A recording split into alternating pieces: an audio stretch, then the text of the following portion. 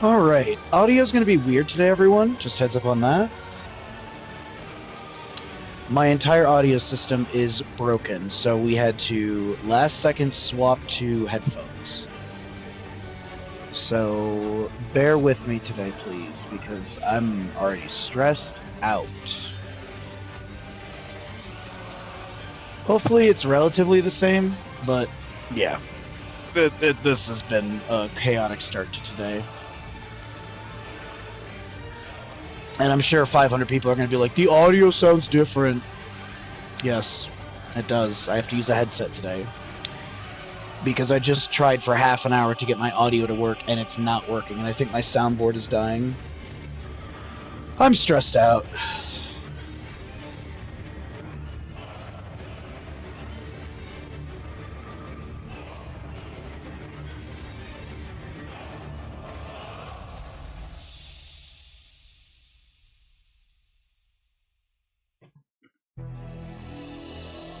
Okay.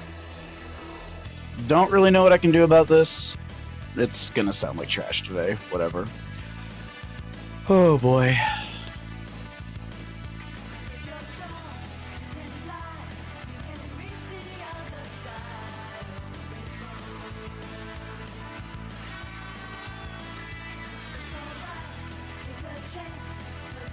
I have an idea.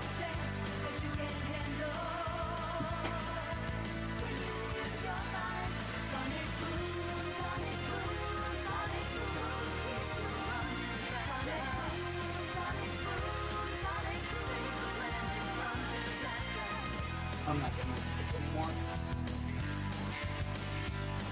We're just gonna deal with this as is. I'm just gonna have to deal with it.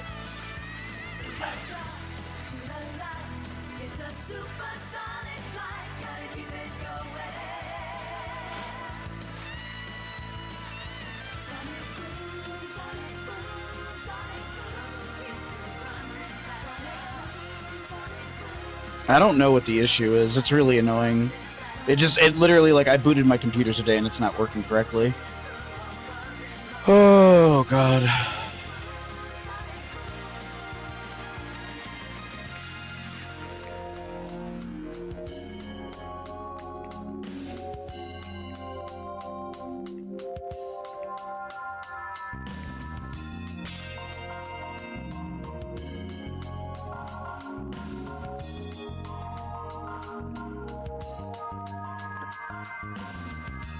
Ashmantle, congratulations on first. Nika, congratulations on last.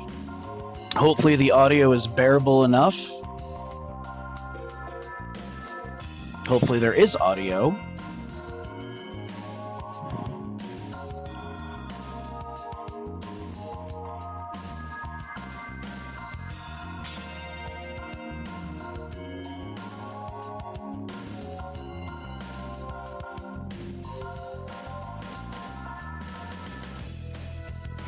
Did I forget to change my title from yesterday? I thought I updated it. Oh, no, it didn't update. Man, today is just not my day.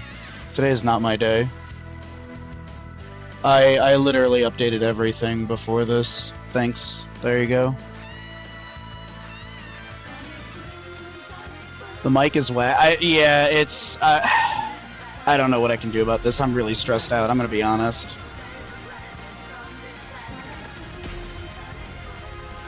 I'm really, really annoyed by this.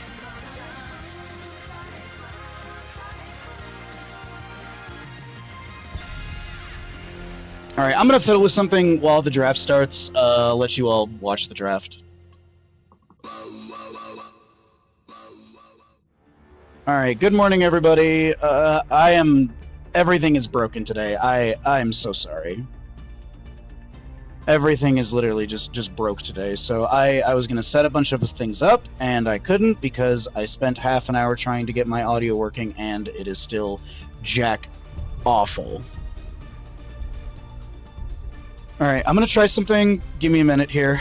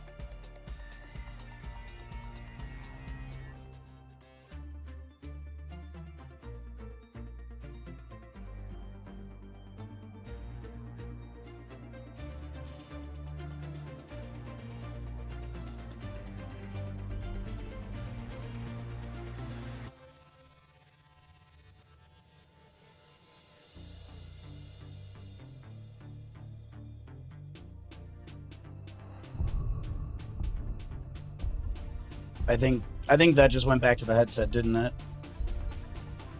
Yeah, it's not my day today. It's one of those days. Oh, I see what happened. Okay. And then maybe this? Maybe nope. Nothing like this. Okay. Well,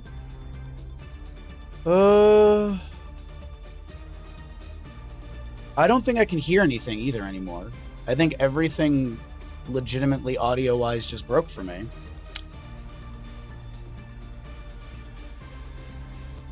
That's fun. This is great. I'm having a good time. Hopefully you're enjoying my amazing commentary. Windows noise. For the Alliance above all. Alright, well, we're just gonna have to deal with this today. There's nothing I can do about it. Everything broken.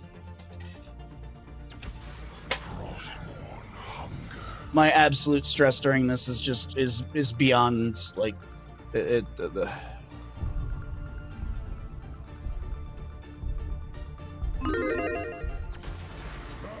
will not be denied.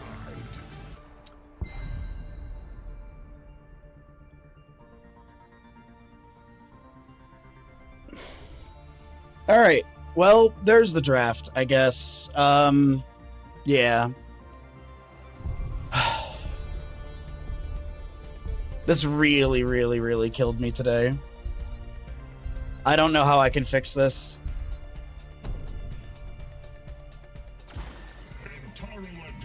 Well, you got a draft, everybody. Let's get into the game.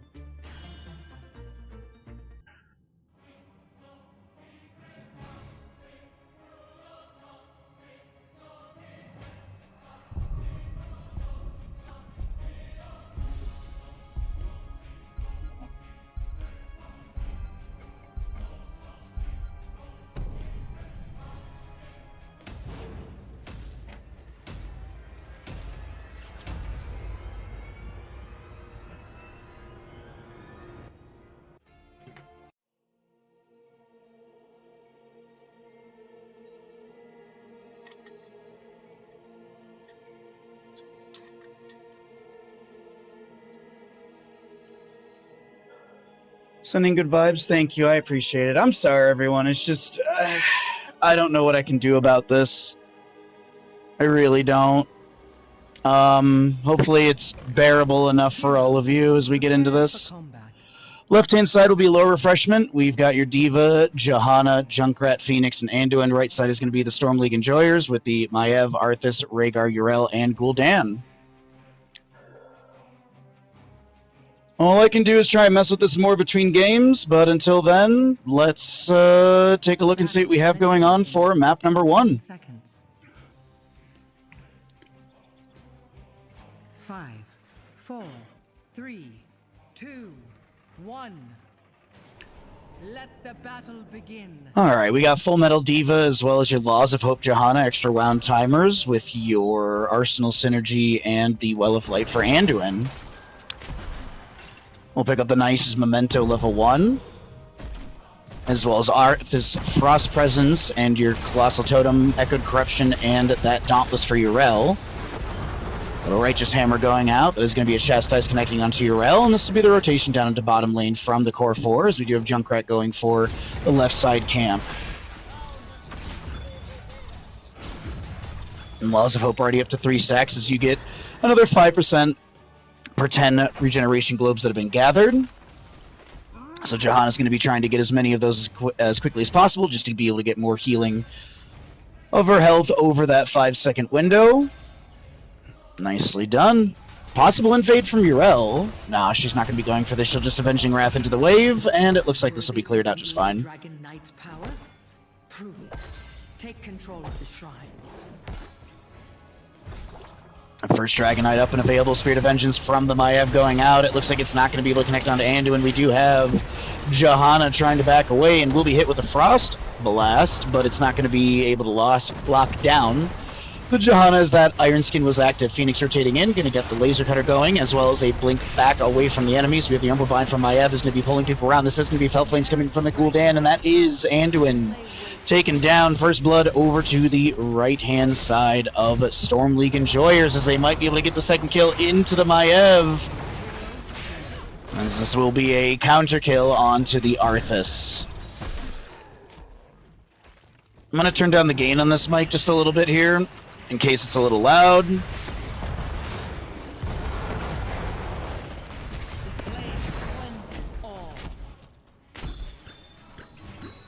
There we go. I don't know if that's going to make a difference, but we'll leave that there for now. I'm not honestly sure. I'm just kind of messing with things as I go because I have no monitor for now. Little Savage Charge will kick the Urel to the side. We do have the Laser Cutter going out. The Howling Blast missing onto Claude. Yeah, what's up, Muffins? We do have audio issues today. I do apologize. I'm trying to fix it as we go throughout today's stream. I'm trying my best, chat.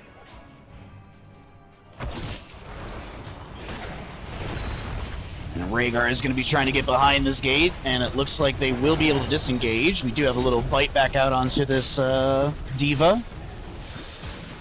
Urel with the Avenging Rat charged up, gets hit with the Chastise mid-air. And a little boost to the side.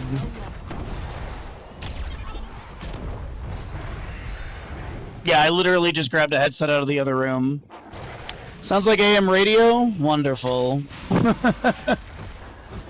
I'm screaming internally so loud right now.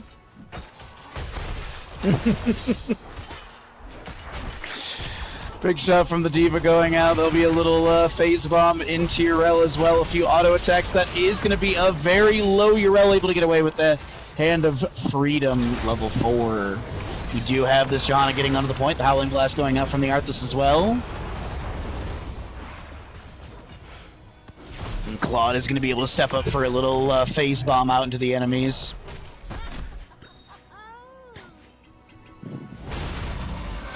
Alright, so Divine Star goes out into the wave. We do have just a little bit more corruption attempted from the Gul'dan as he does get up to 15 stacks.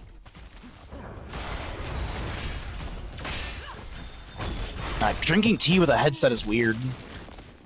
I gotta watch out for the mic. Diva with some decent damage onto Urel in top lane, but it doesn't look like they'll be able to take them down. Still focusing into the fort, inspiring the mini wave. A little boost to the side. And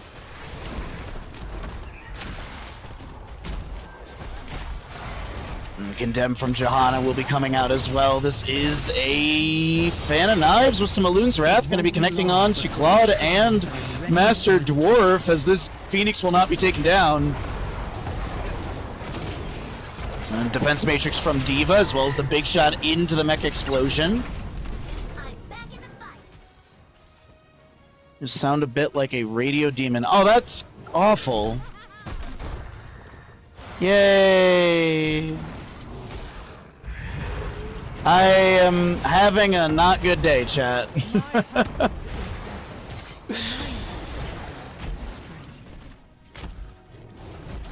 A couple more grenades from Junkrat into the wave. We do have the Howling Blast out from Arthas onto Johanna here. Maev looking for maybe a pull with the Umbral Bind or something. I do see the Spirit of Vengeance going out. Howling Blast connecting onto the minion wave.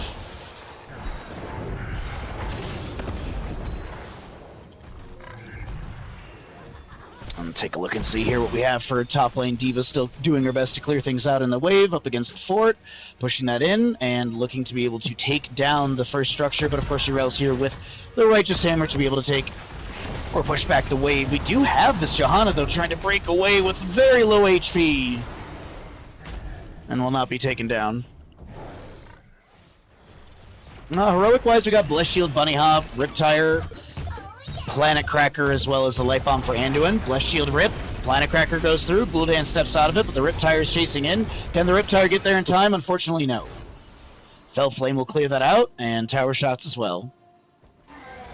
First objective still ready for channel. Unfortunately, Urel in mid lane is not going to be able to grab this, as she will be zoned back by a few enemies in mid.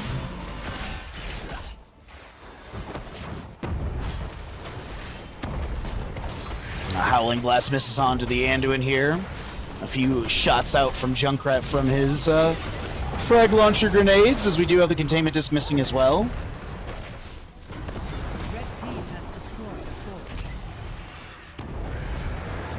On the bottom lane, Wave is still pushing through the fort into the keep gate. Junkrat gonna try and clear this out. D.Va summoning mech once again. We do have Laser Cutter coming out from the Phoenix. That will be Junkrat taken down by the Nexus Force on the left-hand side of the screen. We do have Gul'dan picked off by the Phoenix. A 1-for-1 trade here in bottom lane. Yrel heading to mid lane to possibly get the Dragonite for the members of Storm League and Joy. So we do have a Mecha Explosion going out, and that is going to be both the wards to avoid the Mecha blow-up damage. Zardes is low and will be taken down by D.Va Fusion Cannons, as well as Phoenix picking off the Maiev.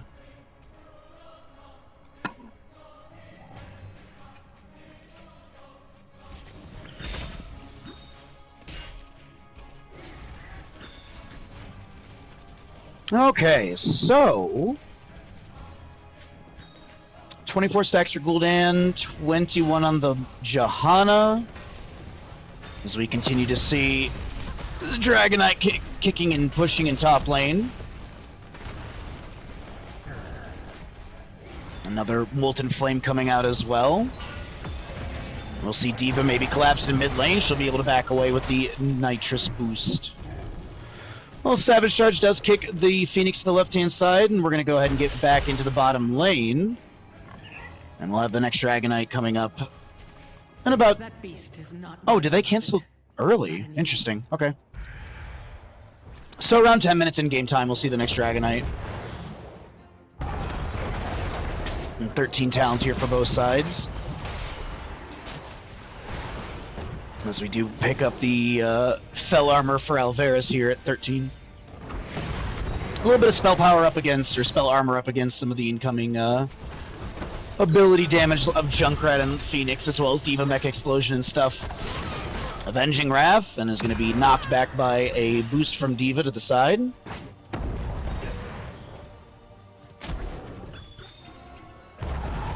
Gul'dan will get a round of corruption this wave. We're still on the wait for level 16, and that next objective is D.Va gets another boost into Yrel in the top lane. When she gets that Avenging Wrath activated, we do have the Containment Disc coming out. That Light Bomb will get a stun into the Maiev, the Blessed Shield to follow it up, and we'll be having a kill into Maiev. 5-3 in kills, favoring the members of Lore Refreshment, as Ardent Defender on the right side will be activated. We do have Arthas trying to step into the D.Va.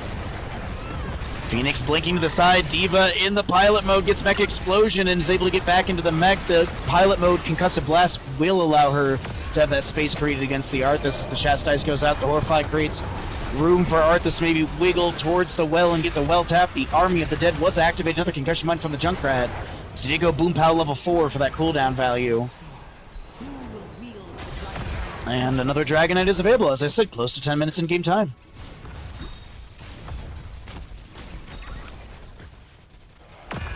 So Yrel will do her best to push up the top lane wave. We got a small pause coming through here, so let's go ahead and pull away information. And thank you everyone for hanging out. Sorry for the audio issues today. There's not much I can do right now. I will fiddle with it between the games, but right now we are in a really annoying situation with the audio. So hopefully we can resolve that between these games. Maybe I can at least get my old microphone working again, so we don't have to use this headset one.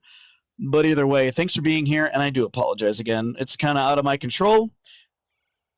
I honestly don't know what happened. My gut feeling is my soundboard is going for some weird reason, so that's just a casual $200.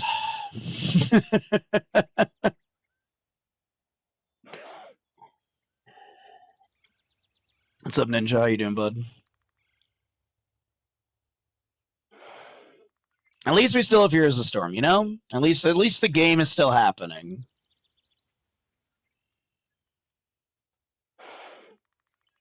And it does look like we have a small pause for lag. It looks like that lag has subsided, and we will get back into our map here.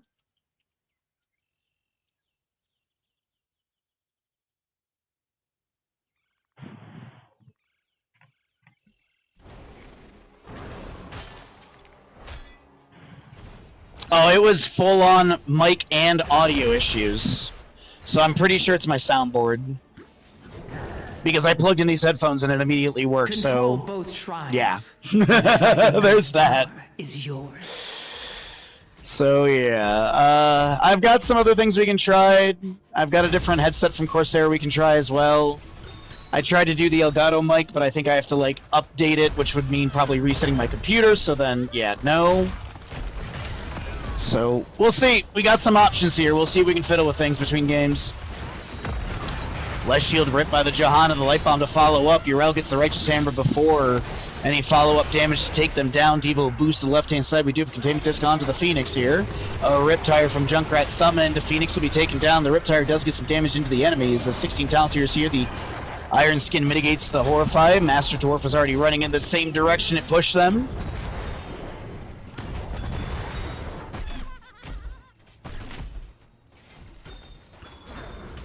As this is going to be a level 16 soon. 30 regeneration globes have been picked up by the Johanna. As the second Dragonite will be picked up by the members of Storm League Enjoyers.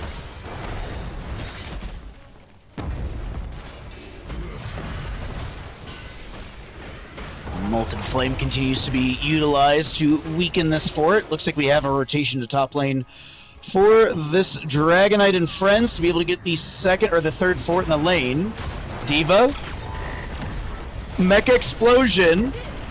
Containment Disc activated as well. Oh no, the Rhaegar is unable to get his Ancestral Self-Cast. We do have the Planet Cracker activated. Gul'dan picked up by Anduin. And it will be 7-5 in kills, favoring the side of Lore Refreshment.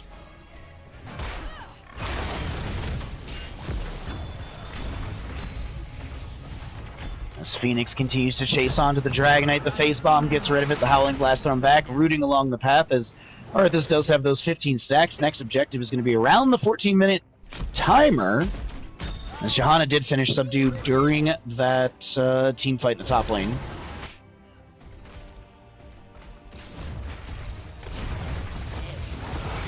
Howling Blast again going out. Phoenix will be the target. Fan and Knives hitting. And Johanna's going to be looking to back away.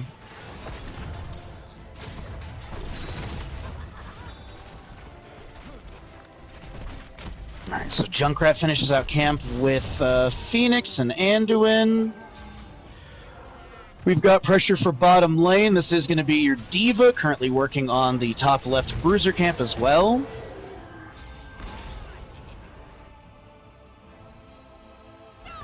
And Righteous Hammer pushes back Johanna. That's Abdona. Yeah, I have audio issues today. I'm really stressed out and annoyed by it, and apologize, everyone. I think my soundboard literally died,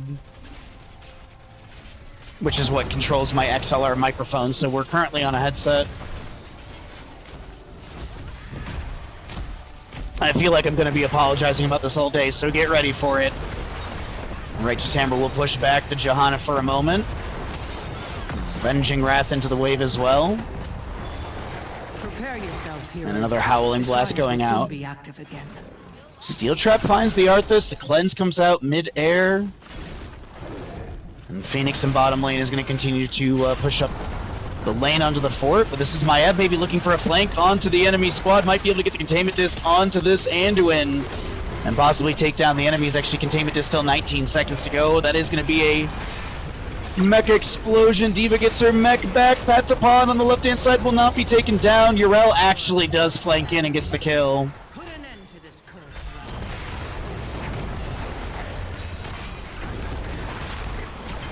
You can try and run your sound via your motherboard. I don't know how I would plug an XLR microphone into a motherboard. That would be a new feat for me.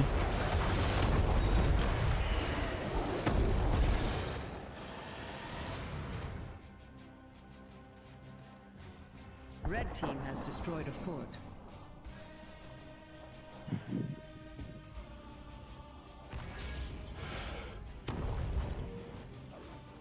Arthas is going to be going for channel on the objective, and it will be Arthas inside. We do get Virtue tagging this camp, and this is going to be Maiev getting a Bruiser camp for bottom.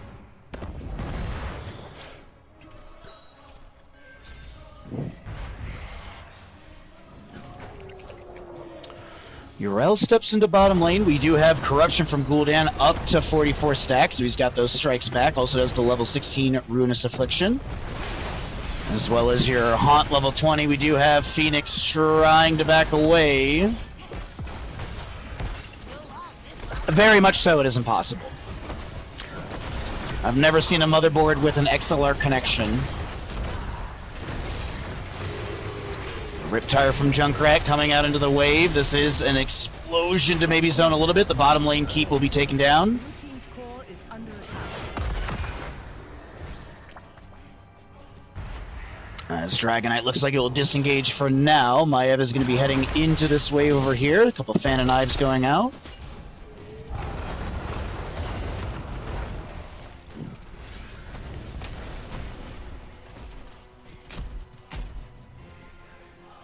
Alright. Dragonite canceled, it looks like right there.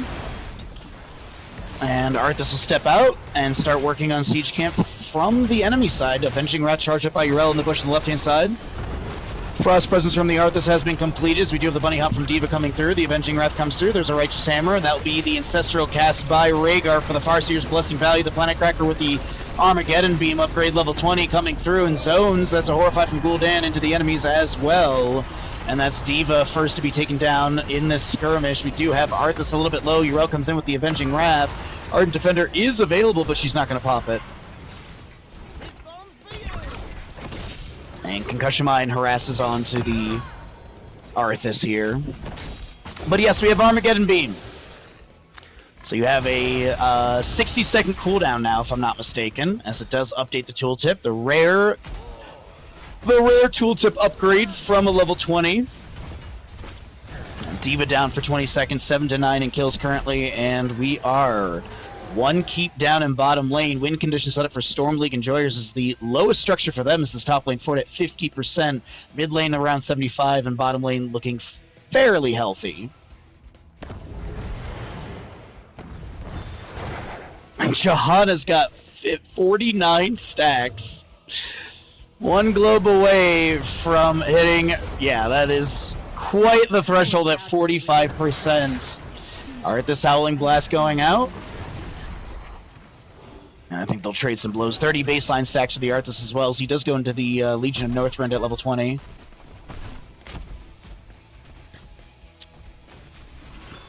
Your D.Va in this top lane is just going to get some assistance from the Johanna and Phoenix for the wave clear.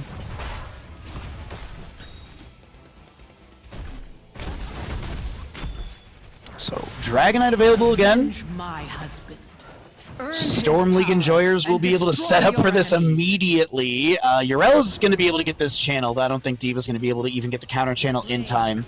Now, is this going to be just an immediate rotation with the Dragonite through bottom into core, or are they going to look for a secondary keep? Trajectory looks like bottom. No, they're going to go mid. Okay. Dragonite scaling pretty decent at this point at 18 minutes. Condemn from Johanna pulls into Gul'dan. Alvarez able to back away. The spread volley from Master Dwarf to zone a little bit. Avenging Wrath from Urel goes in. The containment dismisses onto your Johanna. Planet Cracker, Armageddon Beam. That could be a double kill, and it absolutely is. The Ardent Defender was utilized. The Ancestor Healing does not get the trigger in time. It's actually on a 10-second cooldown. The Dragonite, and oh my god, I can't believe it. Storm League Enjoyers are losing out in this engagement. Urel is trying to get away from the D.Va fusion cannons. Arthas in mid lane is not going to be able to back away from the Johanna, and the Divine Steed of this Urel is allowing her to back away. Junkrat chasing. Looking for the dismount. Bottom lane wave is crashing on the core right now. We are going to be seeing some catapult damage into the core because we do have 3 catas here. The spawning minion wave won't be really able to clear this out quick enough, and catapults do fixate on the structures. D.Va is hearthing, but Kathy's going to take a few seconds to get here. So as I said, a little bit of damage onto the core, but it's not going to be a tremendous amount. Looks like maybe 15 or so percent. Maybe a little bit more than that. One more cata ball hits. This Junkrat with friends is going to mash this wave into the bottom lane fort, and they're going to do their best to try and get this down. Siege is decent. No inspired minion wave or anything, but the Bruiser Camp will be able to tank quite a bit, and it looks like that'll be left behind, so it will finish out on its own. Steel Trap in the bush will be able to... Oh wait, maybe not. Wait, hold on, the auto, it needs one more. There it is.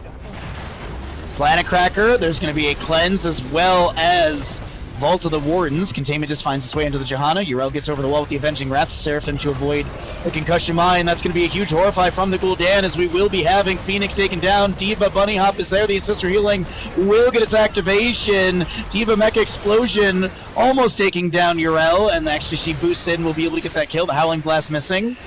This is going to be the emergency shielding from Diva Mech activating, pulled around by the Emerald Bind, and Junkrat Master Dwarf is going to look to back away. But I would not be surprised if Storm League Enjoyers run at the core through bottom. Take hold of the shrines. Earn the Dragon Knight's power. No, my mic is not okay. I've had audio issues this morning. As I said, I'm going to have to repeat this throughout today. But yes, we have audio issues. I believe my entire mixer died.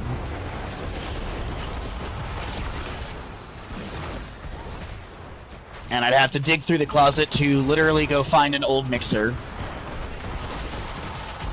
That I don't even think works, actually. There's the reason I got this mixer now.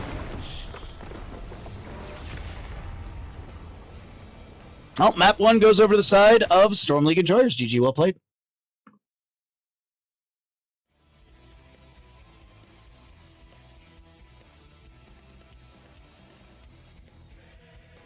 Alright, I'm gonna speed through all of this really quickly, and then I'm gonna start messing around with audio stuff and try and get something better going here. I don't know, Nib. I literally discovered it this morning, half an hour before stream. So I had a panic attack, and then I tried to fix everything, and this is the best solution I could make in the time that I had. So, I mean, luckily tomorrow's my day off, so literally when the stream's done today, I am probably going to be taking it apart and trying to fix it.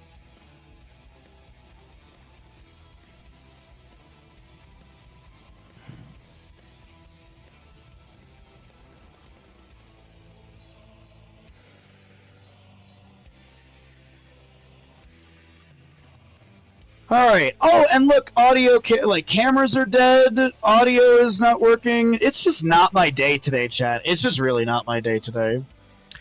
It's really just, it's horrible, awful, everything bad. What Discord am I even supposed to be in? There we go. Yeah, it's manageable. It's manageable to say the least. It's definitely, you can hear me. There's that.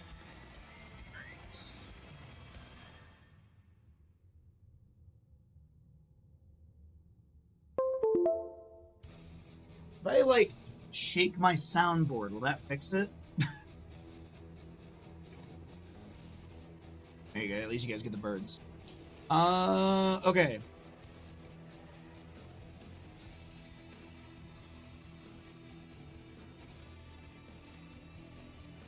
I can't drink tea because of the stupid-ass microphone. It gets in the way of my cup. Oh.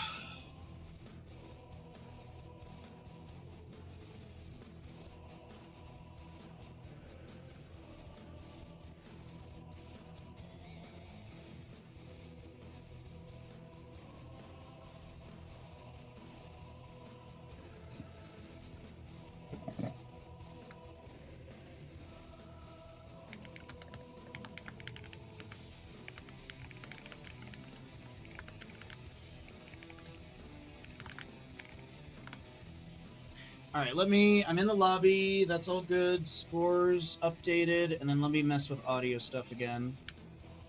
Okay, so... That's...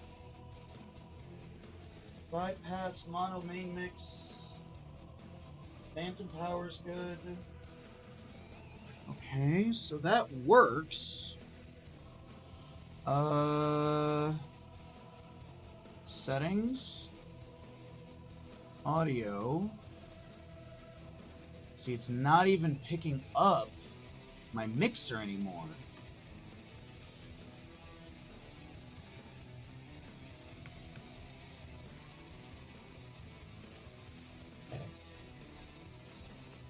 My mixer doesn't even exist? What? My whole mixer isn't even being picked up by USB? Say what? Oh, Nib, please don't try and help me troubleshoot. Please don't. Please don't. This is something I'm fairly experienced with. This is XLR stuff. This is not just a USB plug and play thing.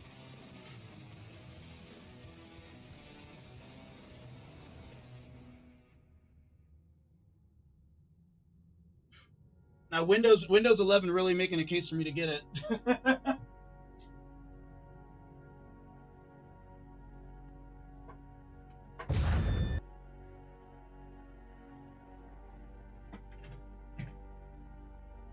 Wait, did it work?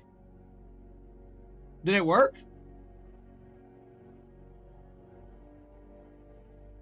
Okay, it's picking up that. Because if I can just use the headset and then use this microphone, that'd be the best.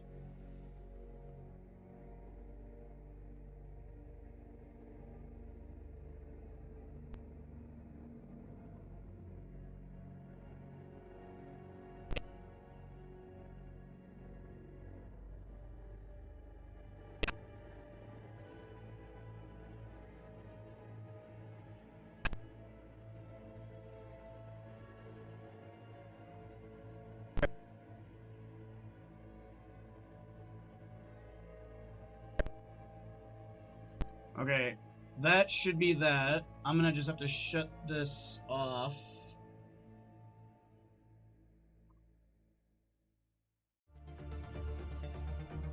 Oh, I know. We're troubleshooting, chat. We're troubleshooting. We're trying to mess with things. Best I can do.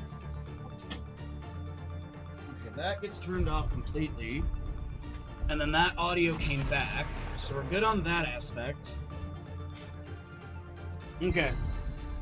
Let me do... I have one more thing to try. We're gonna try a different headset, but I need to run... actually, no. Try a different headset next. Let's do this. Let's see what Corsair can do for me. Yeah, but we should be back. It should be... Audio should be set... Yeah, see, if I wanna mess with the audio settings, I have to restart. I don't know if I have to restart IQ or if I have to restart my PC. So let's just manually quit IQ and try this again. Getting up at 6 a.m. to troubleshoot. I've been up since 5. Charge complete. That's nice, thank you.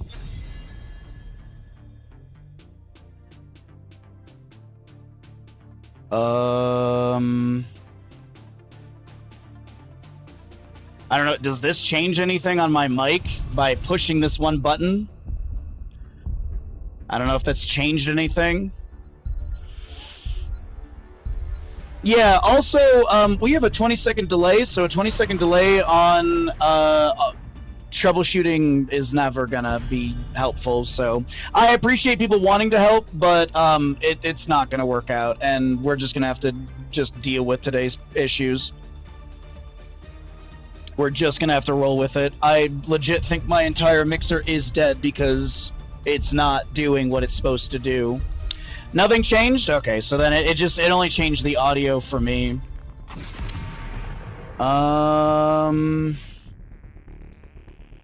Yeah, there's nothing I can do for the microphone on this headset. I do have a different headset that we can try out. There's another headset we can try out. We'll give that a shot. But either way, Towers of Doom is going to be our next map in the series. We are going to be having the members of Lower Freshmen on the left-hand side, Storm League Enjoyers on the right, and we do have a Johanna Blaze, Malfurion, Cassia, Anduin, Leoric, Medivh. We're just going to have to roll with the punches today, chat. I do apologize. I legit think my mixer is completely dead. I do have an Elgato mixer somewhere in the house, but I've had issues setting that up in the past because it's really weird and buggy. But I'll mess with it after stream today. That's all I can do. After this game, we'll try and mess with the other headset. That's the only other option I can think of. Will rise. Alright, well, we do get your Greymane Yrel with the Medivh, Leoric, and Anduin. No true main tank on the left-hand side. While we do have your Johanna, Blaze, Malfurion, and Cassia for Towers of Doom, we should get some sort of burst into this. Like, I'd like to see some sort of mage that could play into the Malfurion route, like a Jaina or a Cassia, or, sorry, Chromie. It is going to be Sergeant Hammer, though. So, Sergeant Hammer will be our last pick on the right-hand side. I'm trying to think, like, maybe if I just literally just move my headphones like this. Maybe if I do this, this will be better. If my mouth is right in front of the microphone. I can half hear the game, so maybe that's better.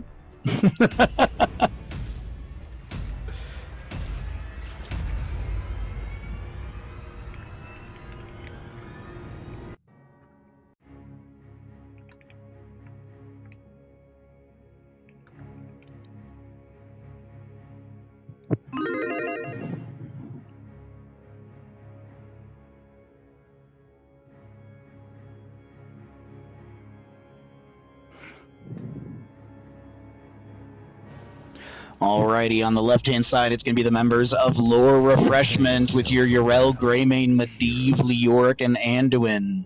Right side will be Storm League Enjoyers with your Cassia, Blaze, Sergeant Hammer, Malfurion, and Johanna. Twitch Gamble's going. If you'd like to make a Twitch prediction, I did delete the last one because we did not have odds, but it's very understandable because chat was paying attention to the audio issues. We've got Dauntless Yrel, Viciousness Greymane. It is also going to be your Portal Mastery Medivh. Going to be peeking at a Leoric Ocean's Renewal, as well as that Anduin Power Word Shield, Johanna Zealous Glare, Malfurion Emerald Dreams, as well as the Advanced Artillery, Thunder Strokes, and Adrenaline Stim Pack.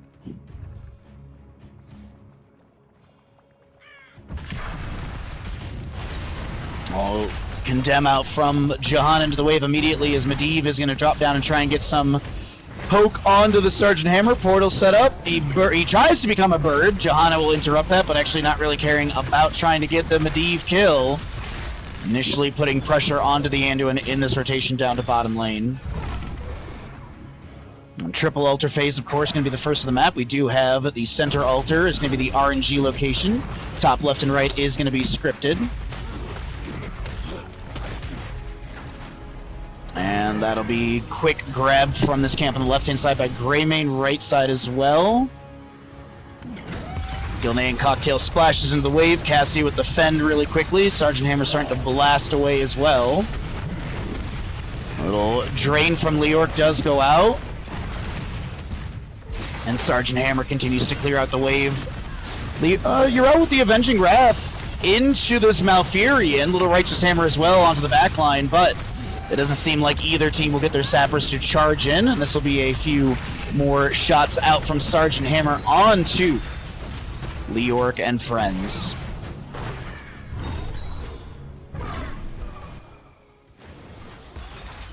And Sergeant Hammer, though, will get a few more blasts onto the minion wave. Master Dwarf just trying to back away as this is going to be... Actually, hold on, they jump in! And Sergeant Hammer will boost to the side.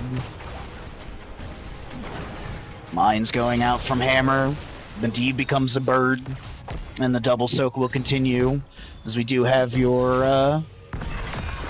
level 4s coming through on both sides. Pretty standard stuff.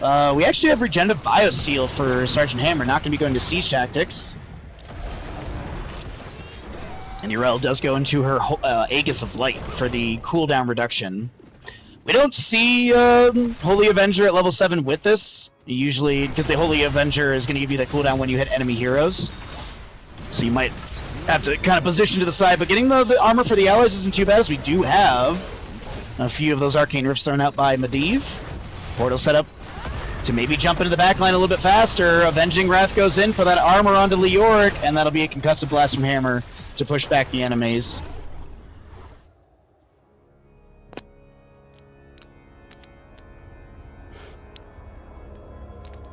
Alright, so what do we got? Go forth and claim the altar. Blaze top right, Greymane for the center, Yrel on the left-hand side. As the shield glare comes out a little late and won't be able to get the delay. And Leoric makes his way into mid lane, as this is going to be some Twin Flames from Blaze. The Jet Propulsion goes in as well. And Pyromania currently active as well. Hold on, we do have bottom lane continuing to be blasted into.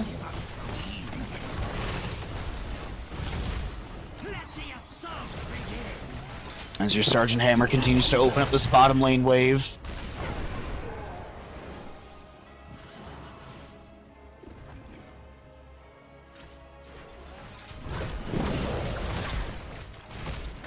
So level 7s are coming through. It's, once again, just still standard stuff. Medivh up to 32 stacks on his baseline Arcane Rift.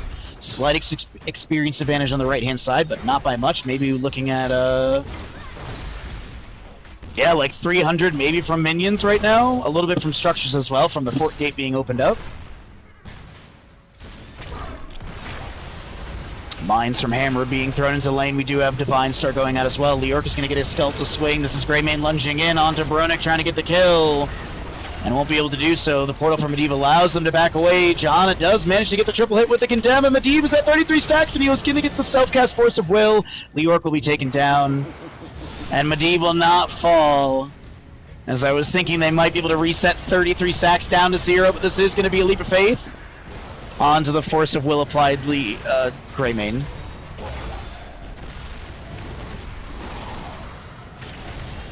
Divine Star goes out from Anduin. Hammer continuing to float backwards. We do have the top left and right for the next objective. And it's typically traded by the solo laners. As we see the minimap, that'll be the exact case. We do have that laugh in the background, meaning the boss is up and available. 5 minutes in game time.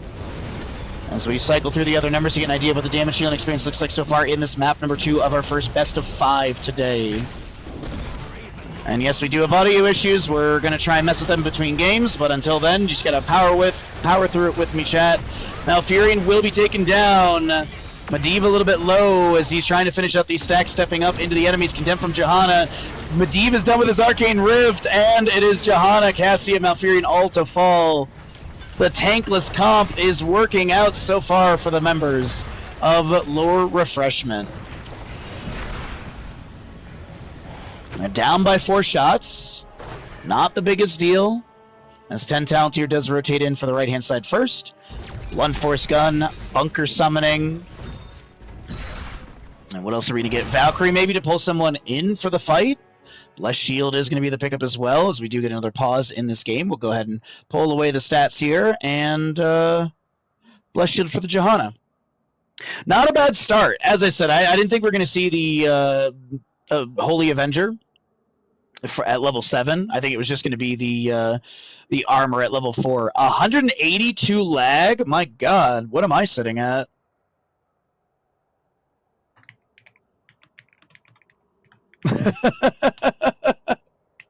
They can't see the message, but yeah.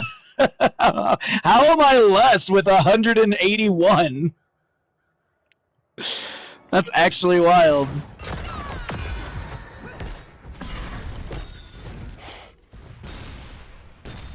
And so Sergeant Hammer is going to be able to push up the bottom lane wave a little bit. Leoric is going to be able to kind of float between this mid-bottom area. I think he's looking to maybe start something with his Entomb. The allies are not far away on the left-hand side. We also do have that Go for the Throat, Ardent Defender, Leyline Seal, and Light Bomb. Double Altar Phase once again. Center and bottom locations. We do have the mines coming out from Sergeant Hammer. Another Condemn out from Johanna as well. A little skeletal swing from Leoric here. Alright, Drain misses. Mine set up. Greymane clears us out immediately. Who gets the channel on this, as it is still 4-4 in shots? Do not disappoint me. And Mines get set up once again. This is going to be Malfurion getting the bottom. 28-28 in HP, so someone's going to pull ahead still by 4 shots, as this is a root onto Yrel. Johanna steps up with the Condemn. We actually get the bottom left bell tower over to the right-hand side of Storm League Enjoyers, so it might be a bigger gap created ball lightning from Cassia, the light bomb, the blunt force gun, the tranquility from Malfurion. Go for the throat, attempts to get a kill, but it's going to be Greymane the one taken down. Leoric falls to Malfurion, and now we have a Jet Propulsion connecting onto the Anduin. This is going to be a portal to allow Medivh and Yrel to retreat. Anduin will not be able to get to the portal in time, and Zardes has the channel.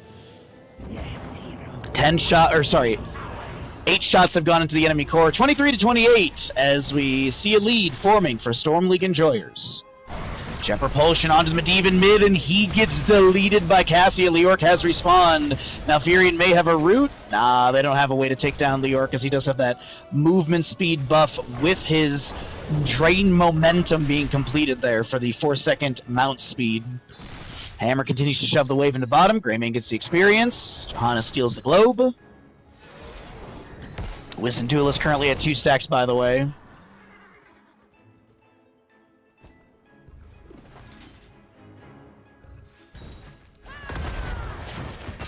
Righteous Hammer goes out. Blaze Jet Propulsion will allow him to back away easily here. Alright, not too bad of a setup though for Hammer. She just continues to hold bottom lane. This will be Johanna still in mid as well. Stepping up for the globe, experiencing Condemn. Medivh and Anduin doing their best to safe clear in mid lane. A little bit of poke from Cassia. 54 stacks on her Thunderstroke level 1, getting up there, by the way. And we'll see our next objective singular in the center of the map very soon.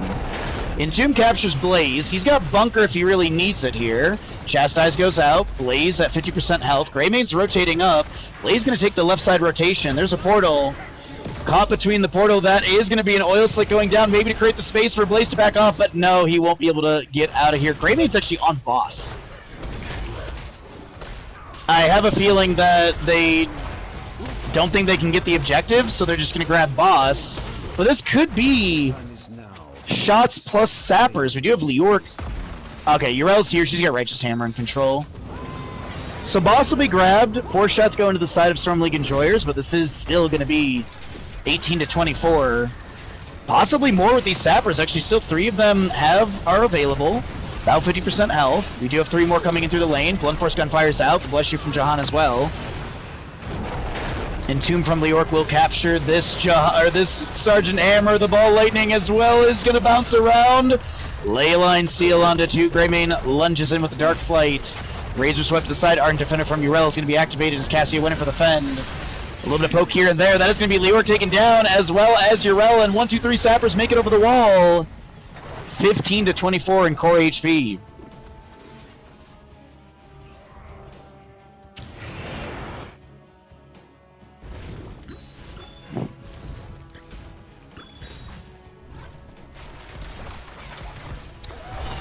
Cassia continues to poke at the wave as well as the Fort Towers. Jet Propulsion finds its way into Leoric, and a little Twin Flame comes out afterwards. Greymane with some Razor Swipes onto the structure. A couple Shield Glares from Beerchu coming through.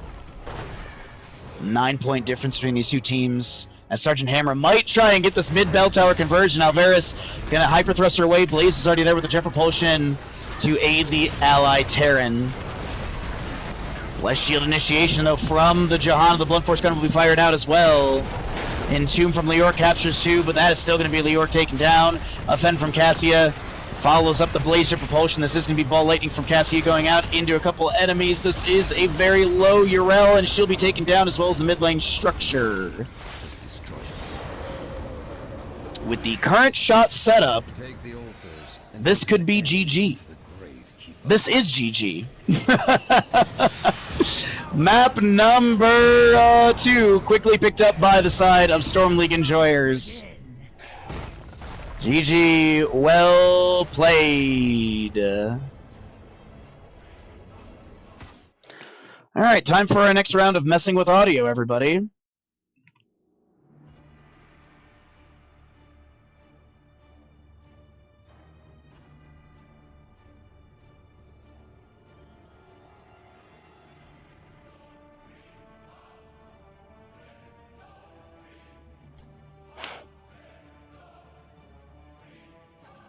Alright, so let's get our next round of audio messing. What do we want to try and do here next? Do we try and get the Elgato thing, or do we just try a different headset? That's what I'm trying to figure out of what I want to do. I also haven't had any tea because drinking with this headset sucks.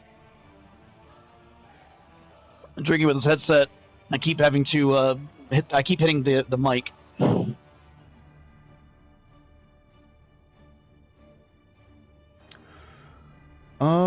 All right. So ads are rolling, and then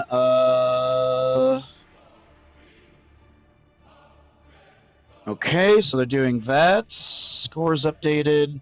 Once we get the lobby, I am going to run and grab something to try and get some different audio for us, okay? I apologize about all the audio issues today. I'm doing my best, chat. I'm doing my best. Not much I can do outside of just trying new things.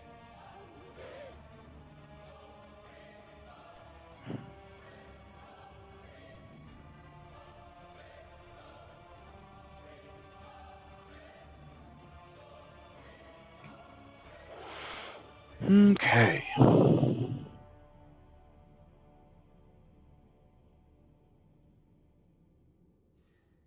I just gotta get the lobby first. There it is. Okay.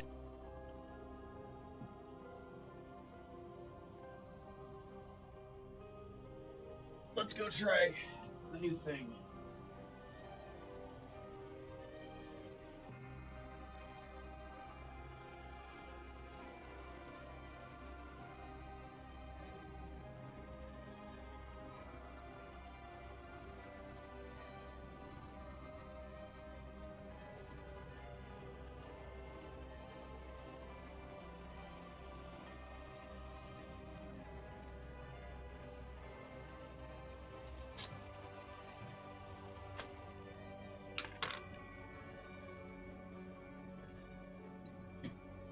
All right, you're gonna get some Windows noises, chat. Hopefully, if this doesn't work, it's fixable.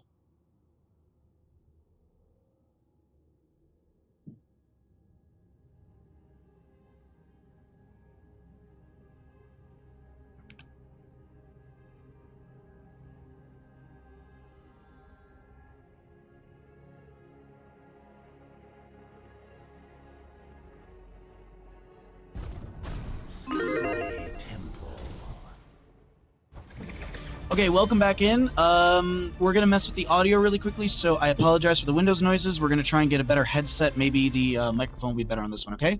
So some audio noises are coming your way.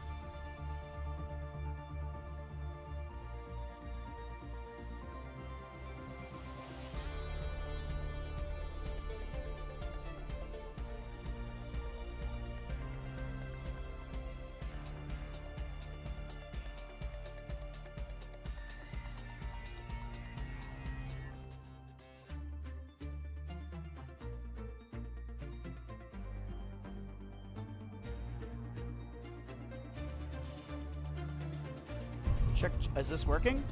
Okay. Is this any better, chat? Is this any better?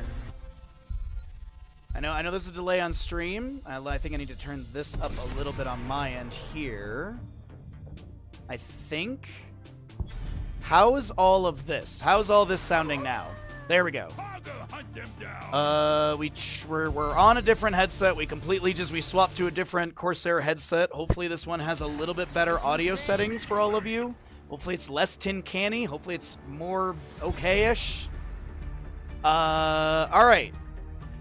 Okay, so fixed. Quieter but less distorted. I moved the gain up on OBS, so the audio should go up now, because I am hitting my peak here and there. Fixed? Okay. You know what? As long as it sounds better, I'll take it. I will fight to my last breath. Okay. It sounds better. It sounds better. Okay, I'm so glad I messed with it. I'm so glad I messed with it. I think it was a gain issue on these headphones. These are the Void V2s, but I think there was a gain issue.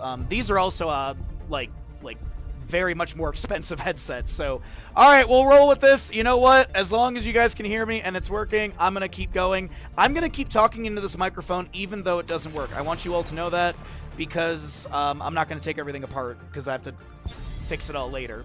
Alrighty, everybody. Thank you for all of your patience and all the tech issues. Let's get into this. Let's focus in. Sky Temple map number 3 of this Best of 5 series. The left side will be lore refreshment down, trying to keep the series going and keep it alive. We do have Storm League Enjoyers on the right with a 2-0 lead, and they are just looking for a map 3 victory on Sky Temple. This is going to be Storm League Enjoyers getting first pick. Map pick actually was picked up by lore refreshment. So, yeah, these are the Virtuoso. These are really, really nice headphones. So, yeah. The AM radio vibe was very authentic, but this sounds better. Good. I hate having bad audio. I really do. This issue, there are literal cables all over the office right now because I was troubleshooting so much stuff. But Hogger, Diablo, Rhaegar will be on the right-hand side for Storm League Enjoyers. Johanna, Blaze, Greymane, Karazim. As I said, I'm going to continue talking into this microphone even though it's not working. Such a habit. What do we get for the last 2 picks, though, with the Diablo, Hogger, Rhaegar? Needs sustained damage, needs some sort of burst. And there it is. Decent damage. I like the Hanzo for Dragon's Arrow into Diablo Apocalypse. That can be really, really strong as a combination, or even Dragon Strike with like a Hogger setup with Shockwave and stuff. Looking pretty good on the right-hand side for Storm League Enjoyers, as we do get Johanna, Blaze, Greymane left side. Karazim as well. I could see a Gul'dan here, actually. Gul'dan wouldn't be too bad. But it looks like it's going to be a very dive-heavy composition. I was thinking Gul'dan for some like Horrify, boss control. Falstad's already been banned away. I was about to talk to him about him. So Sonya, I mean, you got Leap or Wrath Berserker. You got Dive from Karazim, Dive from Greymane. It is a gas-forward composition from Lore Refreshment. They want to make this a map 4 trajectory, but let's get into it. As a reminder, no Meta Madness draft rules. Get your gambles in, everybody. Twitch prediction, go, go, go. And thank you again, everyone, for powering through the audio issues. I do apologize. I do believe my entire mixer is dead. I do believe this mixer is dead. I do have the Elgato one, as I mentioned. I have a Wave mixer from them, I believe, still.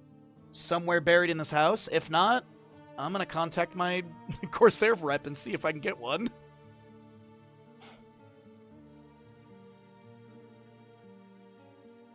Any Storm League enjoyers in chat? Right side, or excuse me, left side of the map is going to be the members of Lore Refreshment. If you wish to live. Halcyon is your Blaze, Perfy is the Karazim, Patapon on your Sonya, Kathy on the Johanna, and Claude is your Greymane. Right side is Storm League enjoyers with Ridzu, Hogger, Alvarez on the Kael'thas, Bronek Hanzo, Zardos is on the Rhaegar, and Birchu Diablo. Did anyone freak Harrison Jones? Unfortunately not. We do have your Adrenaline Stimpack for Blaze. Going to be picking up a Iron Fist Karazim. Also looking at that Seismic Slam upgrade for Sonya with the Furious Blow. Zealous Glare and Viciousness Greymane. As we do get into your Kael'thas, Mana Addict, Colossal Totem on the prowl for Hogger. As Diablo, maybe he's going to go like Feast on Fear or Devil's Due. I don't know if he really needs the Soul Shield here. And Hanzo, what is he considering? He's going to go Simple Geometry. I do like it. A lot of poke, a lot of good camp clear from that. And it is going to be Devil's Due for the Diablo. Yeah, I was looking at the draft on the left-hand side. I'm like, there's not a lot of spell power or ability damage to worry about. There is obviously some, but I don't think you really need Soul Shield. Yeah, exactly. Well, it's actually, so it's not my old mic. It's the soundboard, because when you use an XLR, you have to have basically something in between. I can show you guys after this game, like, what the actual cable even looks like. You also need a power source for XLR, so everything runs through that, and it's USB into my PC. But the audio for that is not going through, and it's literally not picking up my microphone. So I think the entire mixer is dead. And it's a nice one, you know? It's a Mackie Pro FX.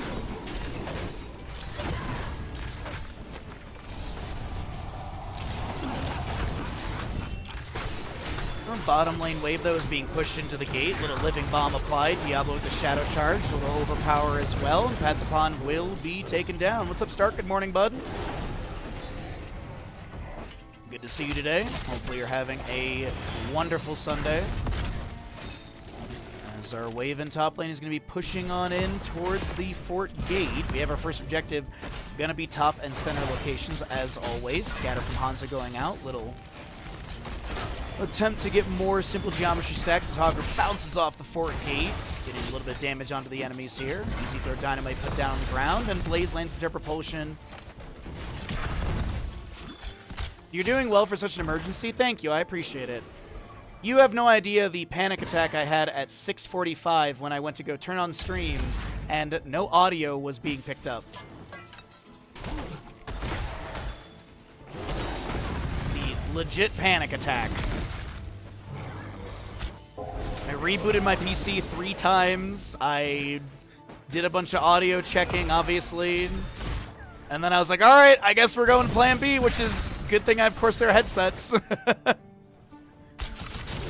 Gotta roll with the punches. Gravity Lapse misses as the body block into Patapon is so good here. I apologize. I was staring at that kill and looking to see what further siege was going to be picked up, but top lane, the Hogger will be taken down. It's going to be 1 for 1 in kills.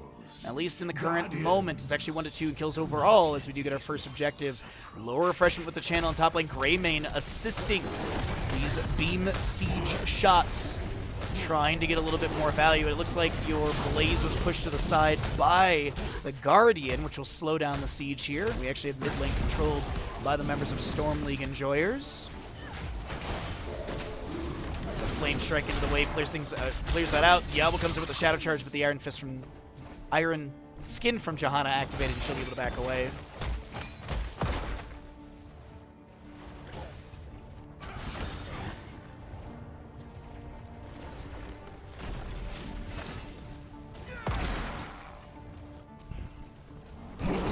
We don't get to see that cute face today. What's up, Muskie? What are you talking about, bud? Jet Propulsion misses. Hanzo is going to be working on this bottom lane wave. I need to add in the tournament logo after this game. It's one of the things I was going to do, but then I was working on audio issues.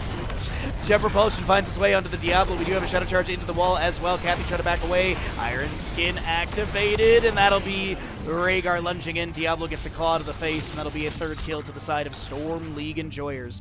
Oh, in casting days, my face is never on the screen during casting. Only during draft and between games. But I appreciate you calling me cute. Yellowfast gets the dismount with an auto. Onto the Sonya. She answers back with a spear. See, I thought you were talking about Harrison Jones not being freed, and I'm like, yeah, we don't get to see his cute face. As we get into the 10 talent tiers really soon. Karazim dashing in for a little bit more damage.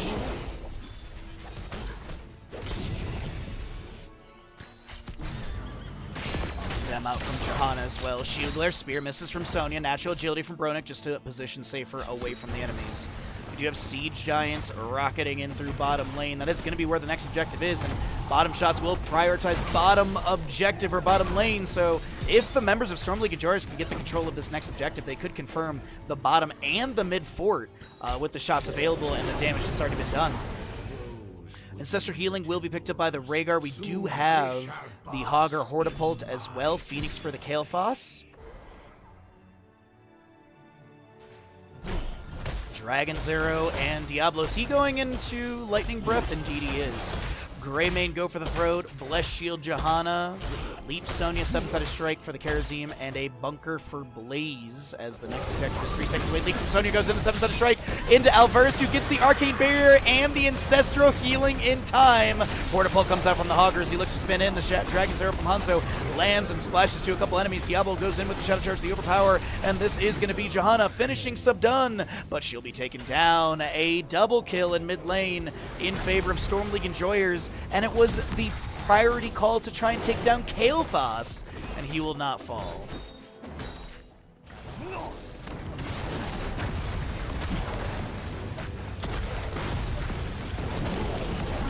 What's up, Click? How you doing? Flame Strike clears. This is going to be bottom shots from the Hogger into the fort. Top lane wave is pushing into the keep gate as well. That'll be at the bottom fort taken down. Mid was already actually picked off, so now shots going all the way to top lane, 7-sided strike. Hanzo's able to avoid that with the hug of the sidewall, but that's going to be Greymane going in for the throat, finds the kill. Rhaegar picked off by Sonya as well as the go for the throat reset was being attempted there, but no one to be taken down. Meanwhile, Kael'thas clears out top lane, and things turned a little bit in favor of lore refreshment. A Fire Stomp just gets the dismount onto Johanna, but she does have that subdue completed, so she has that 70% slow anytime she's hitting someone with a punish. The Condemn going out into the wave.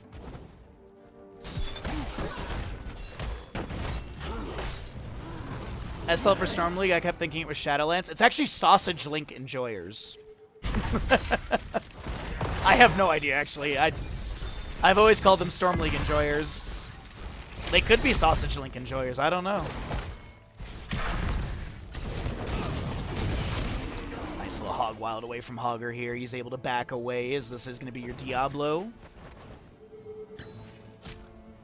In mid lane, rotating over to the allies here. And it doesn't seem like there's going to be too much pressure applied to this right side camp. Probably going to be cleared away in lane. 7-sided strike onto the Diablo. He does not get the Ancestral quick enough, and his souls will be expended.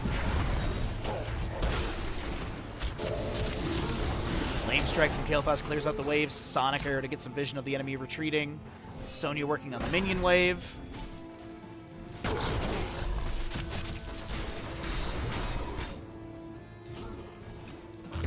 Dragon's Arrow lands onto Sonya. Gravity Labs to follow it up. Diablo putting pressure on Karazim.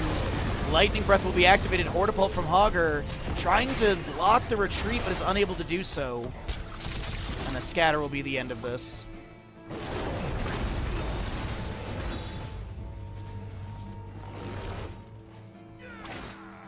No stagger up against the wall.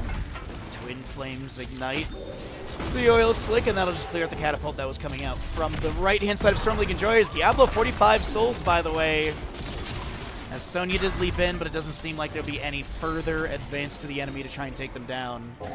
As we have the double objective top and bottom of the map coming up. We'll see what the split on these shots are going to be. We do still have one fort available on the side of Storm League Enjoyers, so I would definitely... Lower Refreshment doesn't want to be just trading these. Unfortunately, Greymane might get taken down here. He disengages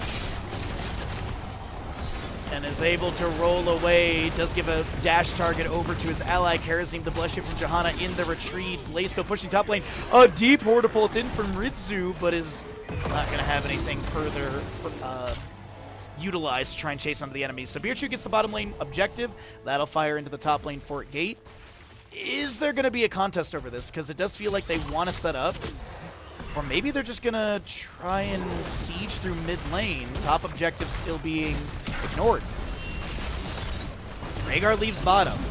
Kael'thas trying to clear out mid lane. The Dragon's Arrow lands. That's going to be no Ancestral in time for that Kael'thas, as he was just a little too far forward from his allies and gets bursted down.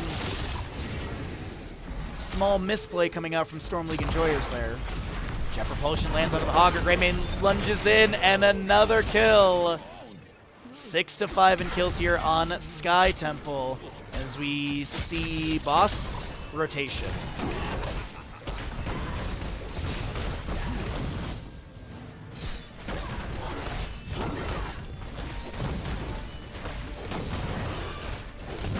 Oh, 16 talent here. We do have, by the way, Greymane going into that Alpha Killer. He did go Unfettered Assault, so you might be seeing the Tooth and Claw at level 20 for the Razor Swipe upgrade. Diablo currently working on top objective. Johanna's getting bottom. The boss is going to assist in this siege.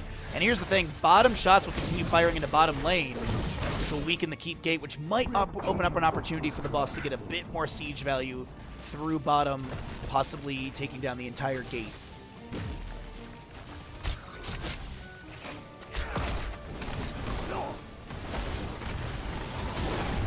Shots from bottom finish out. Top lane actually was not completed. Still has a good third of its ammo left.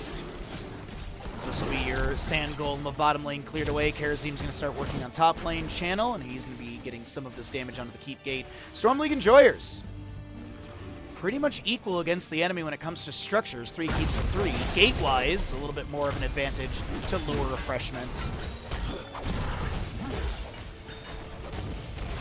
Final shots end, and we'll see what our next objective location is going to be. A Sonic Arrow goes out on the left-hand side to try and get some vision. Scatter to do the same. Full stacks, by the way. Piercing Arrow. 37 regeneration globes for the Kael'thas. 79 souls of the 100 for Diablo. Subdue finished by the Johanna. And 14 Wisdom Duelist for the Greymane, as he does lose half of the stacks upon death. So if he died right now, he'd be down to 7.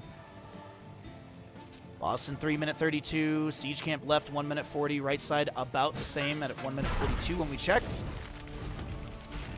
So top lane to be cleared out. Next objective is going to be center and bottom locations. And Sonya's going to get a few slams here on the bottom lane. Keep gate, a couple punches from Karazim. I think they're going to look to prioritize bottom objective to try and take down that structure, and then maybe feed in a future boss for victory in this map number 3 to take us to a game 4 in this best of 5 series. First series of the day, by the way. Single elimination bracket, exclamation bracket if you want to learn more about this current tournament.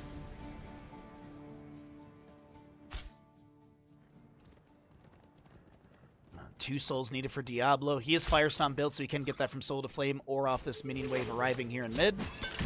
2 minute 44 on the boss. Shadow Charge into the wall.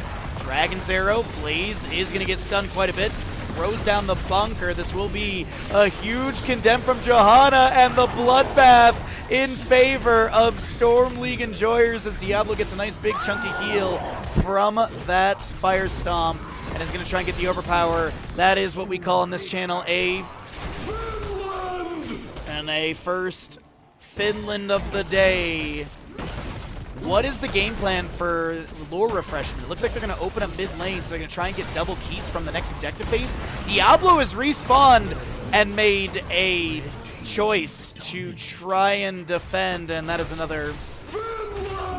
What's up, Vita? How you doing today, bud? Blaze for bottom objective. We have 7 seconds for 4 heroes. They're going to lose mid keep. They're going to lose bottom keep. Possibly top keep as well. And maybe some core HP. Like that was a massive fight in favor of lower refreshment in mid lane.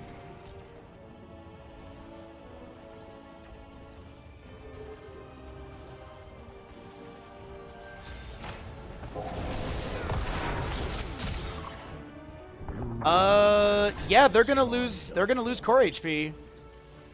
Is it GG though? The temple shots of mid. Okay, so the last barrage does land on the core. I think they do need to pull the trigger and run to mid lane. I don't know, how many shots are left? 10? Okay, so it's not going to be GG, but that's a really low core. Boss, by the way, is 57 seconds. 59% remains on this core. 21-19. So we do get that Tooth and Claw for the Greymane, by the way. Radiating Faith. You also have your Ignore Pain Transcendence for the Karazim, so we'll be able to get that 11-sided strike and also your Fortified Bunker on Blaze. But no keeps available for Storm League Enjoyers. Down by half a level for their 20 talent. They should be able to get it before the next objective, but will they be able to get it and then contest the upcoming boss? Because I do see a lot of floating around this bottom area. And I mean, boss at 15 minutes, it ain't GG. The core is at 59% though, so I feel like you might be able to walk it in. Realistically though, you can also play for the objective. Single objective coming up next in the top of the map, and that's the 20 on the right-hand side.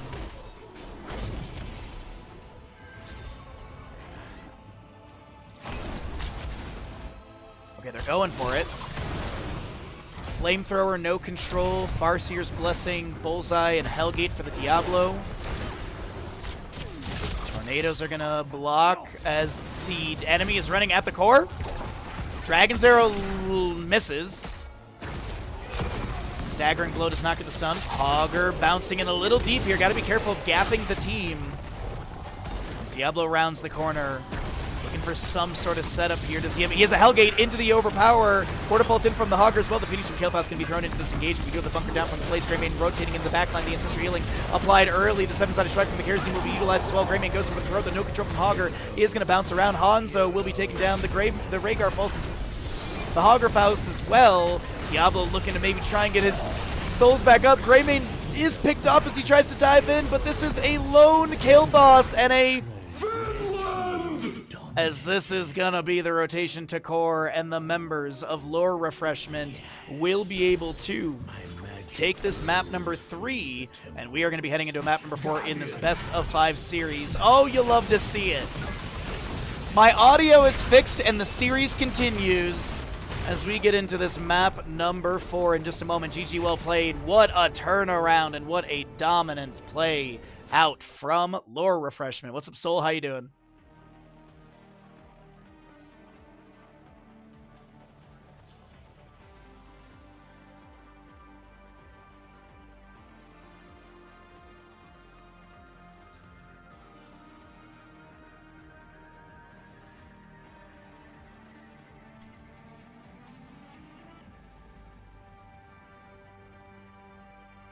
All right, ads are coming your way, and we'll chat about stuff between games and pay out the gamble.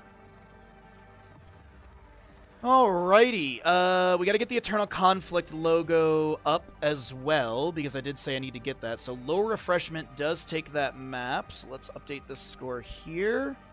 And then we are going to see what they go in for. Warhead Junction and Garden of Terror Classic and Blackheart's Bay are in this list. The list is getting smaller and smaller when it comes to this map pool in this best of 5 series. As Lore Refreshment does get the payout, we do have your ads to roll, and scores are updated, all that good stuff. Not going to touch IQ. All right. About to play play some HOTS, but watching myself warm first. Nice. Stay warm.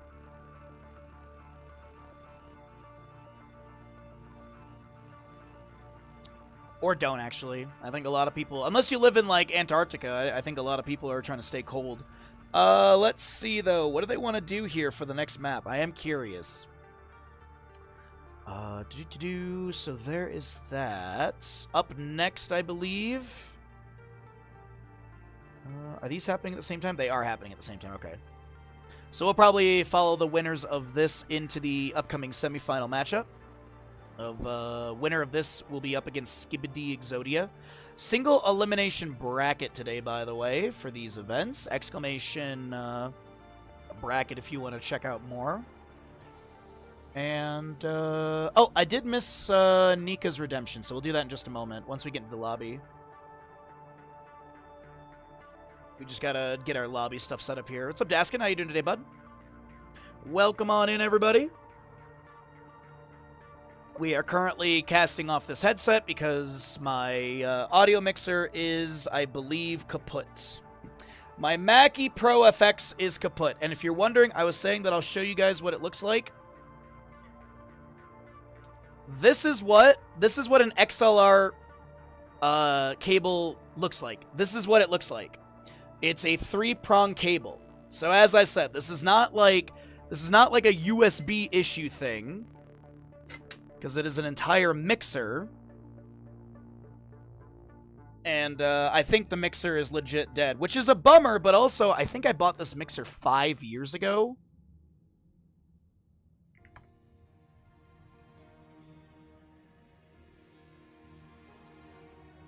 Oh, someone go wake up forget what, as we've got Alterac. Let's see here, let's see. What is it? Mackie? I bought the Mackie Pro FX XV2 8-channel compact mixer in 2019. In 2019 for $200. As I said, I know I have an Elgato mixer thingy somewhere around here. I had some issues trying to get it set up in the past, so I don't think I think that was the issue why I didn't switch to that over this. But I'm gonna take this thing apart and see what happens. I'll probably literally plug it into my other computer, and then go from there. But I do think that this mixer is completely dead. Good boy, Bandit. Good boy. I'll give you some pets when I get up next. Alrighty.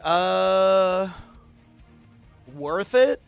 I mean, 6 years, and I use it pretty much every day. I think we got some pretty good utility out of that mixer, yeah. Bummer it's dead, and bummer we had to have this panic of fixing audio, but we can cast, the audio is good enough, that's what matters. I just can't have my monitor for my audio, which is the one thing I like having. But we get into... Just kidding. Looks like I don't know what the issue was for the lobby. Well, either way, we can just chill out here, and we'll get the player back in, and we'll get going into the lobby. It looks like there was like a 1 minute needed or something like that. But either way, if you want to get a early prediction into this, you're welcome to.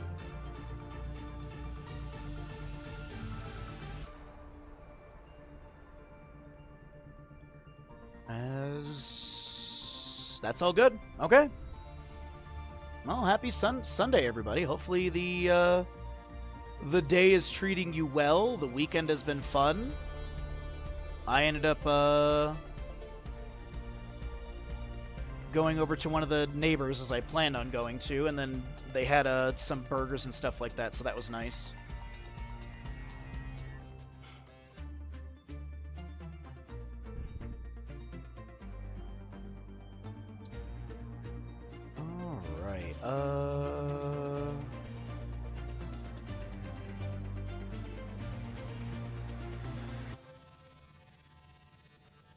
Interesting.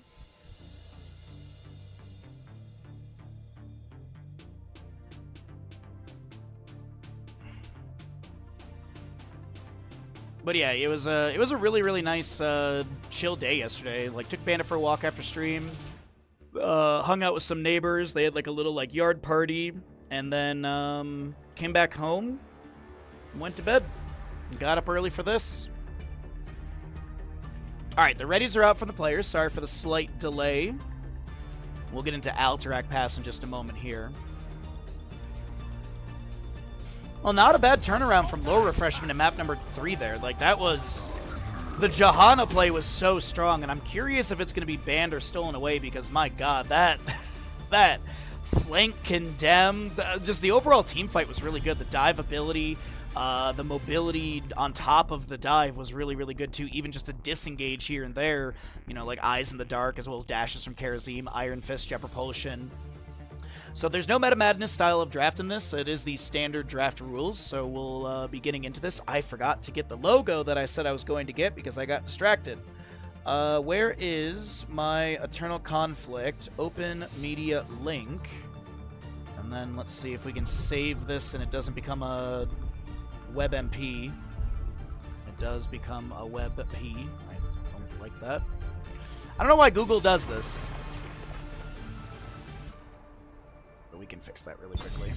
So map number 4 of this series as we get on into it, and it will be on the left-hand side, low refreshment. are down, but they did just take a victory over the enemy, so maybe we see a possible reverse sweep situation, as I'm currently just getting ourselves a logo for the tournament really quickly onto the screen, so give me a few seconds here just to finish that up. Let's see, EC, and I'll just name this Season 2. No, it's the still Season 1 logo. Alrighty, and then blop. There we go. That looks pretty decent. We'll shrink this down a little bit. Alright, so Hogger is going to be your first pick on the left-hand side. As we get into a Blaze immediately for the crew of Storm League Enjoyers. We do have a Brightwing ETC band, Johanna and Maev as well. Bless you, Bandit. Alrighty. And then we copy that. Maev band. Yeah, I mean, really good control, mobility. Yeah, the Hogger getting through is a little surprising as well. Hogger is in an extremely good spot, so I don't really blame them on that one. Anduin will be picked up as well with the Sylvanas. Good siege, good mobility as well. We have a Cho'Gall set up, just saying. As we are going to jump on into our mid-ban phase. I apologize, I'm just getting the logo set up here onto the casting side of things as well. I think I got everything set up how I wanted it. Let's go ahead and set colors and lock that. Alrighty. And a Nubarak is going to also be removed as well.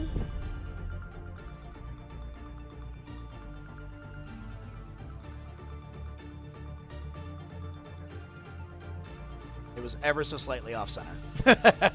Ever so slightly. All right. Oops. Nope. Delete. Yes. Copy this. So Falstad and Nubarak will be removed from Alterac Pass as well. We do have your Blaze Chromie on the right side, so we do have a sort of Jet Propulsion stun. Maybe a variant to come in. You could charge Taunt. A really, really good setup for Chromie as well. Nubarak being banned away, so not going to be able to have that dive and Beetle summoning, as we also are going to be, actually are going to be seeing Diablo and Rhaegar here. Okay, so it's not going to be the variant charge setup that I was thinking of. Overconfidence is a slow and insidious killer. Okay, last two picks, though, with the Hogger, Sylvanas, Anduin. You've got Siege, Mobility, you've got Light Bomb, probably, you've got Leap of Faith. What sort of main tank do you want to consider here? Do you want to go for the Garrosh for that control? It's not like you know, insta-win against the Diablo, but you do have that pressure into Diablo with Wrecking Ball and Groundbreaker. It will be Tyrael and D.Va. Okay. Happy Sunday, Baha. You too, you too. Thank you for coming by, bud. Last pick on the right side. I could see some sort of sustained damage dealer, like a Greymane, like a actually Junkrat could work out here too. Poke over the wall is not too bad. Whoa, Arthas was not what I was expecting, but I can definitely see how this is going to be working out here. Jet Propulsion, Howling Blast, Shadow Charge, Overpower. A lot of setup for the Chromie here, but of course it's going to be Chromie needing to make that really, really hyper carry play for the team. So get your gambles in. Here we go. Map number 4. Is it going to be a map number 5 picked up? Or do we have Storm League Enjoyers shutting it down with the hyper carry Chromie? Get your predictions in.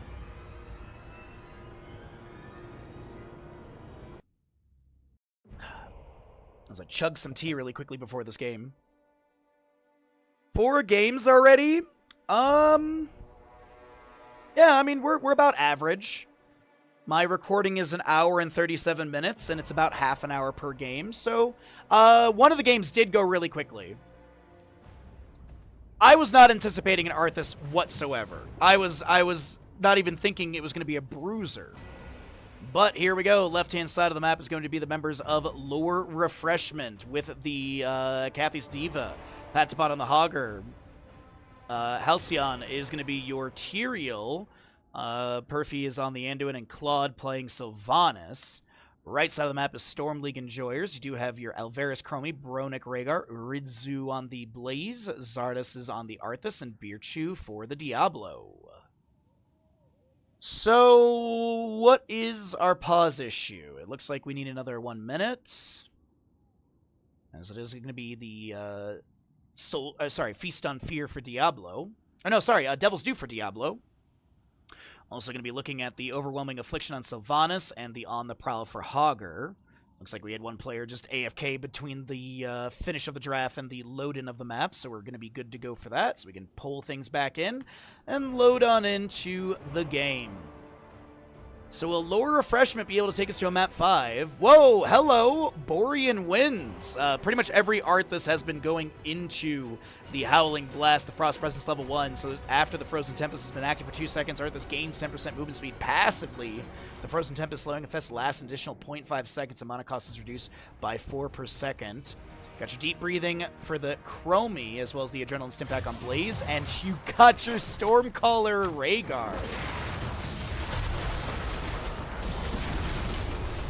Going to be your Jet Propulsion landing onto Diva as she does go into her Pro Moves level 1, excuse me. We do have that on the Prow, as we mentioned, Ardent Restoration for the Tyrael, Power Word Shield, and Overwhelming Affliction. Hogger's already heading to the left-hand side, starting to work on this camp. Blaze to do the same, but Hogger's going to have a nice horizontal bounce and quickly work through this. Looks like Tyrael's going to be joining in because he wants to, 1, speed this up, and 2, get that Regeneration Globe for the Ardent Restoration. Rhaegar going to help out, as this is also Chromie jumping in some sand.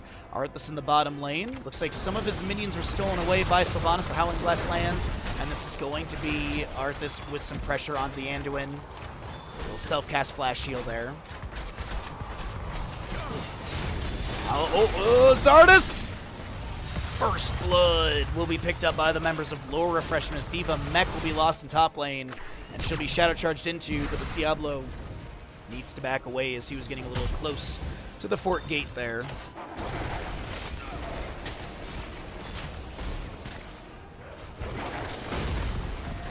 Lane camp is going to be cleared away. A little shadow charge from Diablo trying to find the edge of the wall here. Unfortunately unable to do so.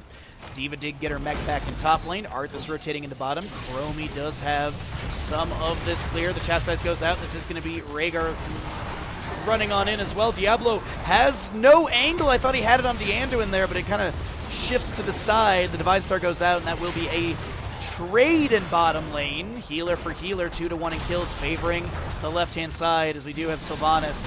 Gonna throw in the Shadow Dagger. Gets a couple marks onto the enemy here. We have her vision held for all of you. Claude with a short distance teleport to be able to back away.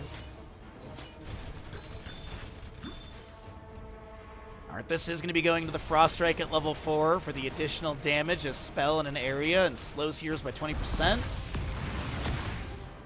Do have 5 stacks on that baseline for him as well. 17 Stormcaller for the Rhaegar, 60 Breathing for the Chromie's Dragon Breath, and 47 Souls for the Diablo. On the opposing side, it will be 106 stacks for the Sylvanas. Claude is getting up there. On the baseline, stacks 250 will increase Sylvanas' Black Arrow percent base damage from 15 to 50. We also have those 6 regeneration globes for Tyrael. So, first objective, 25 seconds of channel time, 1 jailer to defend. Haunting Arrows from level 4 from Sylvanas were picked up as well. Looking to see if she's going to step up with those activated. But with Diablo Chromie here, actually Alvarez is going to get dove into and taken down by Anduin. Haunting Arrow is active. It looks like Sylvanas is trying to back away. Going to maybe step in. Actually, they're going to continue pressuring here. Chastise goes out, missing onto anyone. We do have Diva boosting in, creating a bit of chaos. Allowing a few allies to back away, so the defense matrix will be utilized as she does go into the aggressive matrix at level 4. Mid lane wave is going to be crashing into the fort gate very soon. Nullpack is going to be able to get some armor debuff onto that, but wait, the fusion cannons of Diva are here, and that'll clear most of this out. It is going to get some siege, obviously, but not going to be that much, as Arthas in bottom lane will be taken down. And Ridzu is trying to get away here. The body blocks are pretty good. The Pyromania is active. Gonna be another kill. Man, the members of Lower Refreshment turning up the heat in map number 4 of this best of 5 series. Shadow Charge from Diablo does not get the collision they were hoping for, and it's going to be Sylvanas leapt to safety. We do have Diablo, by the way, going into that devastating charge, and that's going to be a nice staggering blow. Can they take down Alvarez? The damage is there, but will there be enough? The time trap set up, and Chromie can back away. Did go into your top chronic conditions for the movement speed debuff to enemies by 30%, movement speed buff to allies by 30%. 3 seconds on that duration of the buff and debuff, as we do also get into the fusion generator for the Diva at level 7.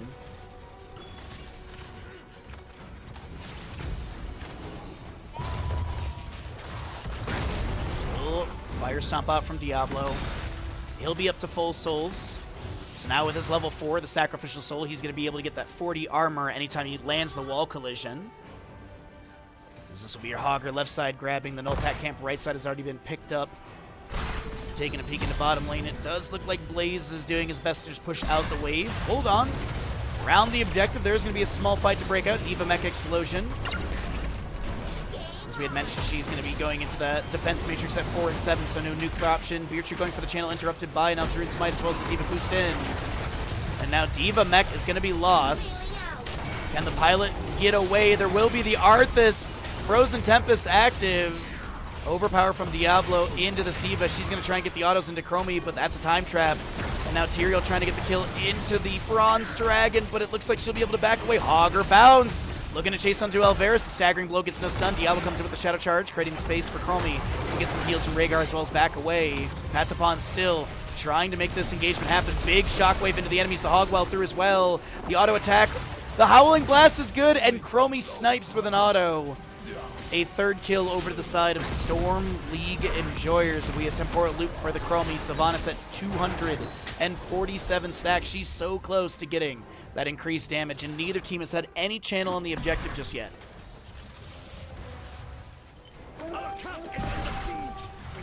Tyrael bottom lane activates Sanctification to mitigate the Temporal Loop of Chromie, and then uses Eldrune's Might to teleport to the side. 15 seconds. Diablo comes in with the Shadow Charge. The Apocalypse is going to be there. Diva's the priority as the Jet Propulsion comes through afterwards. Holy Chad's Salvation interrupted by a Shadow Charge of Diablo. A big time stop onto 4. As the Bunny Hop expires, we do have the kill into Anduin. The Diva Mech is lost. That will be Diva Pilot taking down. The objective going over to the right-hand side of Storm League Enjoyers as Low Refreshment loses so many members here. And this will be your Horde Cavalry moving into top, mid, bottom. Blaze already heading to top lane. Arthas, Chromie in mid. Rhaegar in bottom with Diablo. See where Diablo ends up. Maybe we see a swap between Arthas and Diablo, or maybe they push us 3 and leave Rhaegar to bottom. Okay, so it looks like Arthas, Rhaegar bottom, Blaze top, and then Chromie, Diablo mid. So a 1-2-2. Bunny Hop, Holy Word Salvation, Mind Control, Sanctification, as well as the Shockwave, as we saw. Apocalypse, Army of the Dead, Moose and Dragosa for Structure Lockdown, as well as the Bunker, Ancestral, and Temporal Loop. Mind Control onto Alvarez as the Cleanse from Rhaegar will be used. And the objective of top lane is on the fort, bottom lane as well. Mid lane has already been cleared away, and the rotation of bottom lane is going to be from both teams. Diablo actually lands a Shadow Charge in the rotation, trying to maybe slow down the enemy's defense. An Army of the Dead will be activated. Ancestral gets applied. The Howling Blast will go out. The Chastise misses. And our next objective is going to be around 11 minutes in-game time. Until then, we're going to be seeing some new talents to be picked up. We do have your Hogger starting out this Null Pack on the left side, as well as Blaze on the right. And Arthas goes and clears bottom lane.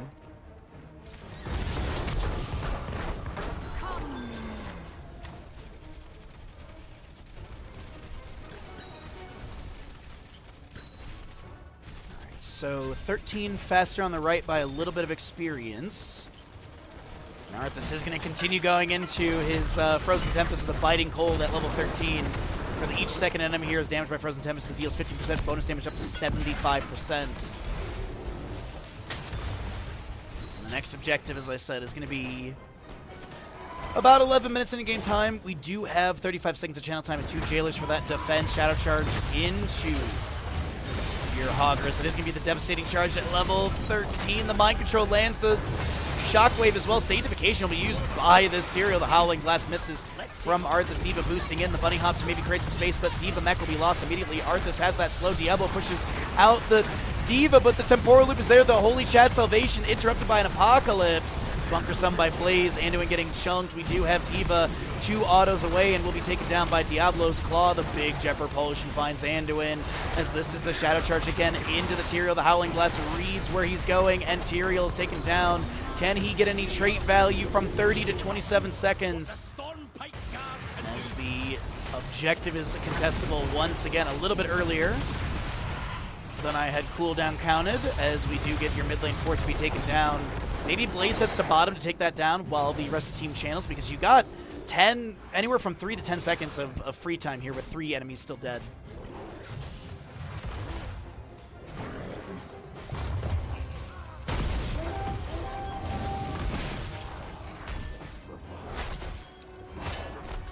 $27 stacks for the Arthas, by the way. He's getting up there. I mean, 27 stacks of 10 minutes is not too bad.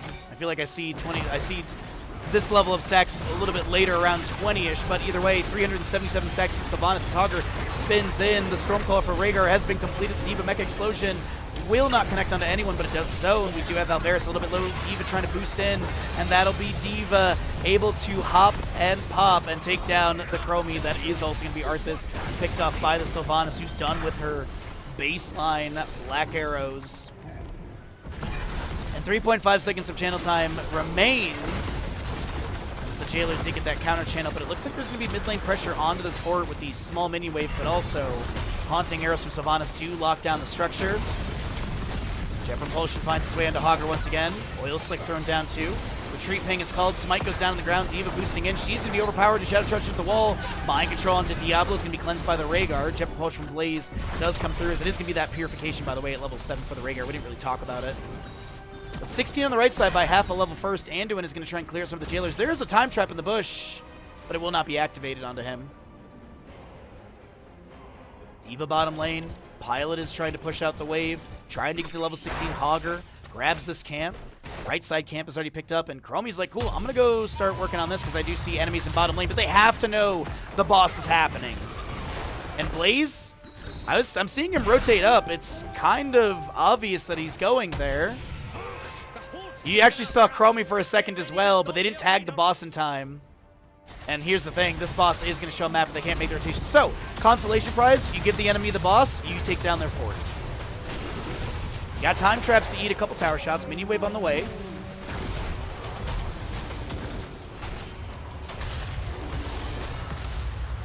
And mini wave does take down that structure.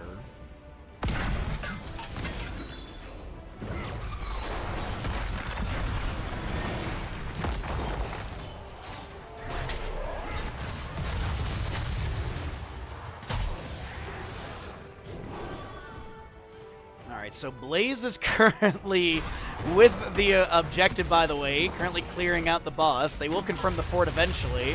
Mid lane Heat Gate is being worked on. Temporal Loop was utilized, as well as the Bunny Hop from D.Va coming through as well.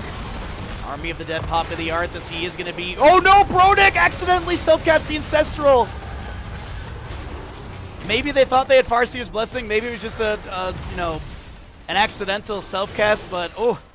A sketchy moment as the mid lane objective will clear out some of the Keep Gate.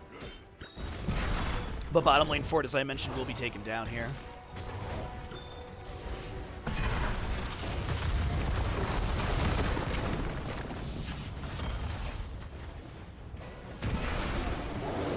Okay, so we get into our next objective phase in a little bit here. It looks like Ridzu is going to be hearthing back for full. This is the last blow you strike against the Horde, Dwarf. Alrighty. What do we have, though, up and available on the map? We have one boss, both of the siege camps available as well. Doesn't look like there will be any invade, as both are going to be picked up by the respective sides. Level lead is just about there. A 3-kill difference.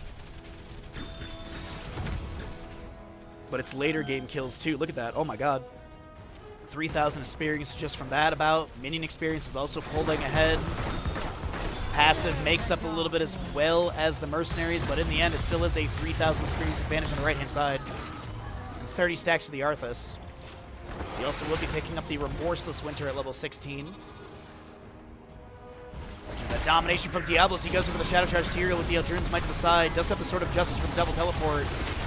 Even Defense Matrix will be utilized. The Mind Control finds his way onto the Rhaegar. Time Trap onto him as well. He starts moving faster. The Sanctification coming down. The Ancestral will unfortunately be a little too late there. Temporal Loop activated, but that'll be a Rhaegar to be taken down. 8 to 10 in kills, and that experience is going to be really nice. And actually, with the window of Rhaegar dead, this will be a top lane boss call. Bottom lane in 2 minutes.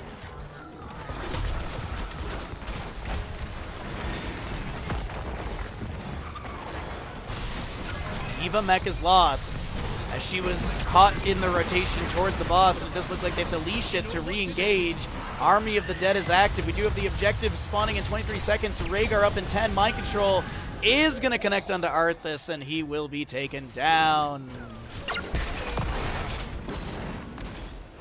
Well then, a staggered death, a boss, an equalization on experience overall. A minute 35 for the bottom lane boss. By the way, left and right null pack camps are available. We might see a rotation of those. It might actually be a quick boss call to try and get some early... Nah, okay, they're just going to go for camp. Like, I was curious if they go for the objective while the enemy is on boss, because they kind of knew about that. But I think they want the experience. They want to get to 20 first, rather than get 15 or so seconds of the 45-second channel. But we do get our 20s on both sides. We can pop back up our talents. Legion of Northrend. We do also have your Hell Gates, Fortified Bunker, Farseer's Blessing, and Stuck in a Loop for Chromie. Also going to be your Withering Barrage with the Evasive Fire and the Remorseless. No Control Hogger. Do have that Albative armor for the D.Va as well. Going full Defense Matrix, by the way. Target locked and diverting power at 13-16. Sylvanas and crew are going to be able to start channeling this third objective. We have the Light of Stormwind for the Anduin. If he gets the full channel, he effectively has, like, I think it's like a 17-second cooldown or something like that. Diablo comes in with the Hellgate. Bunny Hop from D.Va. No pop and lock level 20. The Sanctification. The Holy Word Salvation will be activated as well. And that does get the full duration of Holy Word Salvation. The Apocalypse from Diablo. Rhaegar gets taken down. The Ancestral does go out with the Farseer's Blessing. 12 seconds of chance time still here. Hogger bouncing in. Arthas a little bit low. He will be taken down by that staggering blow. As Diablo now looks to get a Shadow Charge onto the enemies. Looks to back away. The Eldrune's Might chases in. And Diablo will be taken down. That is a multitude of kills. As the members of Low Refreshment look for the Blaze kill in mid, won't be able to get it. But this is gonna be a couple keeps going down. Could be game? I mean, it really just depends on how team fighting goes. The defense looks. Putting some pressure onto D.Va with the Temporal Loop as well. Pilot will be sort of cleansed of that. Oh wait, Holy Word, the Holy Word Salvation gets activated, but there's no interrupt, so he does get the full channel. Down to your 17 or so seconds. Tyrael picked up as well as the D.Va Mech. Bottom lane keep does not fall, but it is going to be your Blaze going down. 1 second on the Arthas respawn.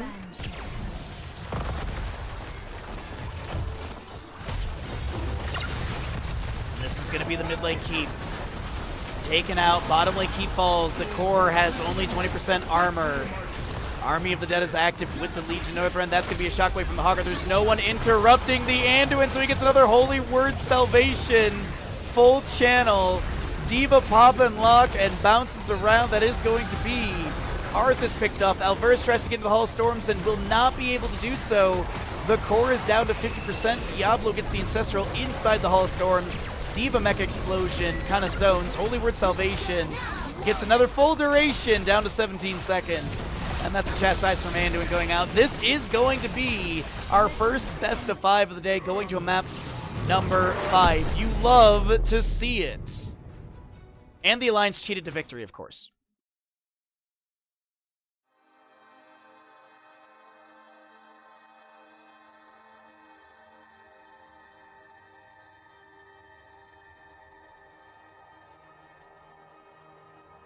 Yo, what's up, Kalavoth? Good to see you. Sorry I missed you in chat, in the YouTube chat there for a second. Hopefully you're having a wonderful Sunday, my friend. Thanks for coming on by. We had some audio issues today, so we are on a headset, but it seems like this headset is good enough. Really Ever since I swapped to this one, no one has really mentioned audio issues, so we'll keep rolling with this one. Ads are coming your way before map number 5.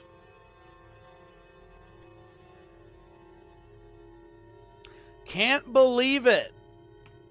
A great series. Here's the thing.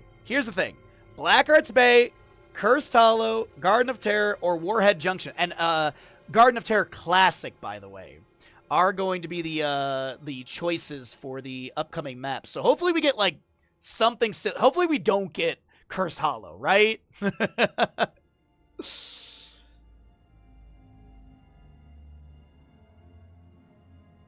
All right, once I know the lobby, I will start an early prediction for 15 minutes.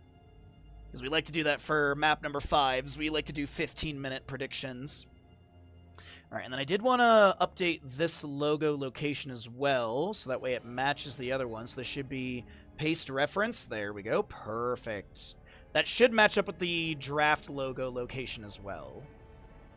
All right, so there's that. And our next lobby map is going to be what? Headset working good? I mean, it is a really nice headset from Corsair. It is one of their like top tier ones. It is the Virtuoso Max, if I'm not mistaken. So luckily we had this headset to kind of help us out here, and I think the audio is relatively the same. But yeah, oh my god, dude, the panic attacks, multiple panic attacks I had before the start of stream today. My god, oh gosh, it was terrifying. All right though. Cursed Hollow. It is going to be your standard boring map. All right, early prediction. We actually already have everyone in the lobby. And we'll get into this next map here in just a second. Sorry, my glasses with the headset pushing a little bit. This headset does push in glasses, or at least the frame style that I have. It's not awful. It just pushes in a little bit. So I'm just trying to readjust it because we do have quite a few games today. Yeah, sounding all right is good enough for me. Sounding all right is exactly what I'm happy about. Like, as long as it doesn't sound like I'm talking into a tin can, or it doesn't, it doesn't sound like this the entire time or something, then, I'm way happier. And as I said, I do have an Elgato XLR thing, so I'll probably mess with that after. Well, I'm gonna mess with this first. I'm gonna literally like get a different computer and plug it into that and see what happens with that. And then if that doesn't work, then I'm gonna like take it apart and like dust it and stuff. Maybe there's just some like dust got into it, and that's the reason why it broke. And if it's fully broken, then backup time. So. Also, if it's fully broken, I'm going to reach out to one of my friends. He has worked in the music industry for pretty much his entire life, so I'm going to hit him up and see if he has, like, if he knows anything about it, because he was the one that recommended this soundboard to me, because he's like, it's a really good brand, it's a really good model, it's a bit pricey, but it's worth it because there's a lot of really good,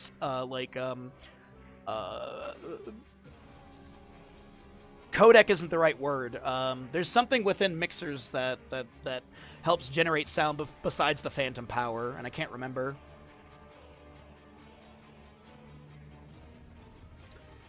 Replaceable cable? No, it's not the cables. It's definitely not the cables. It's the actual unit itself. Because the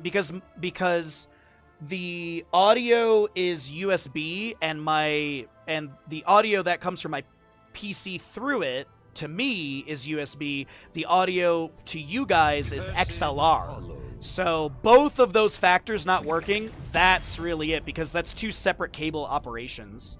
And even then, like, even on the mixer, it's not even, the microphone bobble isn't working correctly either, so I think it is legit the mixer. But I will go through and check some cables, it's a good idea, but I'm, like, 99% sure it's not cables.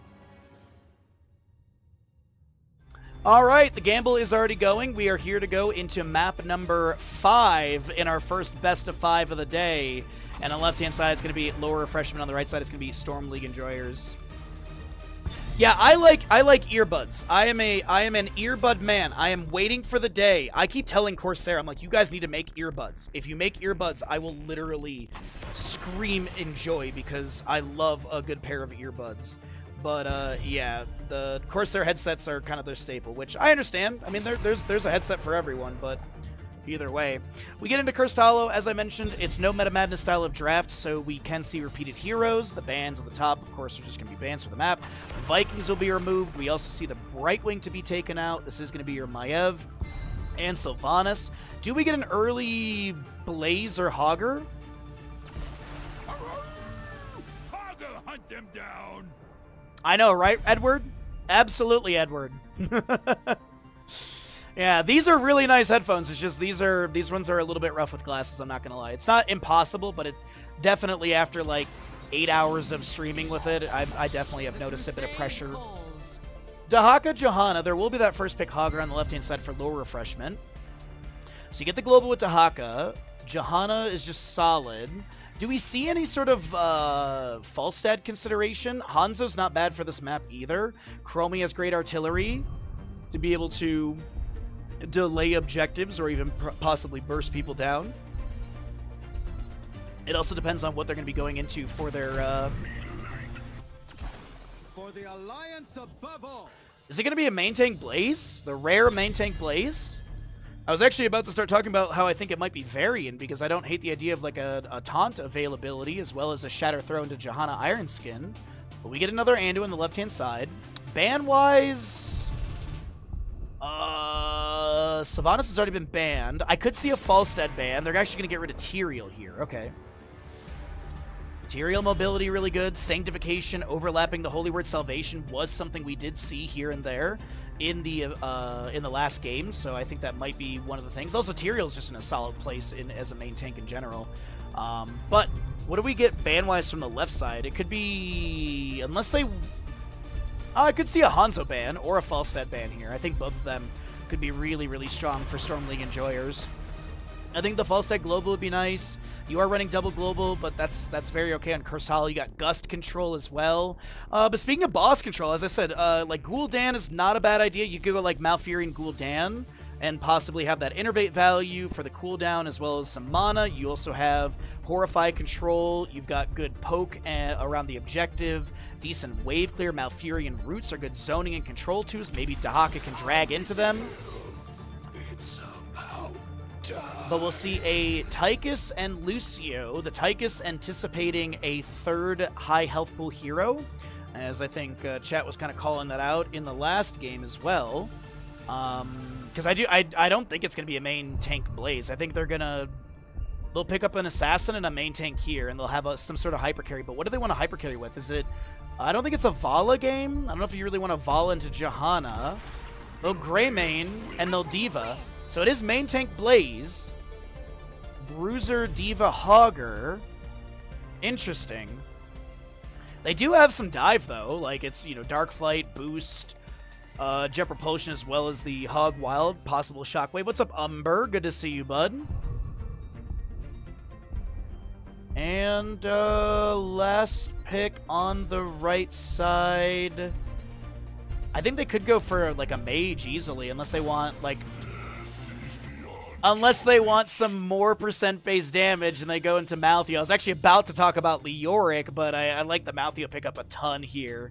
It might not be a Last Rites game. This actually could be a Tormented Souls game, realistically, because I think Last Rites might get mitigated by a few aspects if there's Holy Word Salvation. Bunker as well is one of those things, too. So let's get into it. Get your gambles going.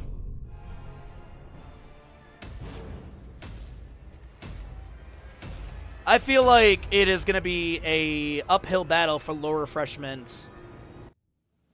I feel like it's going to be an uphill battle for low refreshment. But get your gambles in, everybody. Get your Twitch predictions in for the Map 5. And guess what? Here's the best part, chat. This is the first best of 5 of the day. We still have, I believe, 2 more best of 5s. The winner of this goes up against Skibidi Exodia next.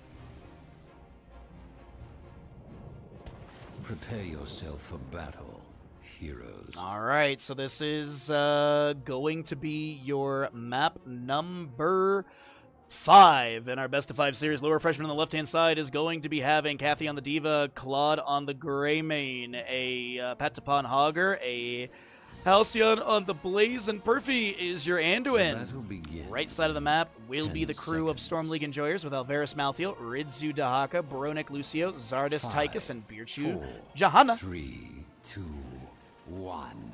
Alright, so we Let do the have battle your begin. full metal on Diva. I mean, you should never have regrets about that Kolovoth. It's delicious. Anyways, Viciousness Greymane, as we also see the On the Prowl, Adrenaline Stimpak, and Power Word Shield. The rare Smooth Moves for Lucio. I guess it's not that rare, but it's typically a Celerando level 1. You do also have your Zealous Glare quarterback, Fear the Reaper for Malthael, and Enhanced Agility Dahaka, as Malthael's already set up for this camp. Alvarez is going to start working through this. Dahaka's using bushes on the top left of your screen to make his way into the top lane. We do have Johanna up against this Blaze and bottom. Tychus and Lucio have rotated down, but Blaze is going to be wise to that rotation and will not be caught out in any way, shape, or form. Diva's going to start working on this left side camp with the Anduin, as Greymane is going to grab Siege Giants on the top left of the screen.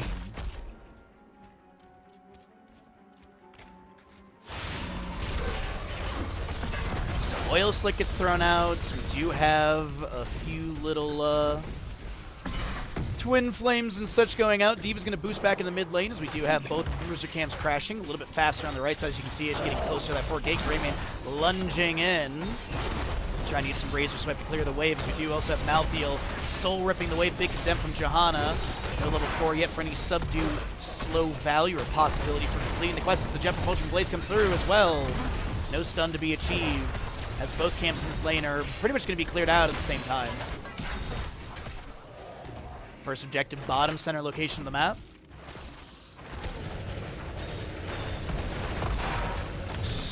That's a really good stun up against Ridzu here, but will not be taken down by Patapon. A little bit of siege from the Siege Giant and Minion. Uh-oh, wait a minute. Anduin might have been seen there.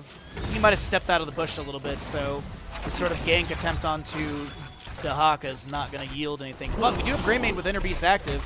He's going to try and step up with the Friends and the Minion Wave to be able to take down this Fort Gate. Staggering Blow, Sound Wave from Lucio. Dahaka maybe stepping up for a drag, but Diva's here as well.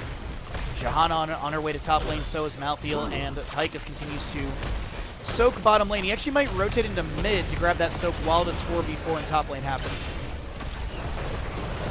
Mech Explosion. Does have the nuclear option level 4. Diva's back in the fight. As I mentioned, Tychus grabs the mid lane soak. Top lane Fort Gate has been opened up, sidewall remaining.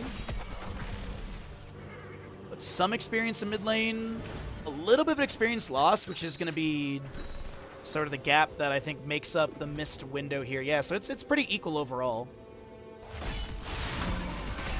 A touch past 6 on both sides. Objective is contestable right now. The grenade from Tychus does go out. The overkill is active in the lane. I'm watching minimap because there are so many rotations happening, and I try not to miss any of these kills for you all. Tychus is going to be delaying out the Blaze over here, but looks like there's the grenade for the delay. Hold on. Malthael may be caught out. Does he have a nice soul rip to heal up a little bit here? Does Lucio have some AoE healing? The Leap of Faith comes through onto Diva. This is going to be Claude. Able to get the Malthael kill, but will be traded, as this is still Blaze and Tychus in bottom lane going back and forth. A Jet Propulsion, the Adrenaline Stimpak is active. Tychus is going to go into the Seasoned Soldier at level 7, which is going to give him a 30 armor when being stunned or rooted, and it's a 3-second duration on that 30 armor. Nice when you're solo lane up against the Blaze here. Flames go out, it delays Birchu once, and I think that might be the end of it, because Blaze actually goes in for another Jet Propulsion. The overkill is there, the push off from Lucio. Is there a grenade over the wall? No. Doesn't have melting points. I don't think it would have killed there. But still, just a good amount of pressure applied to Blaze. He'll be forced to hearth back. This is going to be a burrow from the Dahaka. No Lurker Strain level 4 as the Diva Mech Explosion does go out. Malthael trying to back away on the left-hand side with the Fear the Reaper triggered. And Diva is looking to back away as a loot horde was thrown down on the ground. And the next tribute is top left of the map, so the third will be in bottom right. Hogger spins to safety. as this is a lot of tension. 1-to-1 in kills just from that Greymane Malthael trade in the top mid, or the jungle of the northern section of the map. Probably a good way to say it.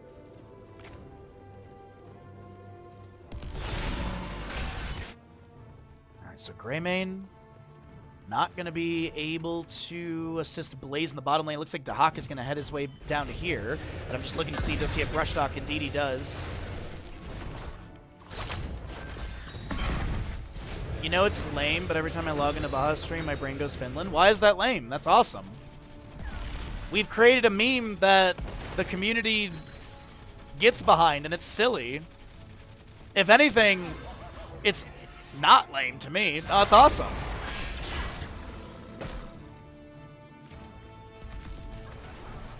That'd be amazing, you know. Blizzard hires me to cast BlizzCon, you get the audience screaming Finland out of nowhere.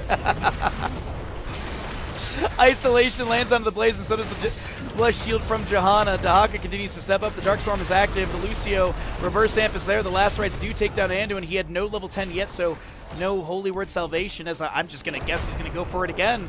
We do have the Bunny Hop from D.Va go for the Throat Shockwave, as well as the Bunker, Flesh Shield, Odin, High Five, Isolation, and your Last Rites for the Malthael. I was thinking he was going to be leaning more into that Tormented Souls, but Last Rite got value immediately and has that 5-second cooldown, so 65 seconds for that as D.Va boosts in the bottom lane. Tychus is getting the channel in the top left of the map, and he'll have the next tribute for his team, 2 out of 3 on the right-hand side. That'd be dope. I agree, Edward. We just gotta get Blizzard to hire us. Bunny Hop. Mecha Explosion. Johanna just eats that explosion with the Iron Skin active, but unable to get any sort of interrupt onto D.Va summoning her mech. Malthael will be chastised. Hit with the Jet Propulsion. The Blast Shield comes out from the Johanna. The High Five from Lucio is going to be coming through as well. Dahaka is here. The reverse amp from Lucio is active. A very low Blaze is trying to back away. The Greymane goes in for the throat and will not be able to get the kill into Johanna, or Malthael actually, as Malthael lives.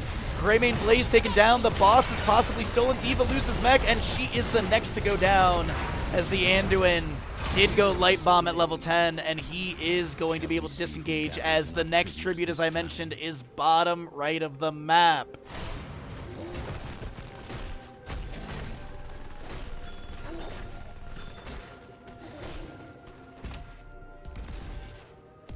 Ooh-wee. 9 stacks of the total 10 for this Dahaka on the Enhanced Agility, getting close to finishing that out. 6-1 in kills, and this is also going to be your 13 talents, your advantage.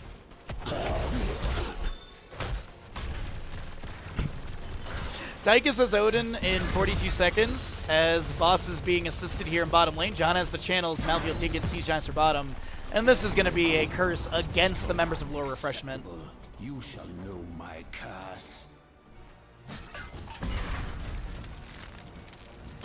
Tychus dashes forward, minigun into grenade to try and pull Blaze in front of this minigun overkill. And our Blaze is getting a little bit low here, but it is going to be boss in bottom lane, slapping its way through this keep gate at 25%. Dahaka still soaking top lane. D.Va pushing out the mid against the enemy. Johanna steps up with a condemn. That's that 70% slow hitting onto 2 enemy heroes. Tychus dashing back. Odin is available if they want to summon that for some extra siege in this bottom lane, but it might just be a pivot into mid lane. Blessed Shield, by the way, is available, and D.Va's just going to boost to safety.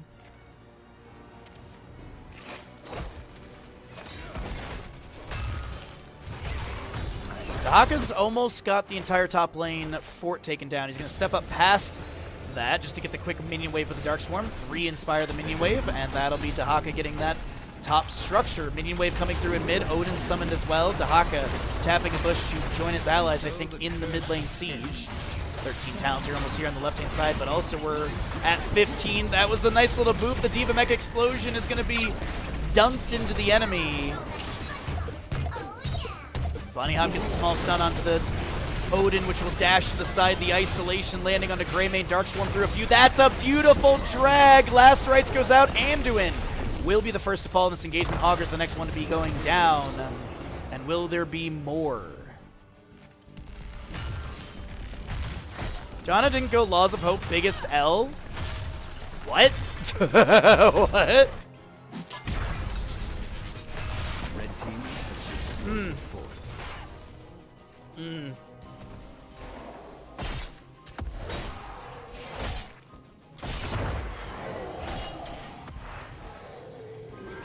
Well, it's a 3-level difference as your Dahaka and Lucio start working on this top lane, or are working on this top lane camp. This is going to be your drag from Dahaka. Malthael gets the mark over the wall, jumps over immediately, and is able to assist in the Siege Giant grab. But it is a 3-level lead, a town to your advantage. Oil Slick goes down from Blaze, a grenade out from Tychus pushes back the enemies. Staggering club against the walls. Lucio continues to amp things up.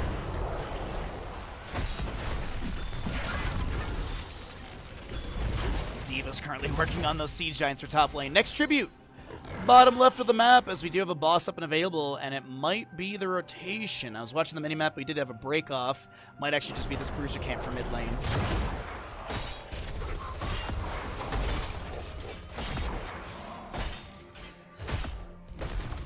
Alright, so... good map control so far from Storm League Enjoyers. They've had great team fights in their favor. Next tribute, bottom left, as we had mentioned. One boss available. Bottom lane boss up in 60 seconds. As Shield Glare checks the bush.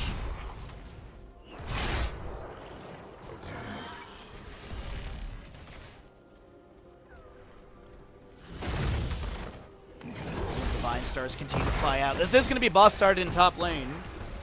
Blaze will check this and has obviously division. Oil Slick goes down. The allied team is rotating in. Daka's currently going for the channel, so it is 4v5.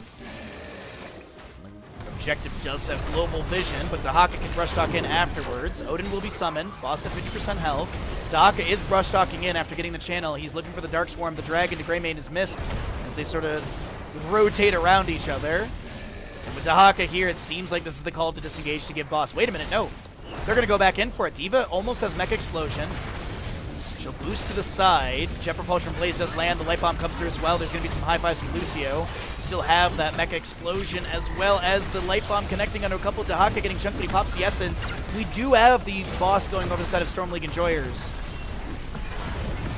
And Greymane trying to lunge in. The Dark Flight, some Razor Swipes. The last rights onto Hogger takes them down. The drag from Dahaka lands onto your Diva Mech. Greymane went in for the throat, but he's the one taken down by this Tychus. Diva Pilot will take down Lucio. She's currently being chased on the right side. Grenade finds the connection. Dark Swarm will take them down. And this is going to be a lone Blaze to defend as boss is coming through top lane. We do have Minion Wave pushing up through mid, and Siege Giants are on keep in bottom with this Catapult. Tychus gets the second of 3. Bottom lane boss is available, and I honestly feel like this would be a really good call. Grab bottom lane boss, push in, and possibly take game. You have a very hardy and healthy boss in top. But yeah, we are seeing that rotation to bottom.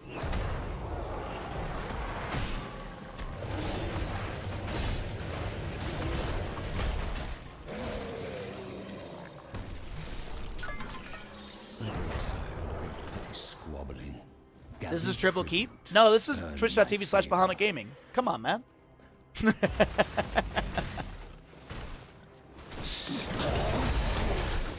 Slam from boss will come through. The bottom lane keep and the top lane keep have been taken down. This is Diva scouting this call on the right side.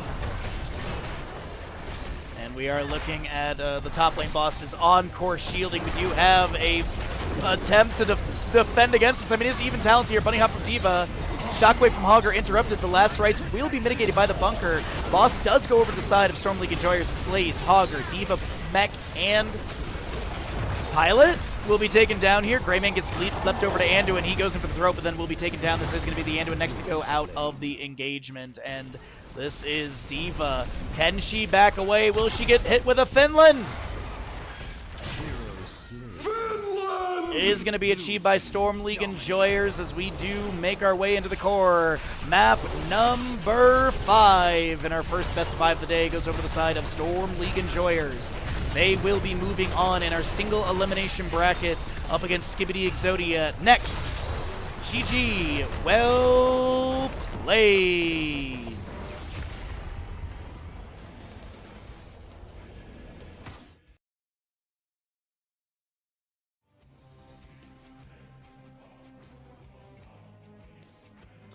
All right, we're 7 subs away from our goal. If you'd like to help us hit that sub goal and push up our sub count, as well as help us sustain full-time streaming, because your subs allow us to be able to bring you these casting days and all this fun. So thank you for the support. Thank you for hanging out. If you can't support via sub, you will get some ads soon.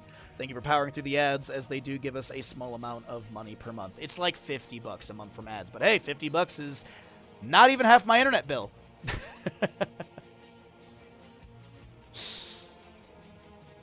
All right, so let's reset the scores.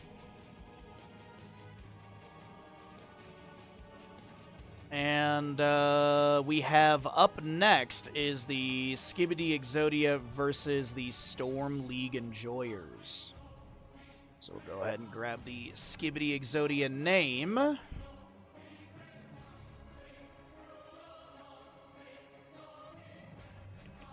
Scale that down a little bit. Scale this one back up a little bit. Let's go down like 2 ticks. There we go.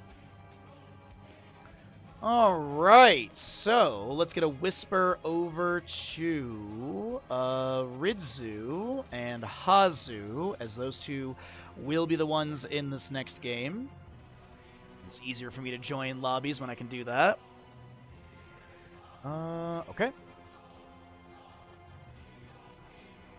Nicely done. That was really, really good game so far today.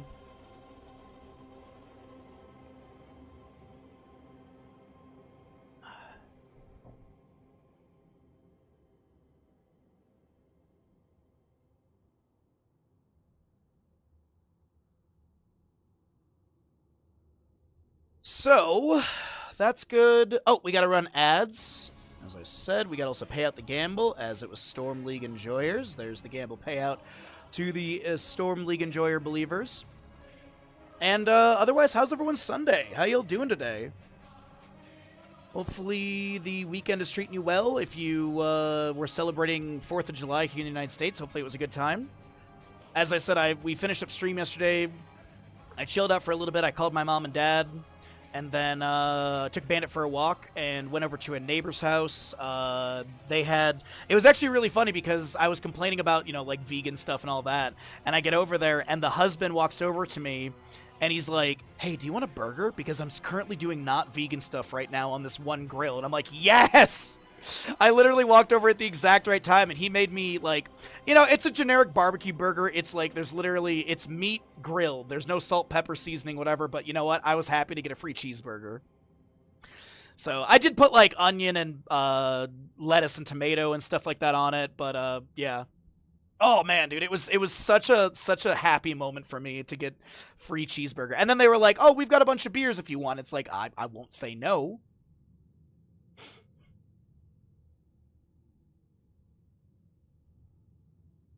You did all this stuff during ad break? Wow.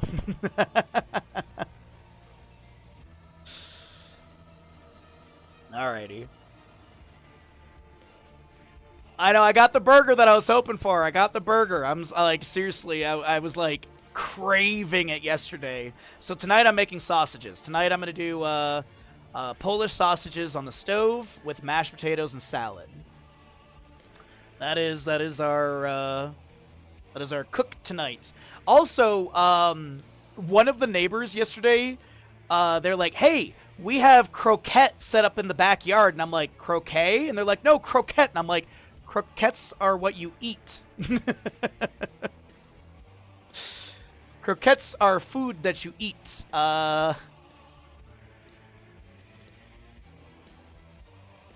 So, yeah, croquet you hit with a mallet. Baja loves food. I do love food. I do enjoy food quite a bit. There's a few things I love in this world. Bandit, food, and streaming, honestly. I love what I get to do. I'm honestly honored that I get to do this for all of you. So thanks for hanging out with me, and really, really do appreciate all the support, positivity, and thank you everyone so very much if you powered through the audio issues this morning. So I am definitely going to be messing around with that. I honestly do think that this mixer is kaput, so...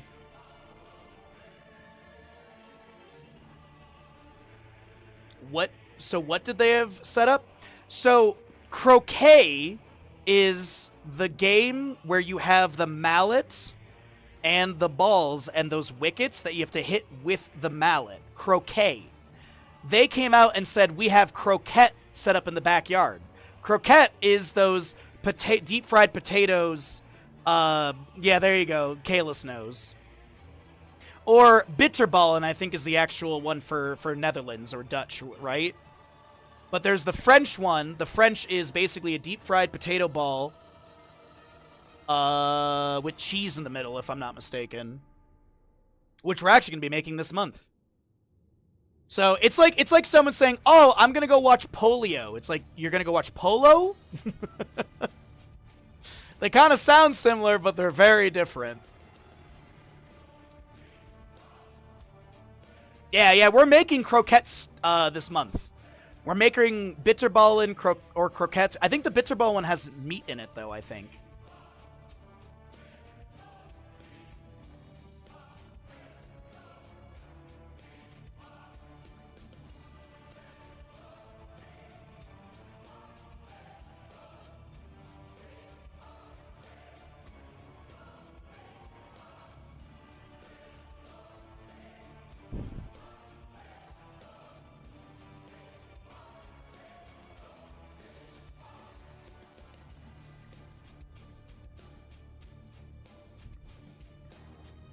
Sorry, I'm just asking players to make sure that they're on the same sides throughout the series here for us. Sweet potato croquettes with Japanese panko, though? Yeah, that's kind of what we're doing. But I'm not doing sweet potato because I don't really like sweet potato. So they had the game in the backyard, yes. But they basically said the wrong name for it. And so I was, like, perplexed by it.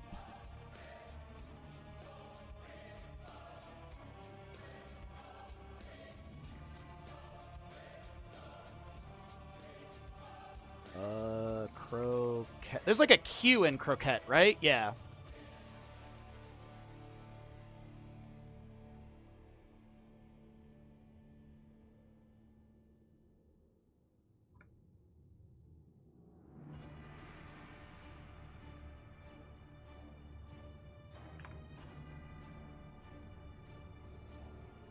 Okay, so here's what I'm talking about. Here's what I'm talking about, chat. This is what I'm talking about. This is a croquette. This is a croquette. This is croquet. Very much different on the spelling. There's more T's and E's. But yes, croquette, croquet. That's what I was like. I was like, you have a bunch of French, like, balls in the backyard? Alterac Pass. Man, forget what is missing all the Alterac Pass games today. Which team wins Alterac Pass? Skibidi Exodia or SL Enjoyers? 10 minutes. We have ads out of the way. Lobby is set. Yeah, there's variations. I mean, like, you have the bitterballen for Netherlands, you've got croquettes in France. In America, you have hush puppies, is very, very similar. So, yeah.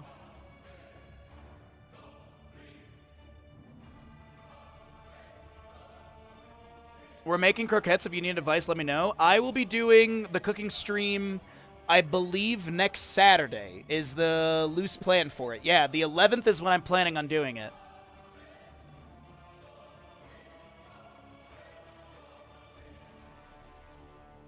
Yeah, exactly. Meat base versus potato base, but we're gonna be doing stuff with those. We're gonna be doing stuff with that next weekend, Saturday. Speaking of polo, talk about a sport that looks like something that I'd never want to play. Do you know it's optimal to hold people under the water? Yes, I do. It's also Kalavoth, my old high school teacher. He played like competitively in college or something. And he had told me that back in college, people would not cut their toenails and their fingernails. And you'd literally, like, finish playing a game and your legs would just be, like, bloody and like, cut up. Eventually, there was some rules set because of that. But, yeah, he was telling me that, like, literally, yeah. Why not meat and potato? Oh, because I want to do like a couple different ones. Like I want to like because it's all I believe cooked the same way. It's just the prep for all of them is different. So I kind of want to do some like a couple in one style, a couple in another style. So yeah, I want to do some variation because I think it'd be fun instead of just doing like we're just doing one style and that's it. Welcome in, everybody! We are here in our second best of 5 of the day. We are using a headset mic today because my mixer died for my XLR setup. So, I didn't want to move anything, so the sound seems like it's good enough, so we're going to power through with it today. I'll fix it after stream today. I'll figure out some resolve to this. So, let's get into this. No map bans. No map bans. The coin flip is going to be giving Storm League Enjoyers first pick. Skibidi Exodia will be having map pick, and they'll be choosing Alterac Pass on the left-hand side. We do also have standard draft rules. No Meta Madness in this tournament. I don't hate Meta Madness by any means, but I am Meta Madness out. I am so happy we have a standard draft. Shout out to the Raven Court for running this event. It is very much appreciated. They do such a good job running these events, and this is really, really cool stuff, because we're going to be having basically... The Eternal Conflict will be on the 5th, 12th, and 19th. Those will be our sort of qualifiers. And then on the 25th and 26th will be a Saturday-Sunday double elimination bracket for the top 4 teams from these 3 qualifiers. We are going to be seeing a Johanna first ban on the right-hand side for Storm League Enjoyer, or sorry, first pick on the right side for Storm League Enjoyers, as they also get rid of the Hogger Lucio. Probius and Chromie will be banned away as well. And... it is a Blaze Brightwing for Skibidi Exodia. Pretty standard start for them. Pretty standard start for both teams. I guess you could say the weirdest thing is the Probius ban, but I think that there's I believe it's Alvarez, or no, Cecibos is the one I believe who plays the Probius pretty consistently at a high level. So I believe that's the one that is going to be target banned right there. But I believe that player also goes into Azmodan here and there. We'll see if that's going to be the case for Alterac Pass. I don't really think so. I think maybe if we get like a Tomb or Infernal Shrines, we'll see it. But it is Johanna, Leorc, Rhaegar, which really shows nothing of the draft. Is it like dive? Is it control? Is it poke? They've just got a solid solo lane, solid tank, and solid healer. As we get into the mid-ban phase, probably it's either going to be target bans against something that Skibidi Exodia knows, or it's going to be something they don't deal with, like a Sylvanas who can amplify siege. Her mobility is really good. Mind control can be a really good setup as well into Brightwing and such to pull people out of position and possibly get the burst kill afterwards. Maybe we see a main tank ban. I could maybe see a variant target ban here for the Shatter Throw and the healing debuff as well, but might be something different. Maybe a Nubarak for Alterac Pass, because a Nubarak does have really good value around the objective. It is going to be a target ban against the Dino Tracer, though. We also have shrimp ones, but those are restaurant only. I mean, I wouldn't make them anyways. You know my opinion about sea bugs. They gross. With the Brightwing Blaze, what else do we want to run with this? We have a Jet Propulsion and a Polymorph. Okay, it's going to be Tyrael and Li Ming.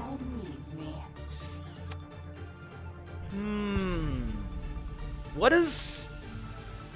I could see, honestly, I could see a Genji last pick. I don't think it will be a Sergeant Hammer. I could see Tyrael Sergeant Hammer is a nice combination. You have Brightwing to also create space. You have that Swift Retribution level 7, or even Baseline Smite for a little bit of movement speed for the Sergeant Hammer, increased at level 6 or level 7 with that Swift Retribution. We do have the Tychus pickup, and then we get a Kael'thas with that as well. I was actually wondering if we would see a mage here. I was about to talk about Chromie, but she is banned away.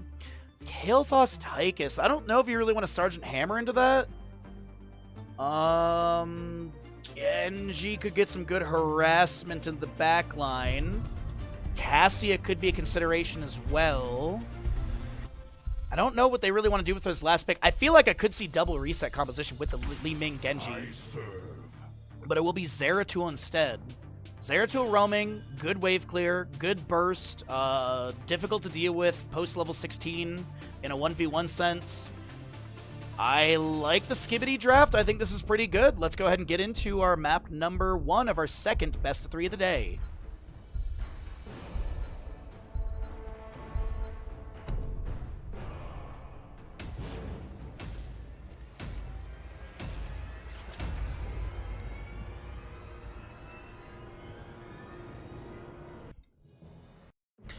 Not be good enough as to Tracer to have into the Jahana. Well, it's Dino Tracer, honestly. Dino Tracer is I wouldn't say like a thing of you know what? You could probably say it's a thing of legend, like kind of like Hazuab's Vikings, you know. Skibbity Exodia, left-hand side of our map in our second best of 5 of the day. It is going to be your Hunter Orc Brightwing, Skog Tyrael, Disciple Li Ming, Dino Zeratul, and Hazuab's Blaze. Right side of the map, we saw them in the first series of the day. They're warmed up and they're ready to rock and roll. Storm League Enjoyers. Bronic Rhaegar is Bos on the Leoric. Alvarez is your Kael'thas. Zardus is playing that Tychus and a Birchu Jahana as we get a Hyper Shift, Justice for All, Aether Walker, Shadow Hunter, and Adrenaline Stim Pack on the Blaze. Opposing side is that Colossal Totem, Mana Addict, Quarterback, as well as your Zealous Glare and Consume Vitality for the Leoric. That is level 1. Oftentimes we do see his Ghastly Reach at level 4, which also does have some good synergy with the Ominous Wraith Royal Focus for that Skeletal Swing cooldown on the Wraithwalk at level 16 for the Royal Focus. So we get Blaze, Leoric in the bottom lane. Zeratul is heading towards top. Tyrael maybe trying to get a little bit of a dismount in the rotation, just slow them down so Zeratul can get a quick wave clear for ease. Dino just working on the wave here, and he's going to cleave it down. Nicely done. Just weakens everything and then gets one big slash to the wave, as this is Hunter Orc assisted by Disciple Hazu, and they'll be able to work on Siege, Nullpack for the mid lane. Same thing for Kael'thas and your Rhaegar on the right side.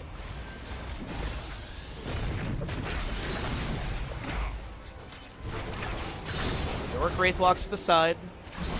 Quick chain heal from the Rhaegar is good. This is Zeratul just being dismounted by the Jahana in the rotation for a single flail slap. Arcane Flare goes out as well.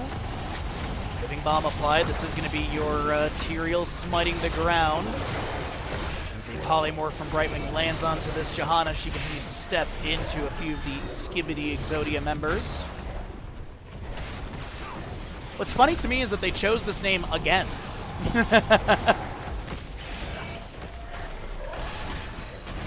Even after Hazu in his chat was like, in his stream was kind of like, yeah, I just kind of let them choose whatever and I hate it. Use the brake! I can't, I'm streaming. We currently have the Eldrune's Might to chase onto this Jahana, but that is an easy disengage from Birchu there. Welcome back, Vita. Good morning, or whatever time it is for you. It is still morning, it's 9:44 for me. What's up, Hey Duke? Good to see you. I have been up since 5 a.m. today. Thanks for the cast. Thanks for being here.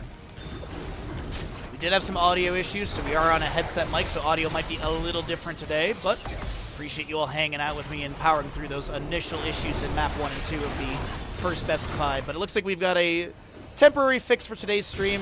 As I said, I'll fix everything before our Tuesday stream of next week, and hopefully the soundboard or the mixer isn't too destroyed or broken. Zeratul is going to be able to clear the wave here, up to 6 regeneration globes of the 15 needed. We do have the first objective phase available. And it will be your... Oh, I agree, Hunter Orc. It's very fun. Rhaegar lunges in. Totem goes down as well. We don't see the Ghastly Reach at level 4 for Leoric. He's going to go into your Paralyzing Rage, increasing his Skeletal Swing slow to 60%. The Arcane Orbs continue to fly in. I don't know about this Tychus. He actually looks like he's fine to be able to back away. Okay, I thought Zeratul and Brightwing were going to be able to get enough damage into the Space Marine, but the Terran lives. Arcane Orbs continue to fly in from Disciple. Dino on the Zeratul a little bit low, and that will be First Blood over to the side of Storm League Enjoyers. As our Twitch Gamble is going to be closing out in literal seconds here.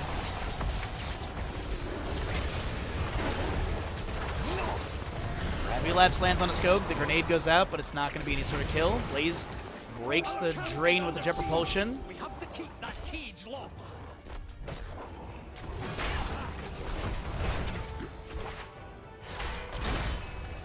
Shield Glare once again. Hunter Orc is going to try and get the counter channel. Hazu-Ubs as well as here, and the Jailer's helping out too. Alright, let's see. Zeratul top lane quickly clearing the wave. I'm just going to fix one audio or visual thing in the back over here. Just going to make the Eternal Conflict logo a little bit bigger. Scale that up a little bit. Looks cleaner. So your Rhaegar's working on the right side.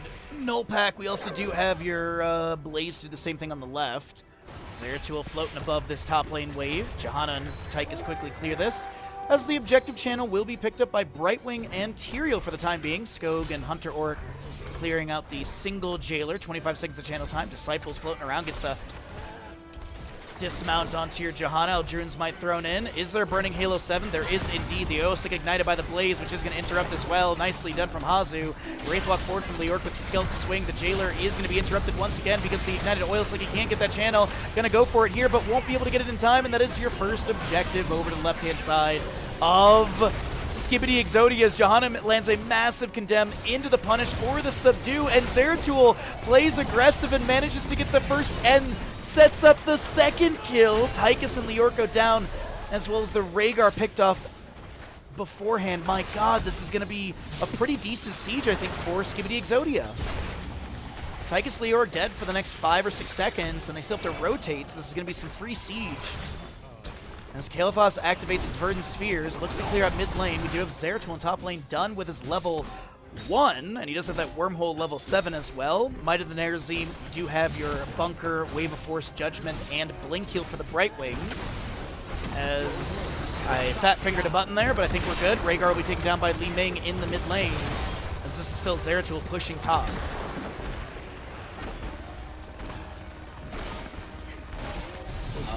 Gravity Lapse goes out, misses. Free shift from Brightwing into the top lane to maybe take down the Tychus over here as the objective is about to be cleared out. The minion wave is still here. Zeratul does have autos and the cleave to take them down. This will be Li Ming, not picked off by the shield glare of Johanna. I thought that kill would happen, and that's going to be Tyrael taking down this Kael'thas in mid lane. My god. 6-1 in kills as the 10 talents here on the right side gets picked up, and we have the Entomb, Balesh Shield, Ancestral, Phoenix, and Odin for the Tychus.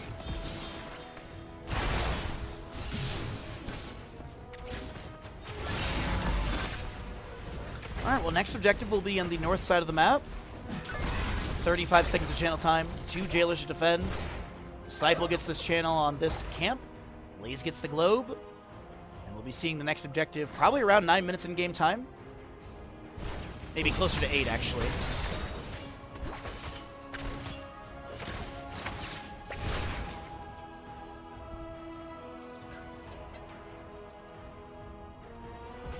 Oil Slick from Hazu, I think just to check if the boss in bottom was being worked on. Zeratul currently in top lane, pushing the wave up onto the fort, gets the inspiration, trying to get a few autos here and there, utilizing the sidewall to get more cooldown on that blink as he does finish that level 1 for the auto attacks, giving that cooldown as well as the mana reduction. Phoenix from Kael'thas, it's a lot of damage on Li Ming. She already burned the blink to get away, and that is going to be a double kill for Storm League enjoyers. Building back up some momentum and experience, but this is Hazu maybe getting the bottom lane fort. He's going to back away. The minion wave is going to be enough for that, but can Hazu get out of here? He's going to zig. He's going to zag. Earth Grass. Oh, no, that wasn't even Earth Grass Totem. That was a Gravity Lap, excuse me. It was a Skeletal Swing slow is what really had that big slow onto Blaze as he pops out of the bunker, activates the Adrenaline Stimpak. Zeratul will be able to get the Tychus kill elsewhere on the map, as this is Hazu with the Great Escape into mid lane. Johanna's here, phase shift from Brightwing! Phase shift from Brightwing was so close, but not good enough. And that'll be a double kill as Johanna does get the Zeratul and the Blaze. But that is a 7-5 kill overall. 13 talents here up on both sides. The 2 Jailers are there, and they'll be cleared away by Kael'thas and Johanna, while Bronick gets the channel. Brightwing in bottom lane, still trying to defend up against this Leoric.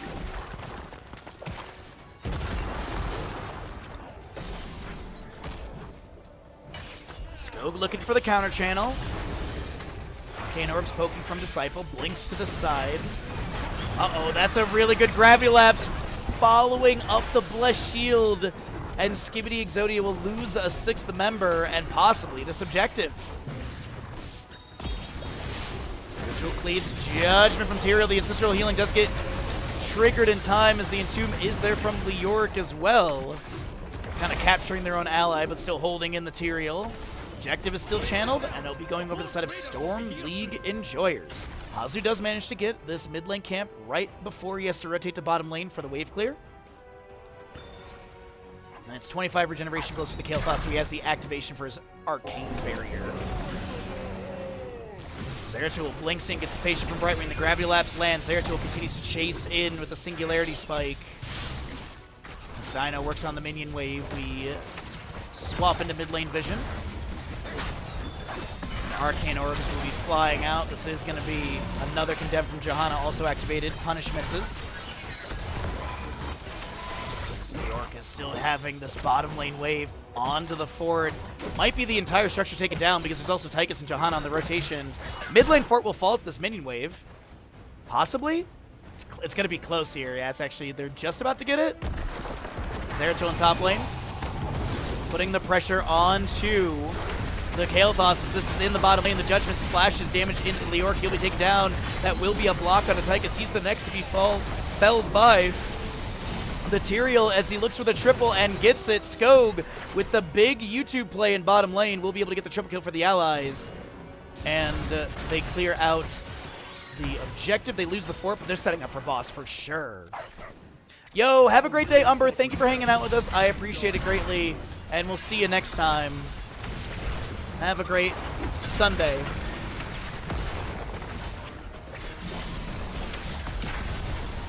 Zeratul is working on top lane boss. Is going to blink over. Gets hit with a living bomb. Blinks back in. Brightwing with the phase shift coming through. Earth Grasp Totem utilized there from the Rhaegar. We also do have that Spectral Leech and your Mithril Mace for the Leoric at 13-16. Twin Flames going out in the wave really quickly. Blaze clears this out. Bottom lane boss is pushing up, and here's the thing. They're going to go for a double boss play, it looks like. We have Holy Ground 13, Tyrael. No, he's actually going to be going into Law and Order. They can count 1, 2, 3. I think they can see the Leoric. So yeah, this is a very safe and easy call. Top lane wave will basically take down the fort here. If not, put it on a sliver of HP, but it looks like there's enough damage available, and boom. Another structure goes down. It is a 1 structure lead to the side of Skibidi Exodia, as they still have their mid lane fort. Gate has been taken down. Some damage onto the structure. It's got about, let's call it 75%. Leoric continues to just push bottom lane wave. 4 kill difference, level lead. No talent tier deficit or anything like that. These grenades fly out. Smite down on the ground as well from Tyrael. Slam comes out from them. Alright, so third objective is here. 45 seconds of channel time. 3 jailers to defend. As the mid lane camp is pushing out. Blaze, oh wait, hold on. Leoric, does he get interrupted? Twin Flames, yes. Zeratul's here. And now Leoric is like, I gotta get out of here, but it is just a Spectral Leech and Mithril Mace, so he doesn't have that increased range for the Wraithwalk. Does have the drain momentum and tried to get that speed boost movement, but it didn't work out.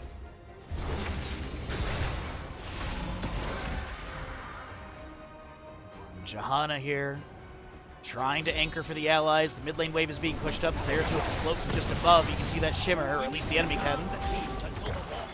And we do have the channel started. Disciple trying to get away from Leoric's ghostly drain, just to deny any of his death timer reduction. Singularity Spike lands onto the Tychus. There's no reactivation from Dino to teleport back in.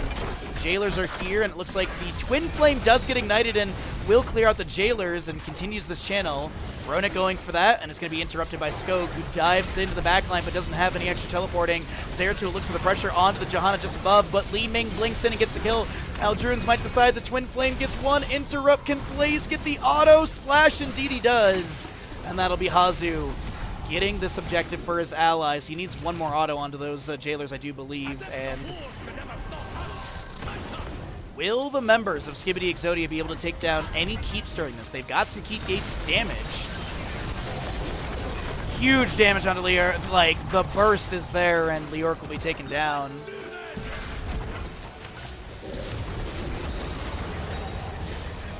Talents here on the left-hand side as we pull the talents back up for you. You have that Warp Skirmisher for the Zeratul, as well as your Repulsion, Angel of Justice, Invisible Friends, and Fortified Bunker.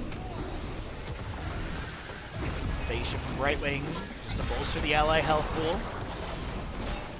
Mid-keep gate taken down, Flame Strike and Phoenix from Kael'thas thrown out to maybe Zone, does have the Ignite level 16. A little bit of space for the allies. That's a Judgment from Tyrael, interrupted by something. The Ancestral Healing will be applied to the Johanna. The Bless Shield coming out as well.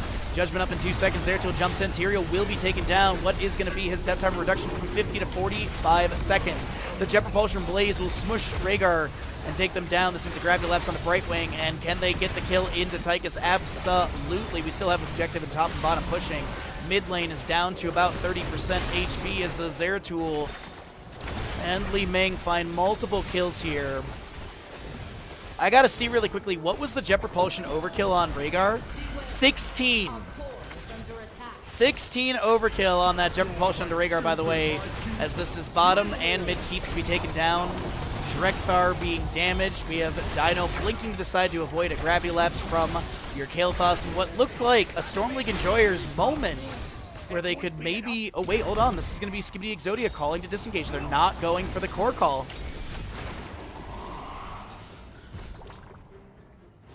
I thought they honestly had that core call in the bag, but it is going to be the core regenerating back to full. Dino backs away. Let's see. Bottom lane boss 10 seconds. Top lane boss 59. 42 regeneration globes on your Kael'thas. 82 stacks for the Leoric as well.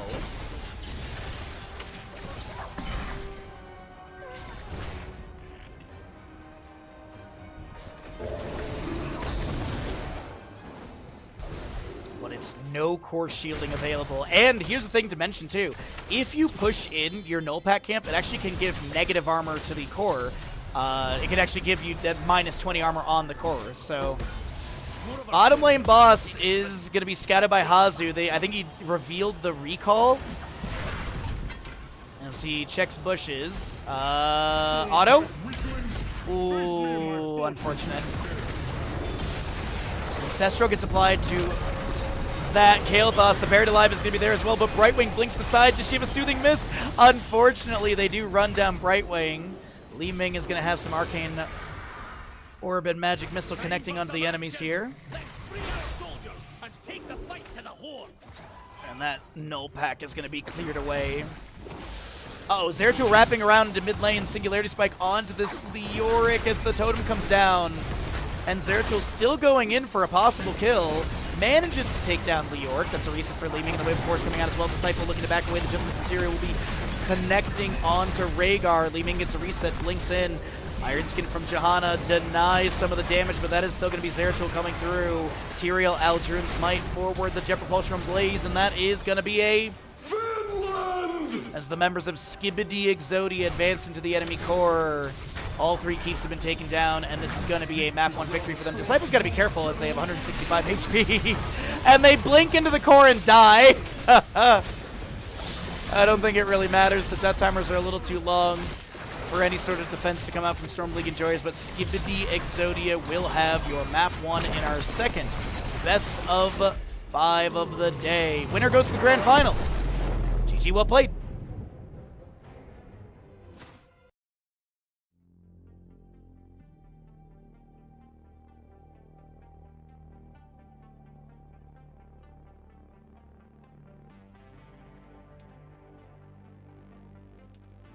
Nice. Nice, Disciple. Nice.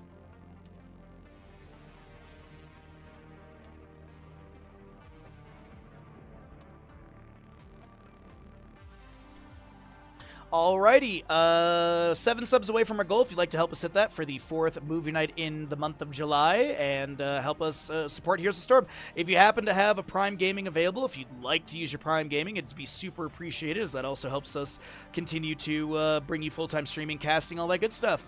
Consider subscribing. If you'd like to give subs and trigger some of the silly alerts, you can do that as well. Ads are coming your way, and we'll get ready for map number 2 in our second best of 5. Okay.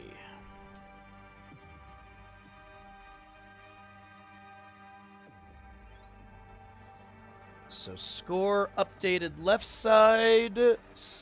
Twitch prediction gets paid once the stream catches up. And are we supposed to get rain today or something? Because it has been overcast and nasty all day for us. And we were not supposed to have that. It was supposed to be bright and sunny. Alright, so that's good.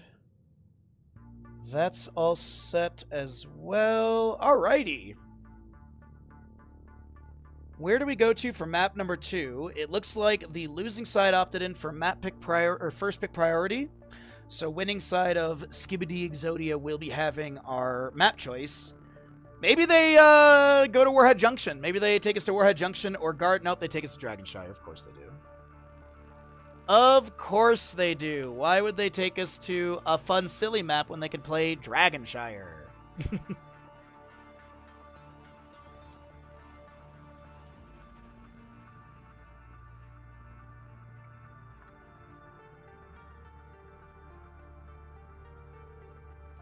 All right. I'm going to run to the bathroom really quickly. I'm going to go grab myself a cup of tea, and when I come back, we will continue doing casting and stuff. BRB from me.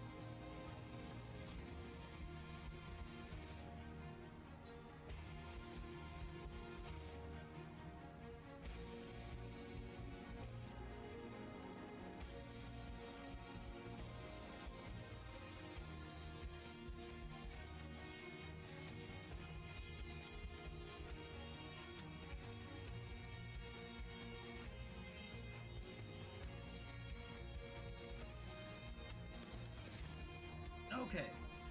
I have returned. There we go. I have returned. We got ourselves our 10 players. Everybody is in lobby. The readies are about to come out, and we're going to get going into map number 2 of our second best of 5 of the day. Thank you earlier, Nika, for the bandit pets. Appreciate it, bud. All right, so... So we'll see what happens here. All right, cool. The readies are out. Ads are done. Bandit's a good boy. Yes, you're such a good boy. The best part about going to the barbecue yesterday was that there was no other dog there, and so Bandit got all of the attention from people at the barbecue. So, Because we had, like, normally we don't bring dogs to this person's house, but since I was walking by, they were like, oh, it's okay if you're hanging out for, like, a beer and then, you know, drop them off at home and stuff. But yeah, he got to run around, he got to try and get burgers from everyone. Good attempts, but no cheeseburgers for you. Welcome back, everybody, into map number 2 in our second best of 5 of the day. On the left-hand side, it continues to be Skibidi Exodia up in this best of 5 for Dragonshire, as the losing side of Storm League Enjoyers opted in for first pick priority, so they'll be banning out Lucio. No Lucio. No Meta Madness style of draft or anything, as Probius continues to draw target bans. Hogger will be removed as well. Alright, so no Null, no DJ, no Hero of Ire, as well as the Bronze Dragon Chromie will be removed. But things like Johanna are still up. For a map like Dragonshire, you also have really good control potential with Diablo or even Garrosh, but it will be that first pick, Johanna. Do we have any variety from Skibidi Exodia? Do they want to consider anything different? You okay, bud? You hawking up a loogie or what? That was loud. But yeah, Variant could be a consideration if they want to do that. They could also just go into, like, no, I don't think you pick your solo lane early here. I think it's going to be probably healer and then... Oh! They do pick up their solo lane early, okay. I feel like sometimes the solo lane is held on Dragonshire for the latter half of the draft. But it will be a Hanzo Blaze. Hogger is removed? Yeah, Hogger is removed. So... Rexar is not bad for this map. Yrel actually has a lot of good value. You could early Yrel, since you know you're going up against a Blaze, then pick your healer here, and then you have 2 range assassins to flex on the last pick. Victory for the Forsaken. But it looks like they want to get that Sylvanas early on. They have the Brightwing Polymorph as well. Really, really good burst potential with the Blessed Shield Polymorph, Sylvanas, Mind Control, or Wailing Arrow. Ban-wise, probably going to be something in the solo lane. It could be that Yrel ban if they don't want to deal with that. I'm just not sure what Hazu wants to not deal with. It could be, actually, you know what? Dahaka wouldn't be too bad, or Falstad. I could see both of those being a good target ban. Looks like they'll get rid of the Maiev. They don't want to deal with Umbra Bind Control, Containment Disc Lockdown as well, or Isolation. Hanzo Blaze. I could see maybe a Tracer ban again, but you got... No, I don't think so. I think if you let it through, if anything. You got Shield Glare, you got Polymorph, you got a potential Mind Controller, Wailing Arrow. I think the lockdown under Tracer is not too bad. Also, this could be a Zagara. Skibidi Exodia, a Dino, has liked to run the Zagara on this map in the past, and a lot of teams like to run Zagara on Dragonshire. She's usually sort of like a last pick situation, so we might see that in that 5th slot, but this is probably going to be your main tank and healer, and then they can flex that last pick. Ooh, I like the Karazim coming through. Good dive, good mobility.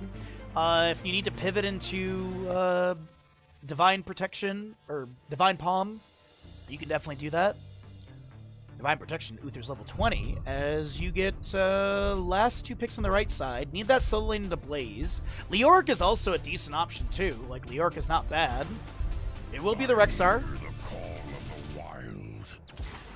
And Cassia for another blind, as there is a lot of auto attack on the left-hand side. What is this last pick here? Is it the Zagara? Is it a Sergeant Hammer?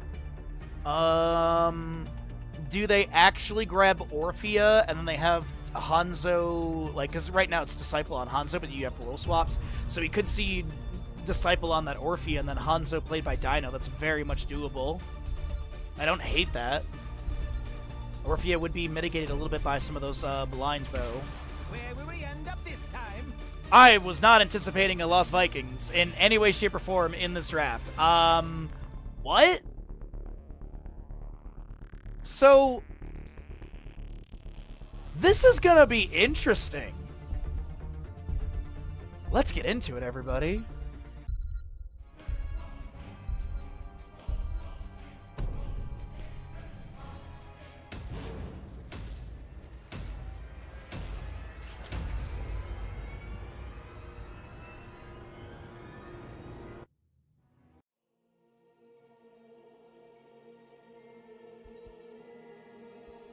a wild draft from both sides here. Whoa, hello, Cursor. Where are we going? Heroes, prepare for combat. Okay, well, it is going to be, on the left-hand side, the members of Skibidi Exodia up in this best of 5 series with a Dino Blaze, Disciple Hanzo, Skog Tyrael, and Hunter Orc on the Karazim, with your Olaf, Balog, and Eric the Lost Vikings to be played by Hazuabs. Right side of the map is Storm League Enjoyers with the Alvarez Sylvanas, as well as on the Cassia. You got your Bronick Brightwing, Birchu Johanna. 4, Zardos is on the Rexar, and Misha to be played by Misha. 1.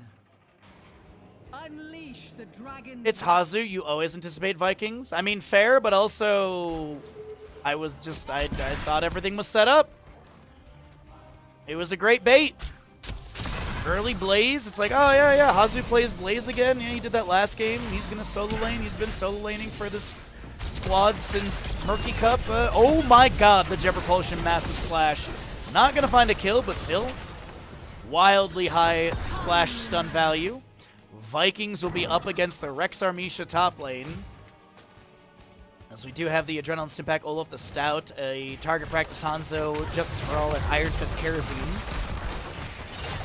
Zealous Glare, Unrelenting Torment, Charge Strikes. You've also got your Bird of Prey and Hypershift Brightwing.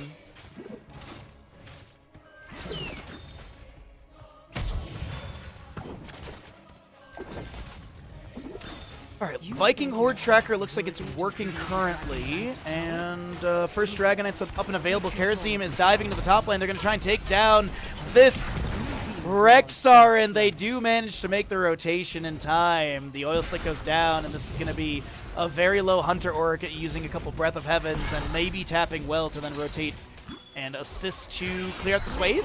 And obey. Possession Sylvanas slows things down. We do have the Sun and Moon Shrines currently held by Skibidi Exodia. Sylvanas will be taken down in top lane. What? Karazim Blaze still up here. Vikings assisting in that kill, looks like. And we do have Channel in mid lane. Hazu trying to get it. Unfortunately, Johanna has a couple delays.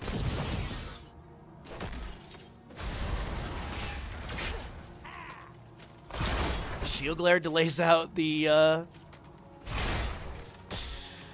oh my god, the Balog consistently condemn again as well. We do have Sylvanas using possession. Meanwhile, in the bottom lane, we do have Skog and Disciple pushing onto the fort gate, and some of these towers are getting quite low. Face shield from Brightwing into the bottom lane. The Sonic Arrow goes out. That is going to be your Johanna stepping into Disciple. A little bit of shielding from the Tyrael. Disciple uses the natural agility away from Suspos.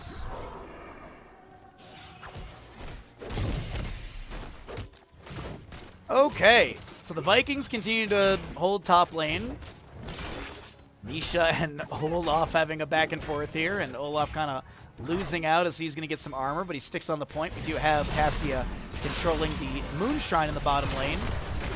Hanzo going to get his Stormbow hit. There's going to be a Polymorph from Brightwing as well. That is a Fen from Cassia, Jet Propulsion coming through, and that's a big Soothing Mist as well.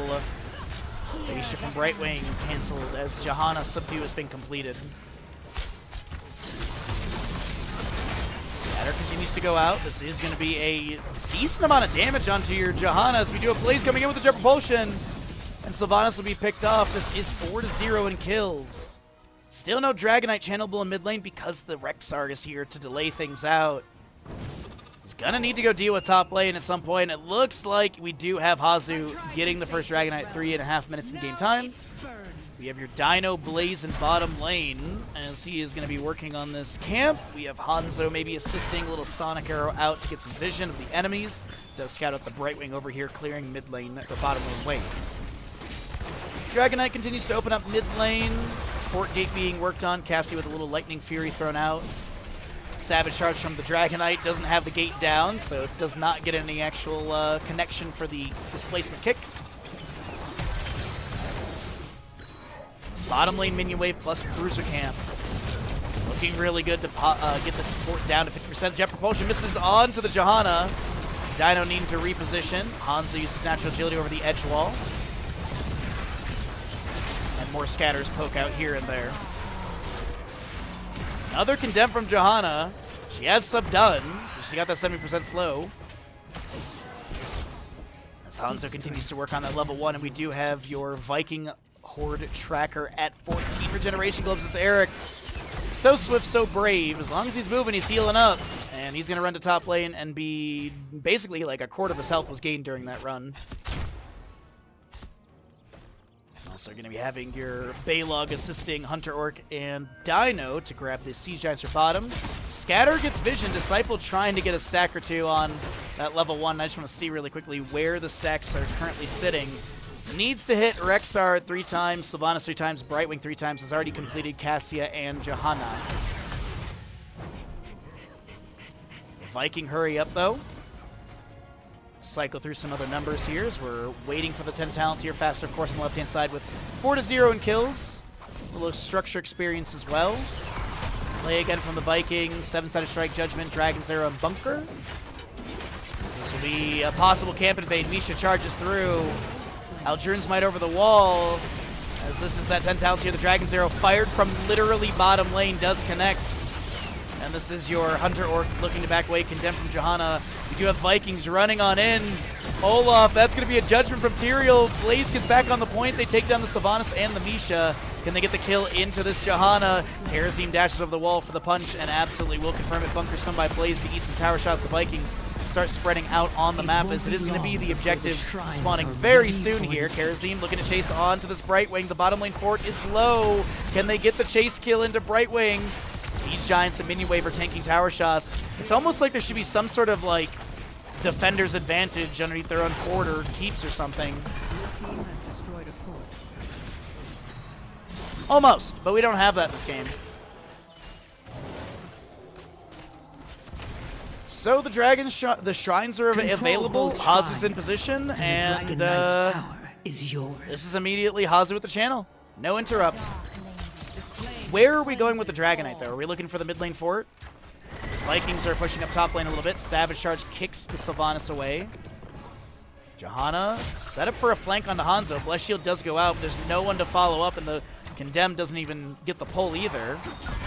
As we take a look into the top lane, the Viking pushes the wave up onto the fort, but it's not that thick of a wave. We might have a pivot back into mid. Or maybe, hold on, we do have a potential dive onto Alvarez and onto Bronick as well. Right wing blinks away, the mind control from Sylvanas utilized, Blink Heal, Bless Shield, Boars, and Ball Lightning. What's up, Fro? How you doing today, bud? Welcome on in. Happy Sunday. Hopefully it's been a good day for you thus far. Dragonite continues to work on bottom lane. It looks like, there you go. Just throwing in Molten Flames while Hazu micros the rest of the Vikings around the map elsewhere. 30 regeneration globes. Looks like the Viking tracker is still working. Savage Charge misses, and Hazu's going to be able to back off this Baylog through bottom. But it is a deathless game so far for Skibidi Exodia, at least none that we can count at the top of the screen. And all 3 forts have been taken down against the side of Storm League Enjoyers.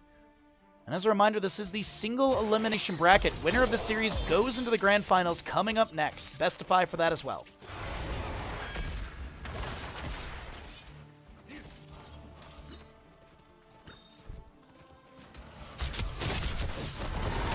Hazu gets the jump, has the hurry up to back away. Possession from Sylvanas to bolster the mid lane wave. We do have some scatters going out. The jump propulsion is going to get the mind control. Answers right into the blaze. We do also have the Aldruin's Might thrown forward with the Holy Ground to block. That's a judgment on to the Rexar as they look to back away, but it's the members of Skibidi Exodia continue to play even with the Ball Lightning volleyball going. Blaze will fall. Someone report Dino, but it is still going to be a... Finland! And no Dragonite available, but the minion wave is moving in through bottom. And this will be bottom lane keep gate opened up. That timers are relatively low, so I don't think we get the entire structure, but we're going to get some decent damage onto the keep still.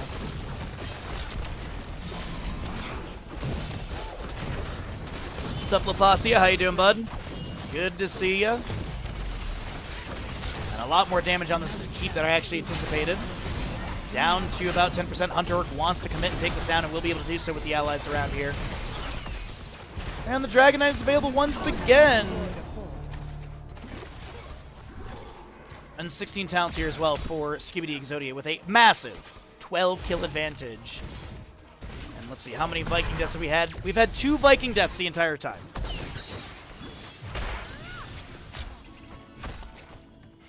Become the Dragon Knight. Dragon Knight available. Claim vengeance Blaze. for my family. Currently working on that left side camp. We do have Balog getting the top. We do also have Kerosene hit with a Blessed Shield. Mind Control misses. The Dragon's Arrow and the target to jump to. Blaze comes in with the Jet Propulsion though. Wars unleashed by the Rexar. The Dem out from Johanna, the Holy Ground on the ground. To block the enemies, the Ball Lightning from Cassie goes out of Sylvanas. The first one to be taken down, the Jet Propulsion from Blaze comes through. And that is Brightwing, Johanna, Sylvanas, and this Cassia to fall. Misha goes down, the Jet Propulsion, and another. Finland! As I assume we head in through bottom lane. Or are we sidewalling and then going past keep here? I mean, death timers are still kind of low, so they might just be going for keep realistically. The red team's core is in peril.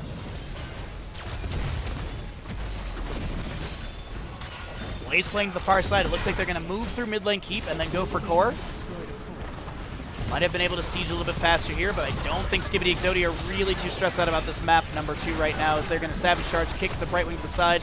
I heard a Mind Control from Sylvanas going out. We also do have Dino marked by Sylvanas. The Jet Propulsion comes through. This is still Hazuab's Viking on the core inside the Dragonite. The Savage Charge kicks Sylvanas further away, and Skibidi Exodia will be picking up a map number 2 in this best of 5 series. 1 map away from taking us to the grand finals. GG, well played.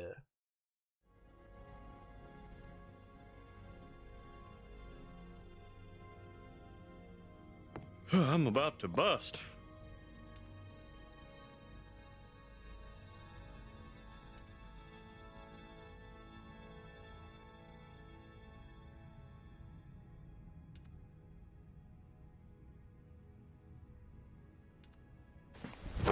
Emotional damage. All right, 7 subs from our goal. If you'd like to help us hit that, if you're enjoying yourself here, if you'd like to start a reoccurring tier 1 to support the channel, if you'd like to get a monthly jump scare with the tier 2, or if you'd like to have tier 3, the best tier 3 in all of Twitch. Alrighty, so score gets updated, and I'm gonna eat a Tums here really quickly.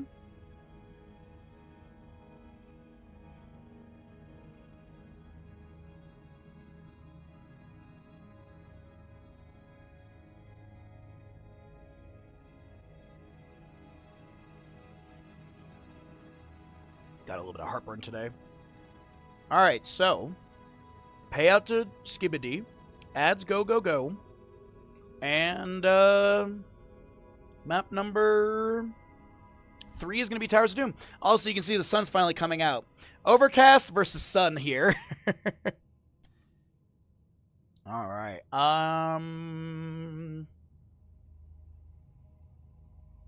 Here's my lobby.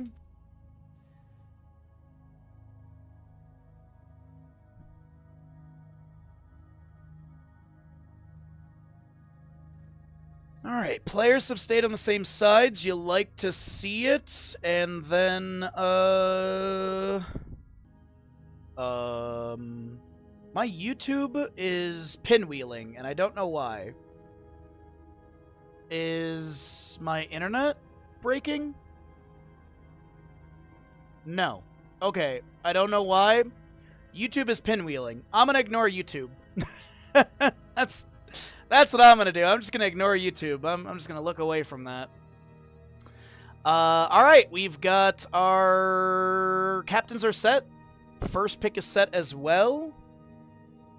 And we got the readies, okay.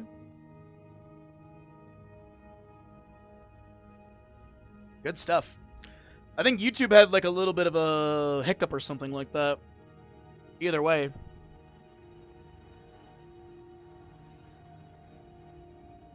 Yeah, it looks like it leveled out or whatever. No big deal. That's good. So, yep, the grand finals is possibly next if they get the 3-0.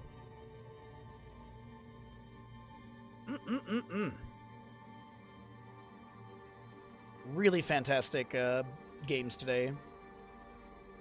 The first series was, oh god, the first series was so good. I had such a blast with that. So we'll get players with their readies out, and then we'll figure out what Towers of Doom is here, or what we're going to do for Towers of Doom. I wonder if Storm League enjoyers have any sort of secret play they want to bring to the table for Towers of Doom. There's a lot of different things they could be going into for Towers, like Medivh shenanigans and things could be a consideration. Stitch's Gorge comps, possibly a Cho'Gall. I do believe Storm League enjoyers are people that enjoy playing Cho'Gall, so we could possibly see that avenue. Double soak from top to mid is also very important, so we'll see what kind of solo laners are going to be picked up, like Malthael, possibly Dahaka, maybe Azul. I think Azul on this map is a little underrated. Towers of Doom. Welcome into Towers of Doom, map number 3 in our second best of 5 of the day. If Skibidi Exodia gets the 3-0, they will be heading into the grand finals. Up next, if the members of Storm League enjoyers can win this, obviously the best of 5 keeps going. No Meta Madness rules, so we can see repeated heroes. We are going to see Chromie continue to be banned out in this series. Is this going to be another Lucio ban? We do have first pick on the side of Skibidi Exodia for this game, as the map choice came out from Storm League enjoyers. So there's something they want to bring to the table, or at least they want to have some priority in this map. It is going to be a Vikings ban, which after the last map feels really fair, feels expected. Junkrat to be removed as well. Okay, displacement with him is really good. Steel traps are great with Chattering Teeth potentially to catch people in the bushes, or maybe even just poke and delay objectives. We do have opportunities for like Abathur, Samuro can be popped up on this map. There's so many things that we could be seeing here as we get this last ban on the right side of Storm League enjoyers. And what do they want to get rid of, though? Let's see Hogger taken out. Okay. Dahaka's still up if they want to just get an early Dahaka for the double soak. Falstad's up, but I don't see many first pick Falstads. Johanna could be a consideration. I really don't know what they want to do for Skibidi Exodia. I feel like it's going to be some sort of solo lane pickup. Like, they just go for an early Dahaka, and that's just simple. Double soak is good. Oh, no, we get Lucio. Okay. First pick Lucio, as he was up and available, not banned. And so Storm League enjoyers, obviously, they know that the Lucio is a possibility. They'll let that through. What do they want to do to counteract his mobility, the high 5? Is there any sort of, like, mass shutdown they can do? Maybe, like, pick an early Sylvanas with, like, Wailing Arrow or something? Get that AoE silence, and Lucio can't high 5 for that duration? Need a light. Blaze and Brightwing, yeah, Polymorph. Maybe an opportunity to lock down Lucio.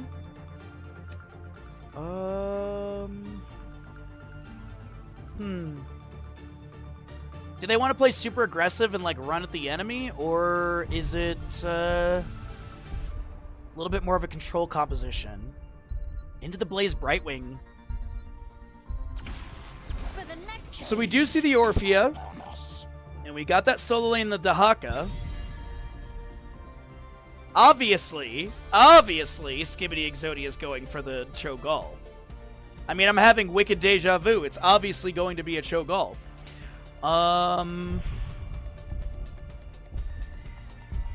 With Orphea.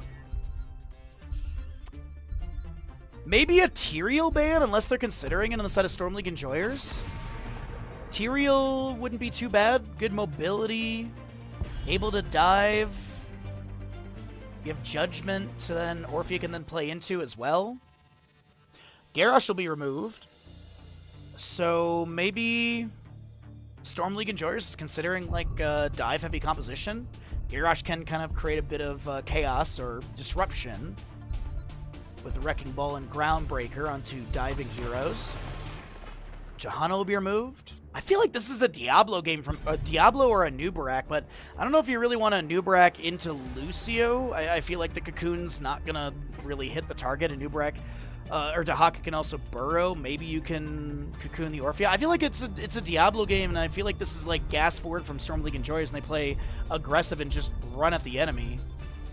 That's what I'd like to see. Zeratul and Arthas. So you've got a Root, you've got a little bit of Poke. We'll see what the Arthas play is going to be, as we did have earlier today. And Arthas going into your Frozen Tempest build.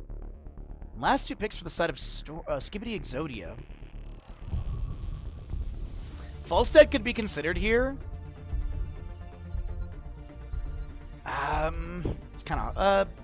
the Gust is really nice to maybe isolate. The wait is over. But also that Zeratul can just warp back in. So the Cassia ETC. ETC providing a bit more control. Cassia range should be just far enough away from Arthas where he really can't punish her on that attack speed debuff.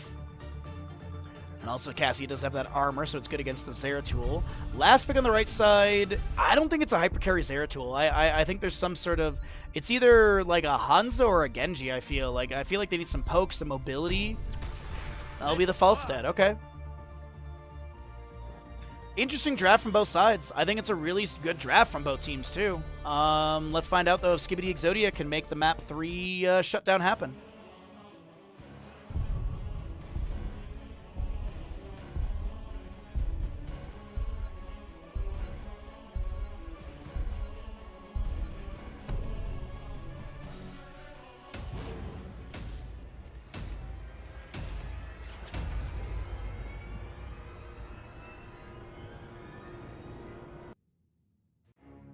Alrighty, map number 3 in our second best of 5 of the day. Think you beat Crazy? Can do that after the game, as we may be heading into the grand finals, but let's take a look here and see what we've got going on. Heroes.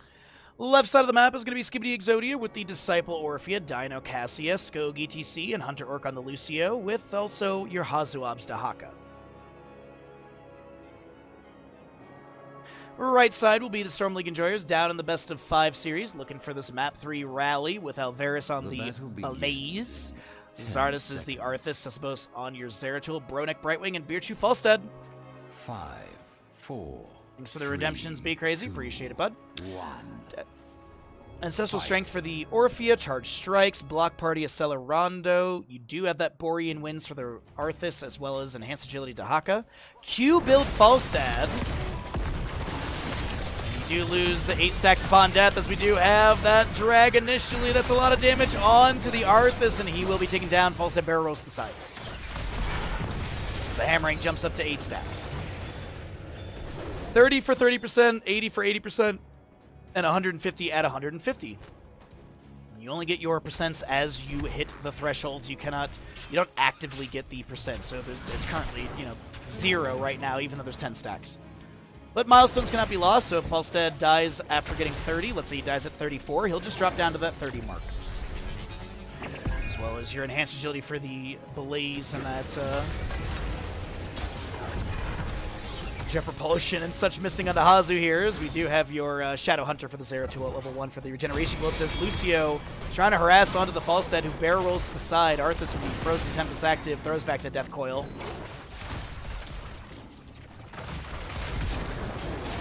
2 and 3 sappers do make it in. This is going to be your other sapper camp stolen away by Skibidi Exodia, at least attempted. Howling Blast lands onto the Cassia. Hammering out on Lucio as well for a little bit more stacks for the Falstead, trying to get to that 30 mark as quickly as possible. Can they clear this before the charge happens? It looks like absolutely. As Lucio put a bit of harassment onto the Zeratul mid lane, they'll be able to split away from each other. ETC, I think he might have been seen stepping out of that bush for a moment by the Falstead. I'm not 100% sure. As we do get a rotation back into mid lane. ETC, Ball gets the power slide through Blaze's Jet Propulsion before it connects for the stun. As Dark Swarm is active, Cassia Lightning Fury is going out. That is going to be a drag onto your Arthas, as he does get the Soothing Mist trigger. The power slide from ETC into the Brightwing afterwards with the Face Melt as well. And that is going to be a Brightwing who lives! I thought she was going to get taken down there, but not going to be the case, as Zeratul grabs another globe for top lane, starts working on the minion wave as Hazu is here.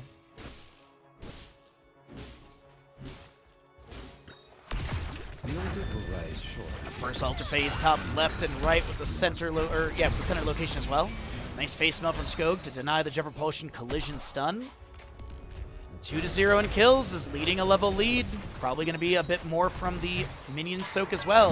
That's about 700. A little bit from mercenaries. And a touch from the structure. So it all adds up to about a level lead, 2,000 experience or so.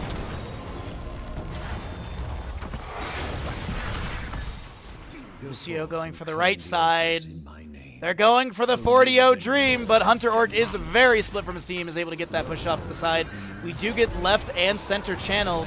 Is there going to be an interrupt onto Alvarez? Does Skog have the face melt? They do. They are rotating in. Falstad and Orphe in the bottom lane. The jump proportion landing onto the ETC, and Skog and friends can't make the 40-0 Dream happen. Where's Kaimo to say the thing? Doom to the Gravekeeper. Fire the towers! Destroy the Raven Lord! Hammering going out.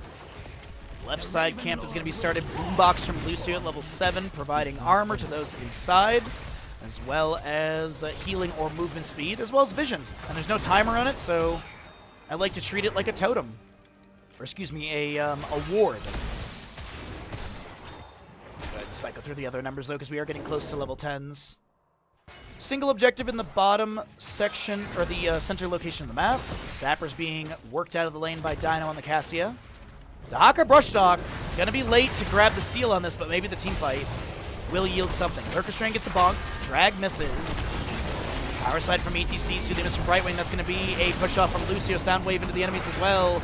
A very low Arthas will get the face shift from Brightwing. We do have that boombox up in the bush, and this is going to be no kills yet. That is Orphea with the Shadow Waltz hit to take them down. That is also gonna be Disciple landing more damage into the Arthas. He'll be picked off, and as you hear Lucio cheering on his ally, oh yeah.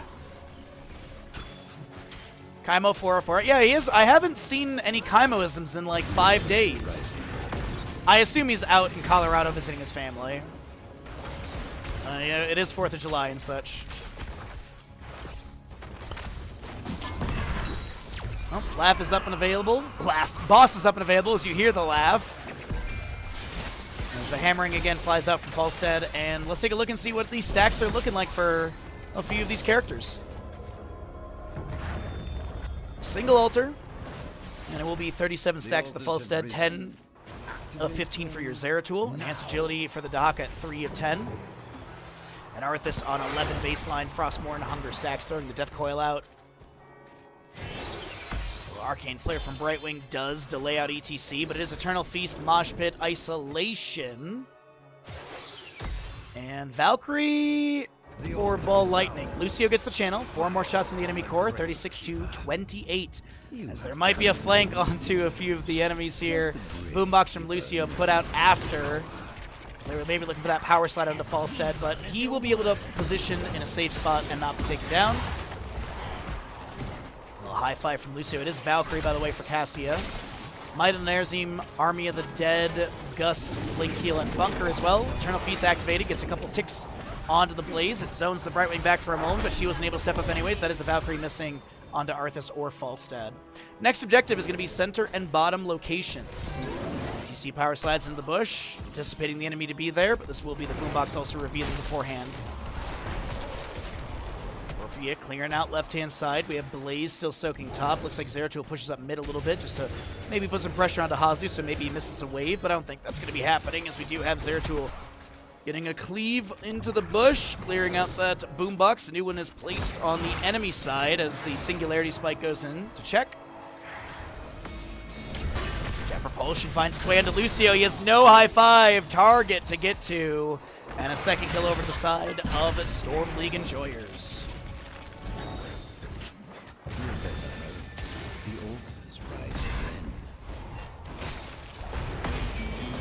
Face melt from ETC, Jet Propulsion goes out onto him as well. Zeratul looks to step up, he gets polymorph, and Skog gets taken down. A turn in this map number 2 so far, or map number 3 so far, in favor of Storm League Enjoyers. The early game, yeah, a couple kills did go over to your Skibidi Exodia crew, but Storm League Enjoyers are just doing a really good job with this. Be swift, heroes. Do not let the Gravekeeper. If they get both of these, they can at least find parity on the map and make it 28 up. Get bottom. 32 to 28. this realm. Zeratul goes to clear mid lane. The Twin Flames going out as well. Howling Blast finds its way into Orphea. Phase shift from Brightwing onto the Zeratul as the False Barrel rolls in for the hammering hit, but doesn't get it. The Mosh Pit from ETC will be coming through the Eternal Feast as well. The Valkyrie pulls Falstead out of the Mosh Pit. The Gust will be then utilized. Falstead still a little split from his team, but that Valkyrie might have been a misplay as the bunker does come down from Blaze, and Falstead still alive. This is Brightwing able to blink to the side as well. Disciple dashing after the Shadow Wolves hits. We do have Blaze also being pushed around here. ETC Power Slide misses. Is there a drag from Hazu? Does have that Feeding Frenzy level 7 for the auto attack cooldown, but Disciple goes for the channel, and it looks like this will be objective given. So we still have an 8-point lead Bring down the Gravekeepers. in favor of Skibidi Exodia, 32-24. But 13 talents here faster on the right side by quarter level of so. A Howling Blast lands into the bush. The Art is pushed back by a Face Melt of ETC. As the Sapper camp for bottom lane will be cleared away.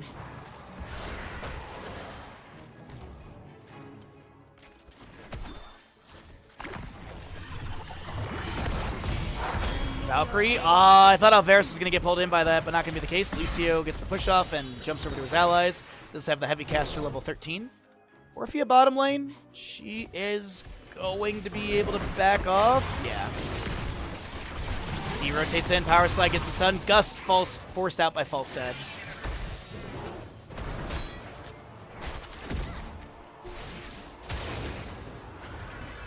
Phase shift into mid lane. That is going to be Cassia. I can't believe it. Wait, Zeratul goes over the wall for the potential kill into Dino, who's going to fend in, and that is Zeratul taken down.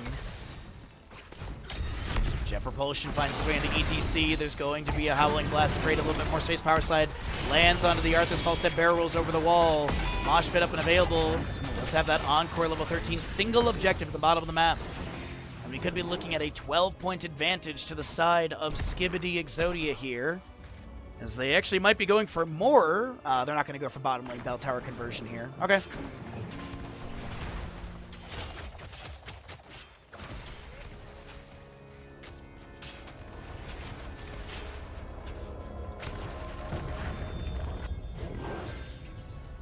Trying to adjust the headphones here a little bit on my head. Claim the altars. Alright, so still about a quarter level to half a level lead. Dino going for the channel, no bell tower conversion, no advantage shot. I don't think Arthas will be able to get the Howling Blast, and that'll be Dino with the 4 shots in. So yes, it is a 12-point advantage, 32-20 in this game. Number 3. Skibidi Exodia looking to advance into the grand finals. Up next, single elimination bracket. Zeratul on the left-hand side for the potential flank. Power Slide in from ETC. Eternal Feast is going to be there as well. The Gust from Falstead utilized. Face Melt from ETC pushing back the enemies. Eternal Feast will expire. Howling Blast going out. 2 Sappers still available. One of them cleared out. The Valkyrie misses. As Power Slide from ETC tries to find the Zeratul, but he's able to blink away. Orphea Mind Devourer level 7, already up to 23 of the 30 stacks for that. It is 16 talent tier advantage in this poke. We do have the fort down to 50%. Danger ping behind as Dahaka's not showing. Currently just chilling in the boss pit bush as he is feigning that he's actually going to brush talk in. As the grumble or the announcement is there to lands the Singularity Spike. Dahaka goes in for the drag onto the Arthas. That will land with the elongated tongue. The isolation met by a polymorph. And Falstead will be able to float on out as the minion wave is currently working on this bell tower. And we could see Has destroyed a fort. 5 shots into the enemy core with the next objective. Still haven't had the announcement yet. 70 stacks for the Falstead. We also have Blaze currently pushing this wave up in the top and needs to back away. Sappers and bottom could be fed in. This is going to be Eternal Feast activated. High five from... Oh, Mosh Pit from ETC. Got a 10-second cooldown, but then immediately cleared away because Face Melt Encore. I heard it go off. Maybe it was a weird audio thing. Valkyrie tries to pull a target, and that's 3 Sappers over the wall. I mean, all 3 objectives plus boss is GG, but that's a really tall glass of Heroes of Storm to drink there. As we do have Falstead flying in. Dahaka low, has to back away, does have Essence. He does not have the Burrow activation in time. Cassie gets the bottom lane. It is 4v5 in this top area. Or 3v4, or 3v5 currently with the Cassia still rotating. Right side was picked up. Lucio gets 1 delay. 28 seconds on the Haka. No brush stock available. Jet Propulsion finds its way into Dino here. Hammering from Falstead's coming through. Mosh pit from ETC is pretty massive. Zeratul is going to cancel the channel. The Eternal Feast is getting tick after tick of damage. And this is going to be a downed member fight. Going over to the side of Skibidi Exodia, but they still have a lot more to go through here. Cassia on her way. Dahaka on his way in 6 seconds.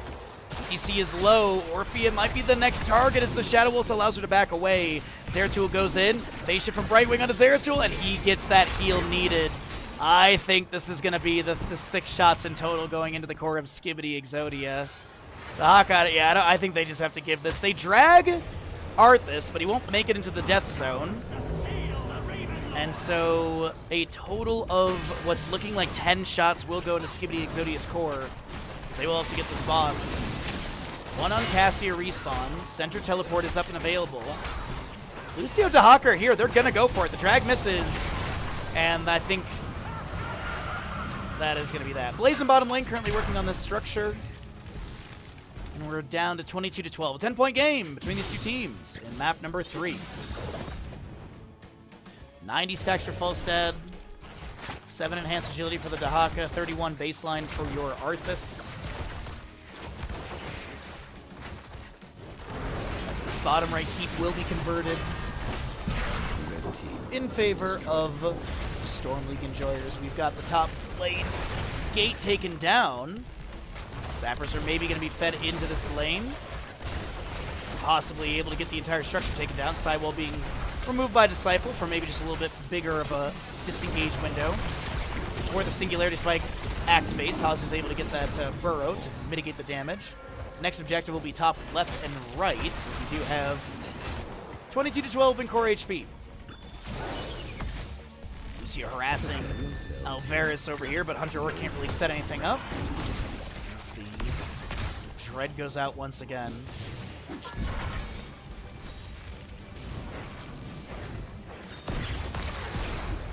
Shadow Waltz dash once again, too, from Orphea.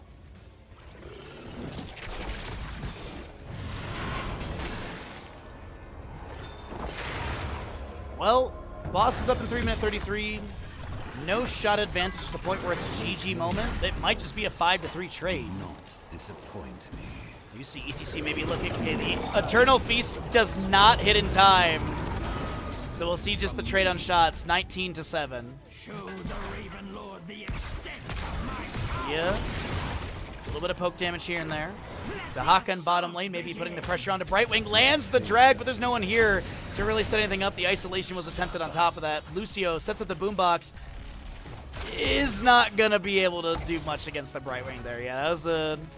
Boombox eats some tower shots. There's that. It's not like we have ammo, though.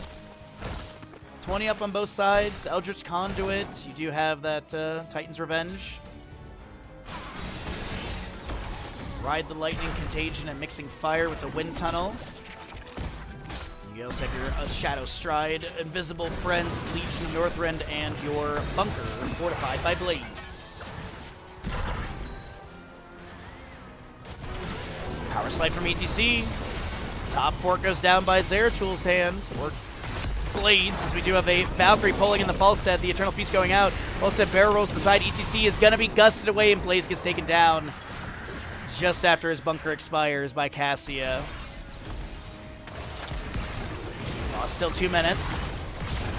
Chomp from Orphea lands. The backbiter getting the immediate dash with Mosh Pit going out, and that's going to be Zeratul and Arthas taken down. Single objective in the middle of the map, as this could be 5 shots going in of the 7 needed. But I don't think there's going to be any bell tower conversions in time. Lucio with the Mixing Fire activation to Buchu, who's able just to back away. And yeah, this is Boombox eating some tower shots. Sapper Camp is going to be grabbed as well. Maybe they can feed in the Sappers plus these shots, and that'd be GG, but Right Wing Falstead. I mean, Falstead doesn't have Gust for 15 seconds, and yeah, there's the assist. Like, hey, if we get this fast enough, we can beat the Death Timers with the Sapper rotation, and absolutely that's what they're going to be attempting here. Valkyrie just came off cooldown. Big commitment to bottom lane. Blaze is here as well. Brightwing soaking up a little bit top. She'll be able to hyper shift onto Falstead to give him full HP. Gust from Falstead, Wind Tunnel. The Valkyrie was attempted. ETC goes in. The Wind Tunnel pushes back the Sappers on top of all of this.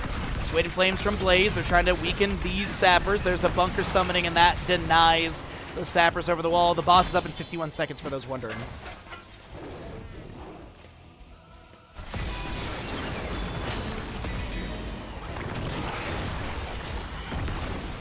Still holding control over bottom bell tower. Dahaka heads to top to soak up and clear out the incoming minion wave. We do have top left and right objective, as I mentioned. 30 seconds for boss. Keep an eye on that timer, because that seems where we could see a GG moment, or it could just be the next objective.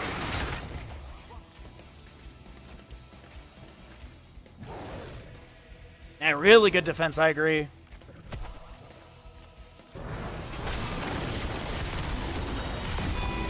He tries to power slide in, is unable to make anything happen against the Arthas. He throws back a Howling Blast.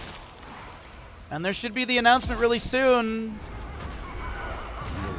for the objective as well as the boss. A lot of game-winning stuff in top lanes. We do have this camp over here to be grabbed. Zeratil's thinking about maybe jumping onto this, but he's not going to be able to blink over the wall. He is completely invisible currently.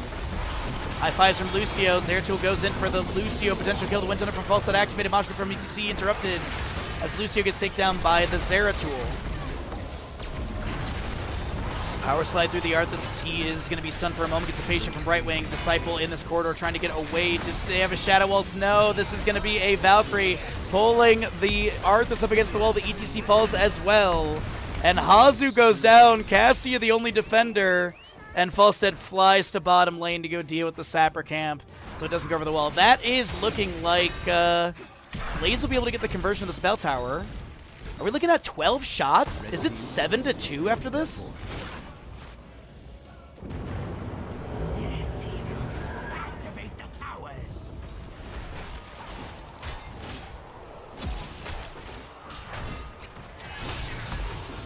Wow. Storm League enjoyers with a handful of picks here, able to get an advantage on the map, or at least able to build up some momentum on the map. As I said, 7-2 in these shots. We have Zeratul blinking over the wall. As Falstad gets bottom right, we do have the mid lane being converted as well. They need to get this top lane converted back over in their hands, so the barrage doesn't begin, but Zeratul harassing. I don't think he's going to be able to stick around too much here. I know, you can't take a non-ending boss. I know, right? So many non-ending bosses. So top lane goes back in control of Skibidi Exodia. Chomp going out as well. Dash back from Disciple. Howling Blast misses onto Skog. Yo, what's up, Rommel? Congratulations on your watch streak.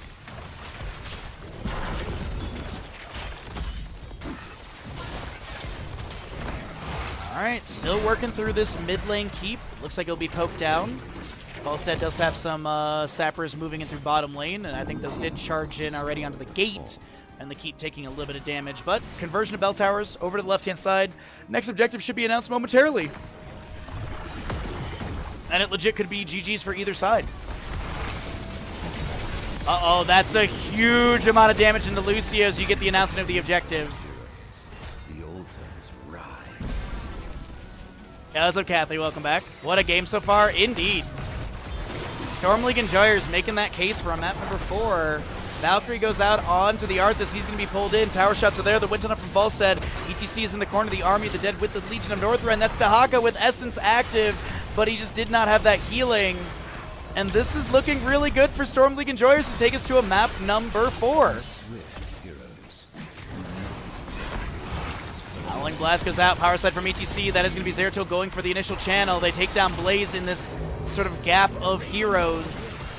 And it is a 3-2 kill, or 3-2 core game. Cassie a little bit low. Valkyrie, 25 seconds. The Eternal Feast is available for Orphea. Power slide from ETC. Moshpit. Zeratul is going for the channel, though. Zeratul, can he get the channel? Orphea activates Eternal Feast. That delays once, but ETC will be taken down. And that's Cassia falling as well. It is a lone Orphea to make the big YouTube play. Chomping and missing the Shadow Waltz. Does Disciple have well tap? Not for 66 seconds. Shadow, okay, that's a Shadow Wall. Orphea going in, trying to get any sort of dread hit onto the Falstad, who barrel rolls forward. Orphea chomps. She's got some decent healing. She's gonna be able to take that Brightwing! Lucio's on his way! Lucio's here, push off, high five! Oh my god! Finland! Don't ever doubt Disciple Orphea, ever! Oh my frickin' god! Gee, frickin' jeez!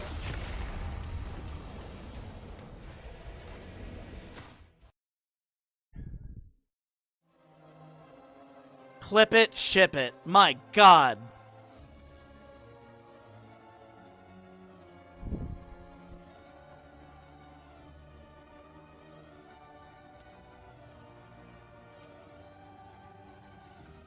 Denied.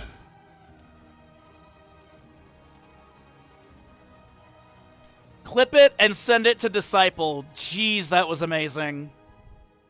Let's get ready for the grand finals, everybody. Let's get ready for the grand finals, as it looks like we've dropped some more subs, unfortunately, so we do have to update our sub count stuff, and then, yeah, we'll do that while the ads and stuff are running. But, GG's, let's head into the grand finals. We've got Skibidi versus Sirs, I think it is.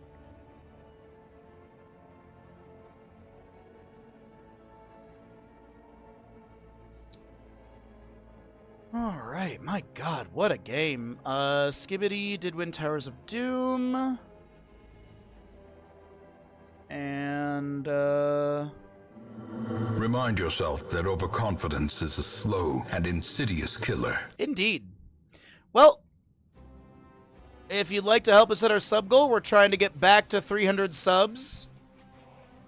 As we will have, we're 12 subs away, so if you're enjoying yourself, if you are happy that I powered through the audio issues and didn't cancel stream, be sure to consider subscribing, all that good stuff.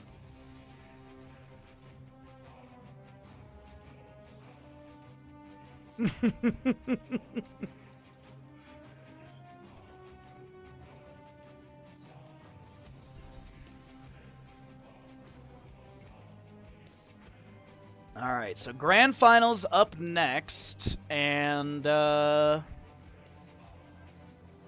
is, yep, Skibidi versus Sirs.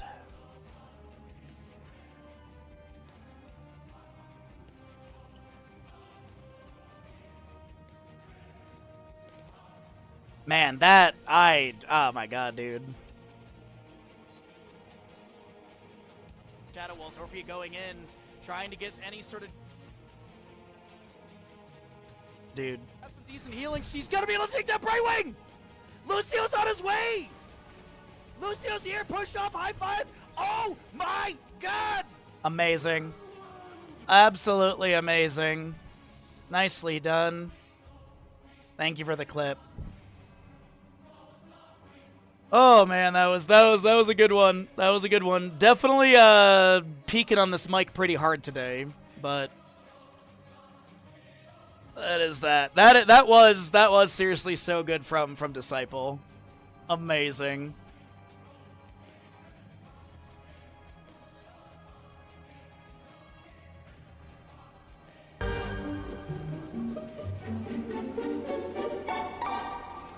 Welcome in, Raiders from Caldor's stream. Thank you so very much for the raid, my friend. I appreciate it. Yes, we do have follower mode on. It's to get rid of the bots that are annoying. So be sure to hit the follow button and welcome on in. Thank you again, Caldor, for the raid. As I know you had something to get up. You had plans this afternoon and all the good stuff. So all that good stuff. All that. Thank you again for the raid. We're getting ready for the grand finals. Thank you for the shout out as well. I do have audio issues today, so we are using this headset. My mixer for my XLR setup, I think, is completely dead. It literally died like 10 minutes before I started the stream. So we are using this headset today. Audio's a little bit on the weird side, but it should be good enough. And thank you again for the raid. I appreciate it greatly. As some of you may have been in ads during that, but thank you again for the shout-outs. I appreciate it. Thank you again for the raid, and hopefully your afternoon is enjoyable. So what we're doing right now is we have got a 5 to 10 minute break between this game and the grand finals. Skibidi Exodia opting or requesting for the for the little break here. So we're just waiting for that break to be concluded, and then we're going to get going into the next games. Weird look at Hedgehog. Oh, Bandits, yeah. He's got a lot of Hedgehogs. There's actually 2 of them over there. There's a couple in the living room. But no, he is very sleepy today, as yesterday we went over to one of my neighbors' houses to hang out outside for 4th of July, so he got to run around and chase after all the kids and stuff. So he had a good time, and he's already pooped. Granted, we also did a mile walk this morning before stream, so all that good stuff. But thank you again, Caldor, for the raid. Be sure to follow the channel if you're not. And if you're sticking around for the grand finals, I do appreciate it greatly. And as I said, I got some audio issues today. My XLR setup, I believe, has died. And so I've got some backup stuff. But I'm going to try and figure out if I can fix this this mixer. Because it's a $200 mixer that I'd really like to not have to throw away. I'd really prefer not to have to throw away my really nice mixer. So there is that. And yeah, once we get through the little bit of a break here, we'll get into the grand finals of the Skibidi Exodia versus Sirs. And also, if you happen to have a Prime Gaming available, be sure to utilize your Prime Gaming.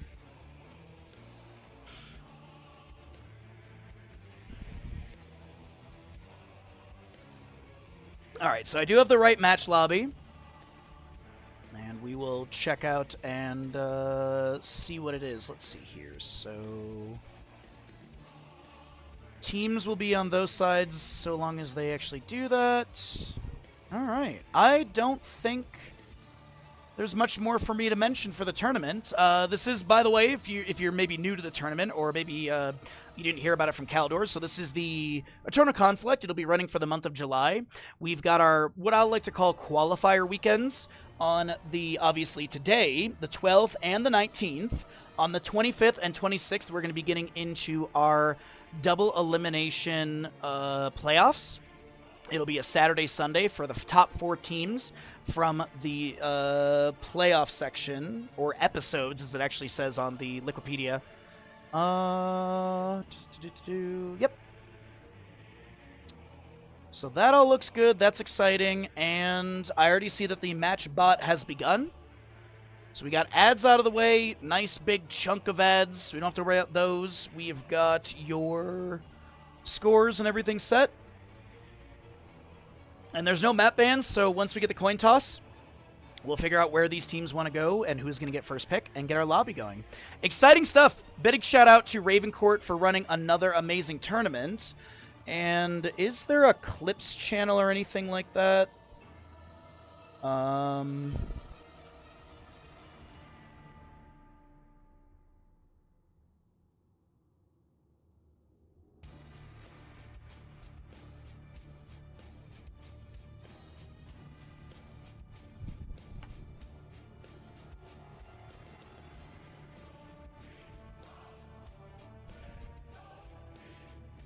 What's up, Cam? Good to see you, bud. Happy Sunday.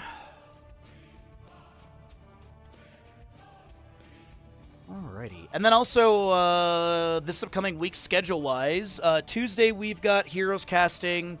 Wednesday is going to be more Final Fantasy VIII. I've never played it before, and it's our first playthrough. Thursday will be more Heroes casting. Friday is going to be probably the same thing we did this past week. We'll do some Heroes casting. Then I think we're going to be doing Puzzle Game with Day. We're going to do the latter half of the Kiwis game, I think.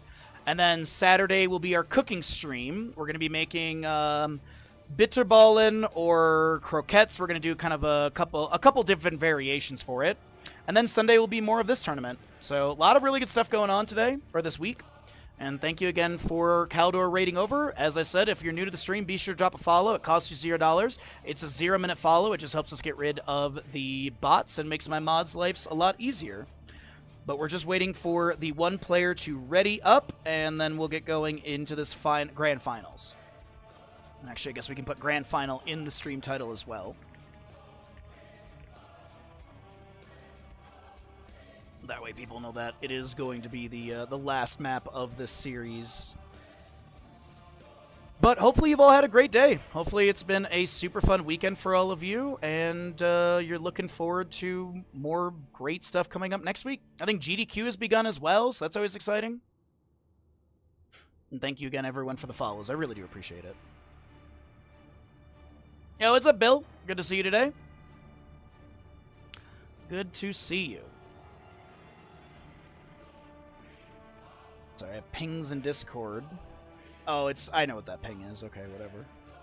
No need to worry about that. We are just waiting on the Dino to join the draft lobby.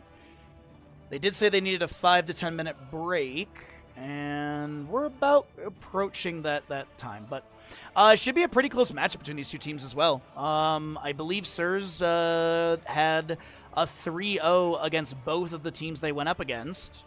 So we'll see if the Skibidi Exodia will be able to take any maps off of them, or if we'll just see a 3-0 Grand Finals. Skibidi Exodia versus Storm League and Joyers, though, was a 3-0 as well, so we'll see. Should be a pretty close matchup, though. How was my yesterday? Pretty good. We took Bandit for a walk after stream. I walked by the outdoor party that I was going to, and they were like, oh, just come over now, like, because usually I don't bring over Bandit unless there's, like, other dogs there, because some people get weird about that. And they were like, no, Bandit's chill, like, come on over. So I hung over there for, like, a beer, and then right before I was going to take Bandit back, the host was like, hey, I'm literally about to do burgers on, like, the not vegan grill. Do you want one? I'm like, yes. So he made a bunch of burgers. I ate 2 of them. Had a couple beers, chatted with some friends, chatted with some neighbors. It was a good time. It was chill. Got to see a couple old neighbors that used to live in the neighborhood. They live off of a different road now. They're a bit further away from us, but some really nice people. So it was just a good time. Just a good time hanging out with a lot of friends. Lobby is ready, everybody. Lobby is ready.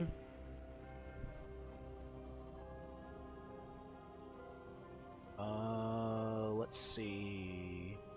/lobby link.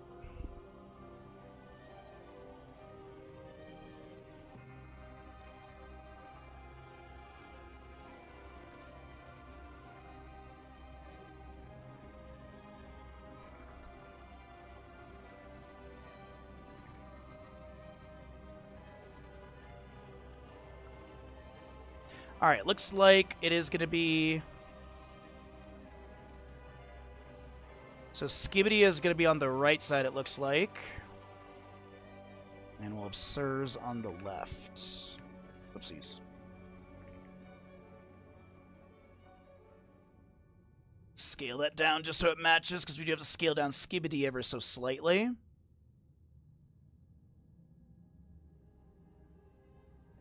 Alright, that looks good to me.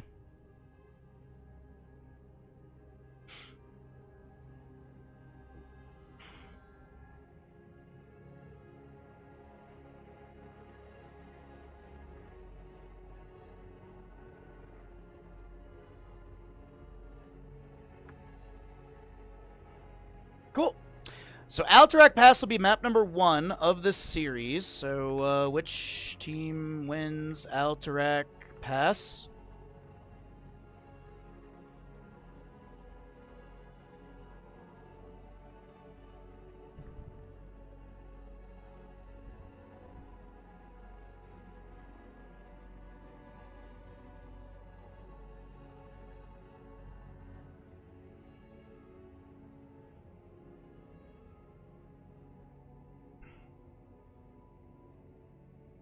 Alright, so this is going to be Sirs on the left, Skibidi. How do you even spell this stupid word? S-K-I. There we go.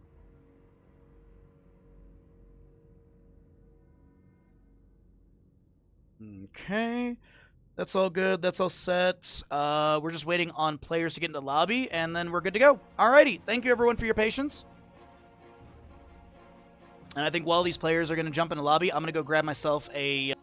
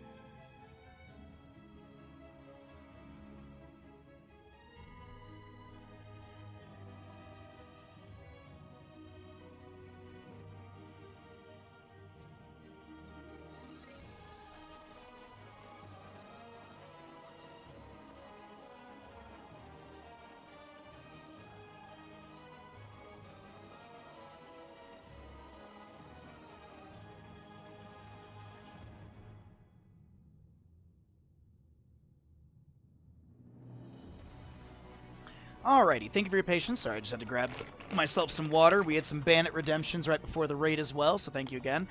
Nice mug. Yeah, it's made by a local artist up here. She usually does the mugs for a local brewery, and the mugs this year were kind of whatever, but then she did these, and they were like 20 bucks, and it was so worth it. So I love it a lot. We have passion fruit tea today. That is the tea of the day, is passion fruit tea. Yep, thank you to Be Crazy, I think it was, about 40 minutes ago. So, yep, Be Crazy, thank you very much. So, next map is ready. We just got to get our last player in from Skibidi Exodia, and then we'll get into the grand finals of this series today. Thank you again for hanging out, everyone, and appreciate it again from Caldor for Caldor raiding on over. And if you stuck around from the raid, thank you so very much. I really do appreciate that. If you're new to the stream, drop a follow if you somehow ended up here. We do stream 6 days a week. We do a lot of Heroes of Storm content, and we are praying that Blizzard will hire us for BlizzCon, because BlizzCon's like 69 days away, just about. Just about 69 days away, so,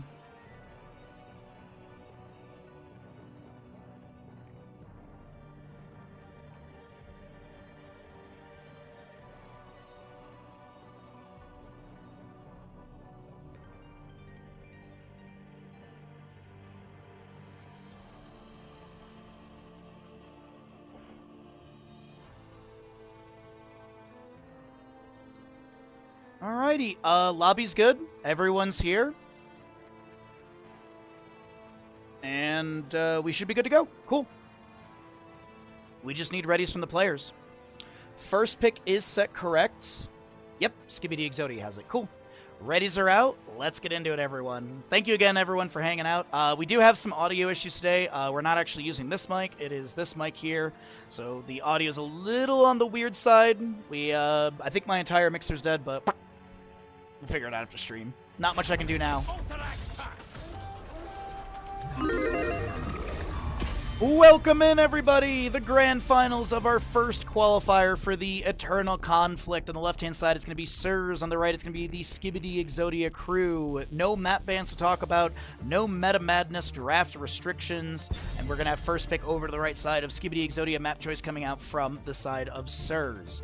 Alterac Pass to start things out. We've been seeing a lot of Alterac today, and I'm not opposed to it, personally. I think it's a really fun map to watch, and I think there's some really cool drafts that you can have. Double bosses, you have one in top and bottom of the map. You also have your true objective, which is the null pack through mid. Audio's fine, at least for you. Thank you, I appreciate that. It's usually like a little bit more crisp and clear. I do have a limiter, but it's going to peak and crackle a little bit, I think, here and there.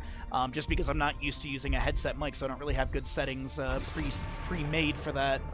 But the Chromie will be first banned. Also, I appreciate the feedback. It means a lot. So the Chromie will be banned away. She's been perma-banned by Skibidi Exodia. I don't blame them. She's really annoying to deal with. Her level 20 or level 18 Unraveling is just absolutely wildly strong.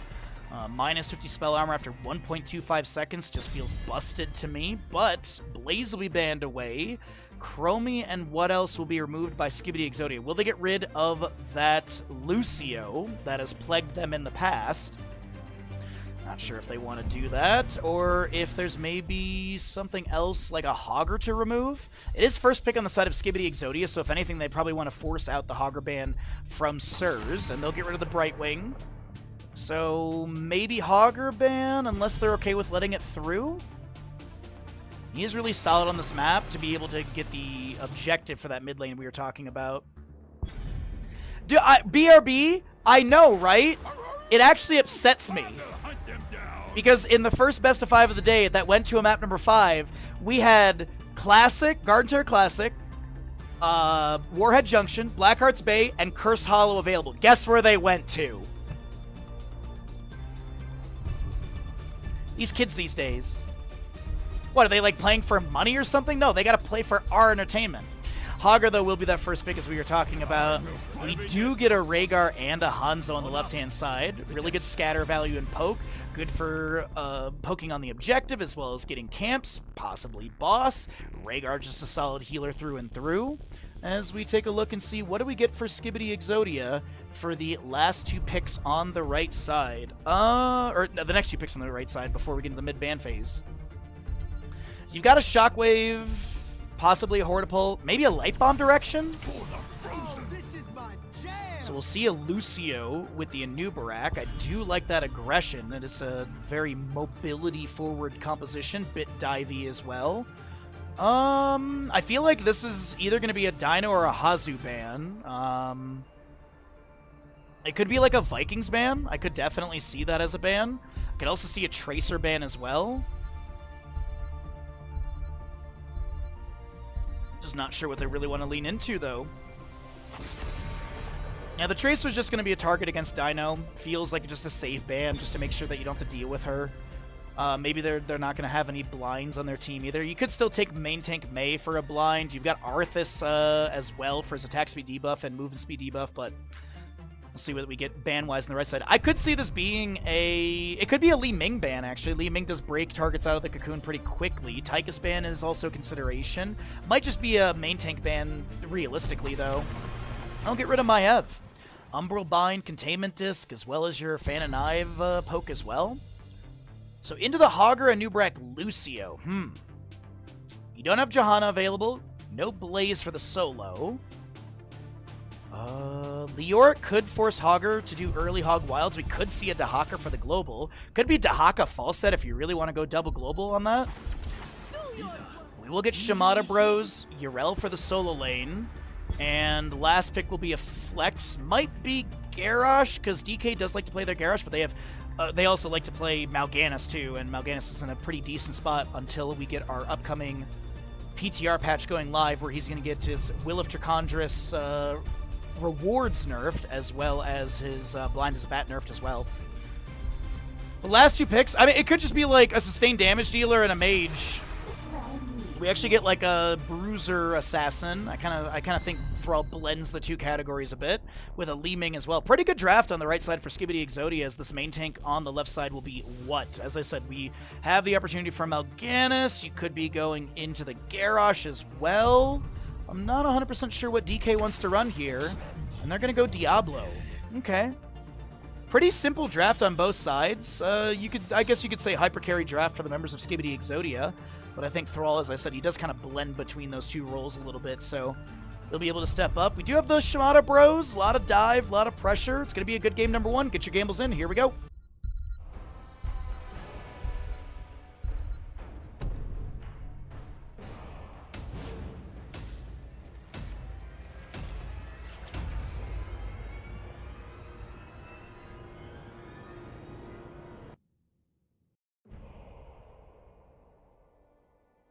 Fixed it? No, I didn't.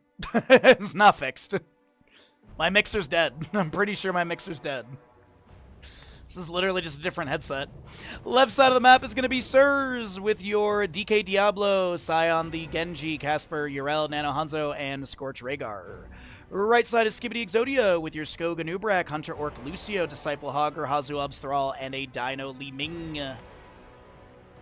A Celerando for the Lucio. It is going to also be on the prowl for Hogger level 1. We do have your Soul Shield Diablo, as well as your Cyber or Agile Dismount for the Genji, Dauntless Yrel, and Colossal Totem Rhaegar. Aether Walker on your Li Ming. Legion of Beetles, Maelstrom Weapon for the Thrall. And last but not least, Hanzo goes Simple Geometry. Get some vision set up here, as we do get a couple auto attacks from Lucio poking onto the Diablo early on. Scatter tries to get a hit onto Hunter Orc, and not going to be landing. Righteous Hammer from Casper does get a small bonk. Avenging Wrath over the wall, but Thrall has the read. Immediately Feral Spirit, and I think was trying to step up with a Maelstrom Weapon Wind Rush activation to try and get some early stacks. 25 is going to be the first milestone we're looking for the Thrall, 55 for the second, and then Mythic at 100, which I don't really see many Thralls hitting. Especially with the amount of games that I cast in different divisions, too. It's a little surprising. We haven't... The highest I've seen a Thrall go is like mid-60s. Righteous Hammer triggered by Yrel. The Feral Spirit is sidestepped. Thrall steps in, but here comes Diablo. As we do have an immediate pause, and we'll figure out what that pause is for.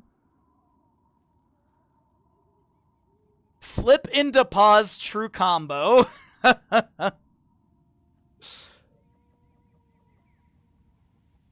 Well, One of the players just needs a second or two, and then we will get back into the game. Alrighty, let's see. Anything really major to note outside of the Maelstrom 5 stacks? No, not really, but it looks like the readies are already being requested, and we'll get back into this map number 1 of the Grand Finals in just a few seconds here of the count-in. Fire Stomp out from Diablo, Arcane Orbs poking in, Chain Lightning bouncing around, the null pack of mid is going to be crashing in from both sides a little bit faster, picked up by Disciple on that Hogger. Staggering blow to maybe push back the enemy wave, but these will be, I would assume, neutralized. Genji in the bottom lane currently getting a little bit of damage onto the fort gate, and Nubrak burrows out, lands the impale, or the burrow. No impale to be utilized, as that does miss onto Sai. Diablo in top lane does get bursted down by Li Ming. First blood over to the side of Skibidi Exodia. Mic is fixed? No. I'm so glad people are announcing that they left, and they really appreciate that. Lucio a little sound wave onto the Rhaegar. Righteous Hammer will poke onto this Li Ming as well. Just links back over the wall just to get a quick well tap.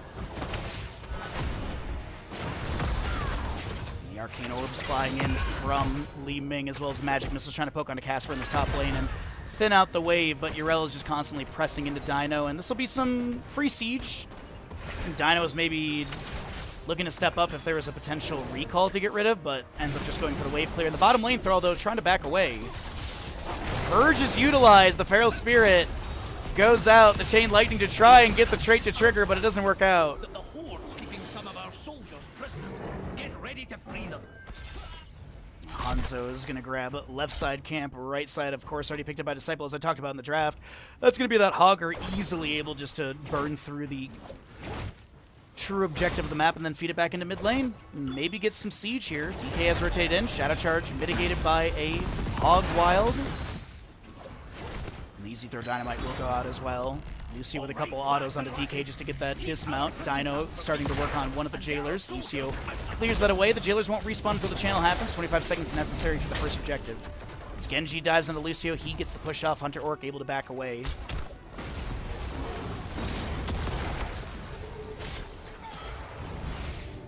Chain Lightning going at him.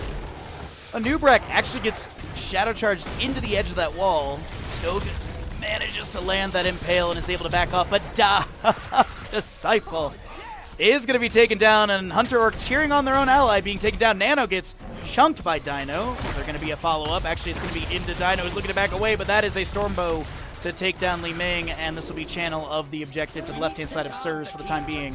Nubrak is going to burrow into mid lane. Lucio with a little bit of auto attack damage to try and clear out this null pack camp before it gets too much siege value. But it's looking pretty promising for this first objective. Death timers are relatively low, but the positioning and control is looking really good to Sirs. Scatters continue to go out. Oh, that's a good staggering blow into the corner, but there's a deflect from Genji that denies some of the damage. Hogger bouncing around. As Lucio is going to get hit with a Righteous Hammer, a Fire Stomp from Diablo in the disengage for any dismounts. Nice scatter from Hanzo, picks up a 10th stack. And the Alliance Cavalry moves into lanes, summoned by Vandar Stormpike. Righteous Hammer will bonk into this Hogger. We do have Yrel doing her best to put pressure onto the Null, but missing the Avenging Wrath, gets the Steed Mount. Just want to peek back into the mid lane here and see what kind of siege is going to be attempted. I see Diablo checking bush as the Nubrak was backing away. Some beetles were summoned by him. As the Genji in top lane is getting chunked a little bit by Dino. I'm also trying to watch the health bars of Yrel for bottom lane. Li Ming with an Arcane Orb to the face, and Genji's like, I don't really care about it. And Dino needs to play it safe here. Magic Missiles continue to fire in. Minion Wave inspired by the auto attacks. And the Cavalry has expired. Next one around 7-ish minutes in game time, as that is going to be a Swift Strike to back away, and Dino will not be able to chase in, nor Hunter Orc either.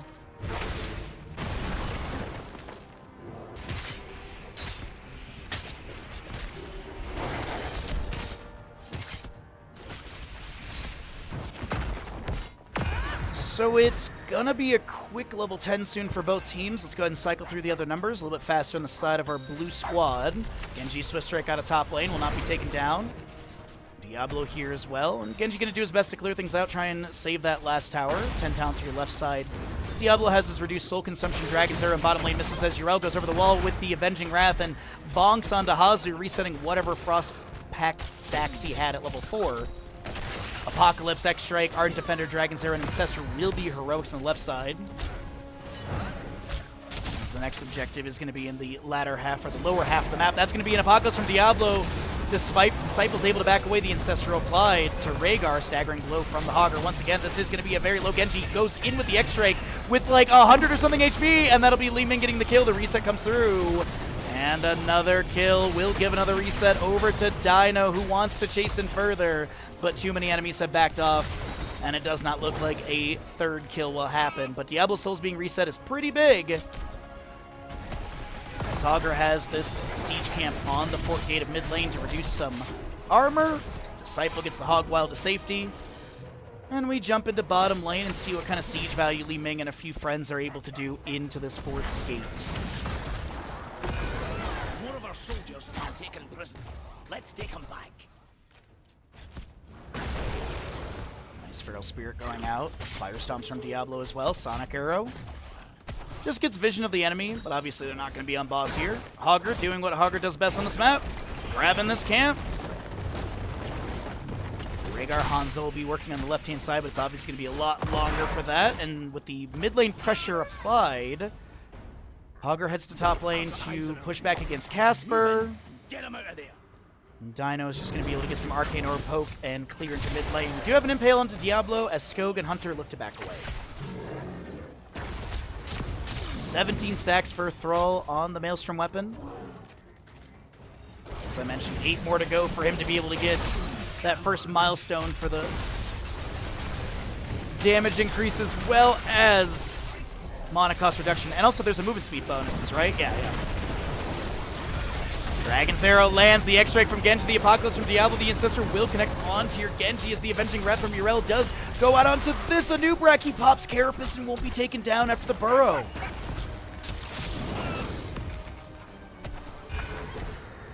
My god. Nicely done. Genji Swift Striking through bottom lane. And that'll be in Loot Horde thrown down, but no staggering blow into it for a stun up against Genji. So as I mentioned, second objective, 35 seconds of channel time, 2 Jailers to defend. Shadow Charge from Diablo into Hogger over here. High five from Lucio. And a staggering blow creates space for Skibidi Exodia to clear out this wave.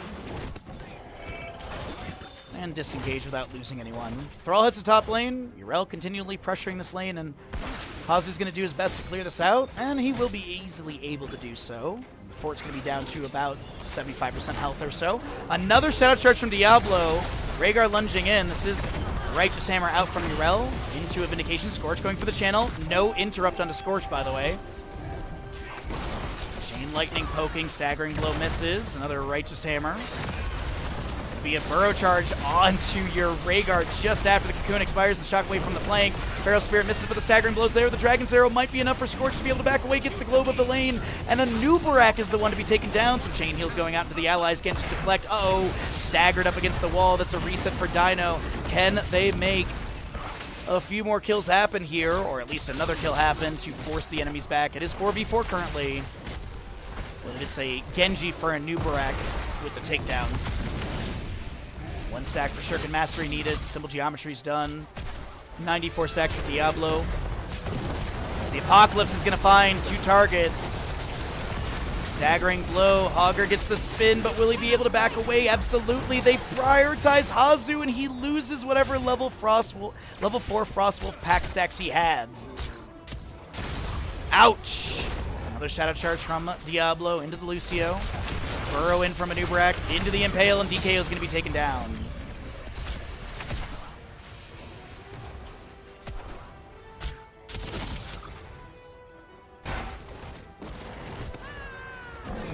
Genji almost is able to jump in here. Shockwave from the Hogger, staggering blow. Can Disciple get the Hog Wild? Absolutely, and now This is maybe a punish onto the Genji. He gets the cyber agility. Yrel eats some of the incoming stun damage. Genji uses extract to back away. Boombox from Lucio to provide vision and gets the auto attacks. Yrel now trying to back away. Hunter work with a little bit of sound gun damage. Righteous Hammer misses, but I don't think Casper will be taken out here. As Sundering Control will be activated into DK. The Dragon's Arrow fired from the latter half of the map as DK is low and will be taken down. 35 seconds on his death timer. We do have this next objective over to the side of your servers.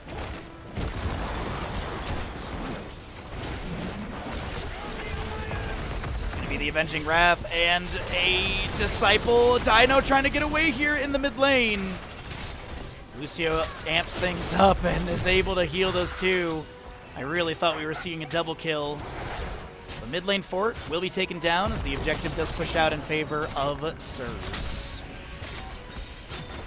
NG chases onto Hazu. Chain Lightning going out. Am I going to stream Kittens versus Enjoyers? I think it's literally going right now.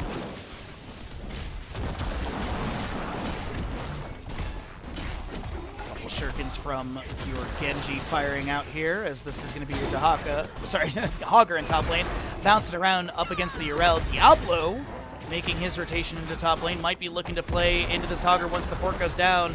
Casper, I think, trying to bait Disciple for a little bit in this top lane. Maybe looking for the Hog Wild. Okay, once that ends, Diablo goes in with a Shadow Charge. And the Overpower is there. Nice patience coming out from DK. As this is going to be Dragon's Arrow missing onto Dinos. They blink away to the side of the scatter with the piercing arrows. Does poke a little bit. And objective is going to be ending through top lane. So the last cavalry to be taken down. As Li Ming is going to be able to blink away after that. High five comes through. Hazu with the Sundering as well, just to create a little bit of space. And the Chain Lightning hits onto Hanzo. Magic missiles will fire out, and this is going to be a boss call out from our blue side squad.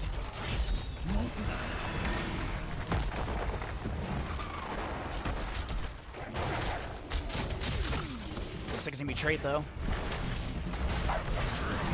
Boombox from Lucio set up. Bosses will be traded. Granted, top lane boss goes into a damaged and weakened keep gate. Bottom lane boss goes to a fort that is exposed. And the next objective is going to be, I think we're still like a minute and a half away from that, so we'll be getting close to level 20s. Diablo is unable to invade this and just tries to get that last devastating charge stack, and now has it. Armor reduction onto the enemy targets with the wall collision. Avenging Wrath over the wall. They're going to try and chase into Hazu.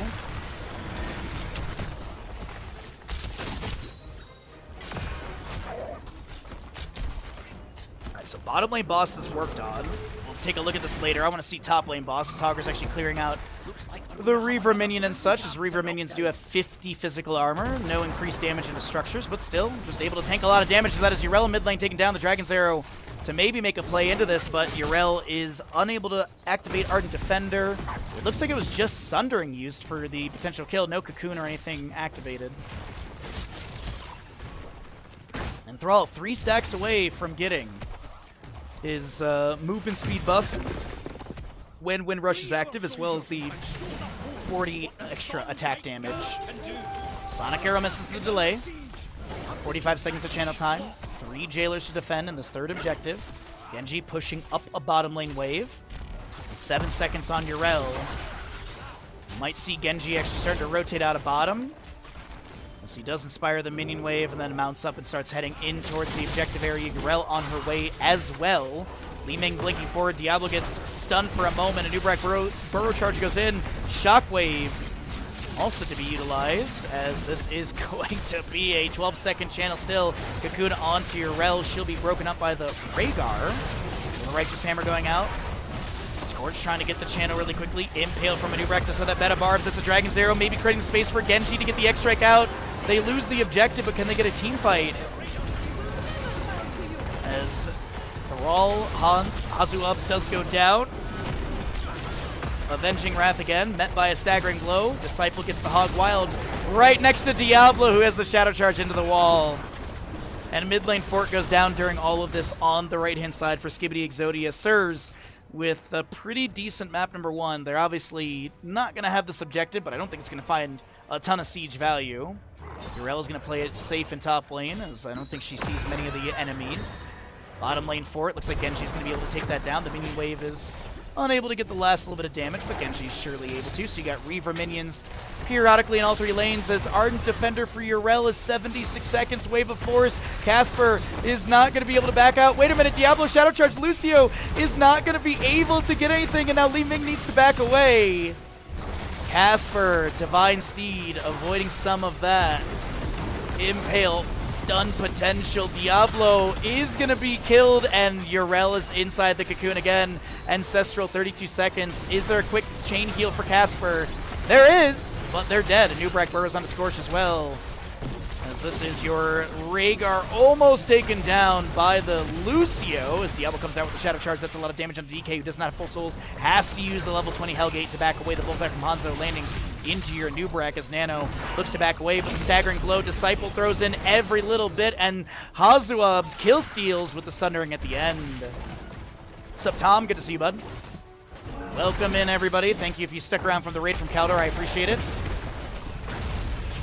So we are here in the grand finals of this first Eternal Conflict event. Chase onto Scorch. Push off from Lucio. Li Ming gets the kill. And the Pharaoh Spirit goes out. Diablo is the next to be taken down. This is going to be a really good turn of events for Skibidi Exodia as they'll steal away this siege camp from mid. Continue to push in through mid lane as well. Legion of Beetles summoning Beetles. You got a minion wave here. Death timers, are they going to be enough to step up? Because the snowpack will reduce the armor of Vandar Stormpike down to 20. But it looks like it's going to be a call for top lane keep. Let's see, top lane boss is 30 seconds, bottom lane boss 40 seconds. Ming is working on that tower as it is going to be cleared up by Thrall. Doesn't seem like our top lane keep will be taken down. Push off from Lucio. Wait a minute, they're going to punish onto the Genji. And they do get the kill. The Sundering, the Feral Spirit misses onto Nano, but this is Lucio. Maybe looking to chase in Hogger. Hog Wild. Okay, this is a cocoon onto Urel as well. The Shockwave lands into this Rhaegar who can't cast the Ancestral in time. Diablo Shadow Charge. We do have the top lane keep still up and available. Vandar Stormpike does deal decent damage as this is Disciple going to bounce into Diablo. Push into the Apocalypse by the Righteous Hammer. Hellgate to back away. As the top lane keep has gone down, Lucio, Boombox is out for that little armor, and this is Skibidi Exodia trying to end map number 1. They were down for a little bit of it, but this post-level 16 has been really good. Diablo Shadow Charge does go on to Disciple, but they have the Hog Wild active. That's a good staggering blow into the Loot Horde as well, and DK tries to Shadow Charge out, but will be taken down by Hogger. Is this going to be Urel able to back away to the Hall of Storms? That is going to be a takedown onto Casper. As the members of Skibidi Exodia, that's going to be a reset onto your Living Weapon X-Strike Genji. And Sai might be taken down next. Bullseye from Hanzo misses. The core will fall, and that's map number 1 over the side of Skibidi Exodia. GG, well played. An amazing back and forth, but a map 1 over to our right side crew.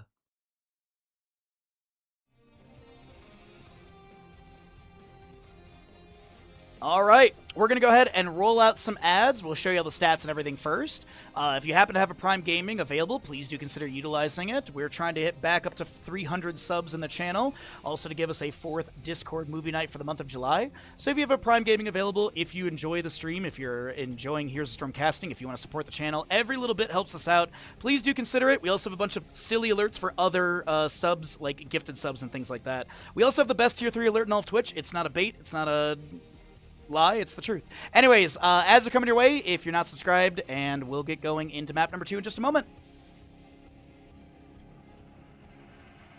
All right, so map number 2. No, I'm in the right lobby. Okay, cool. So score gets updated on the Skibidi side, and then we will pay out the gamble once the stream does catch up. Good stuff, though. Pretty good stuff in that map number 1. Great back and forth. I really thought that Sirs was going to have the victory on that map, but it was just Skibidi Exodia turning things around, and we'll see what the draft's going to look like for the next map as we do get the correct payout going. And where do we go to for the next map? It looks like the losing side opted in for first pick priority. So that means that we'll have map choice coming out from the members of Skibidi Exodia. What's up, Icefire? How you doing, bud? Welcome into all the new followers. Thank you so very much. We do have follower mode on. It's just to get rid of bot stuff. So thank you for following. It's a 0-minute follow. You get some channel points. You can use them to gamble. And you also get me in your quiver of streamers, as I do stream 6 days a week. Monday's my only day off, and we do a lot of Heroes of Storm content here. We also have little audio issues this morning. We've resolved them the best we can, but I'll be working on those after stream ends today, as it looks like I'm done with tea just about. We got some water here as well. What is our lobby going to be as... can we please do same sides? Sirs left.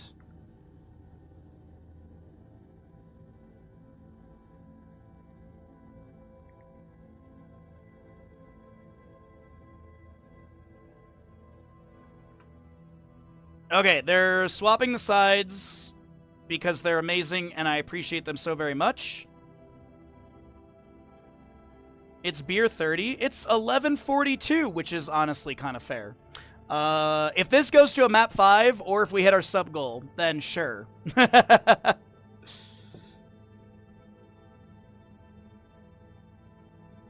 But right now, I've got myself a black cherry seltzer water for when this tea is done, which is about now. Alright, it's Dragonshire for the next map. Quick lobby making, I love it. Good boy, Bandit. Alright, we should have the draft starting out in seconds. We have a Jimmy Buffett hotel thing up here. It's or is it Jimmy Buffett? Dragonshire. I forget. We have Margaritaville is what we have up here. It's awful. Don't go there. Welcome back, everybody, into map number 2 of this Best of 5 series in the Grand Finals of the Eternal Conflict. Our first qualifier episode, if you will. It is going to be first pick on the left-hand side by the members of Sirs as losing squad, as we have Dragonshire, map chosen by Skibidi Exodia. Okay.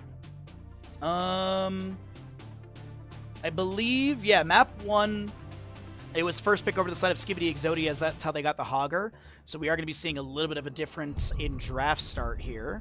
What is going to be the priority ban coming out from Sirs? Do they get rid... Is it like an early Hogger, unless they want to try and grab the Hogger for solo lane? Nah, they'll get rid of it. All right.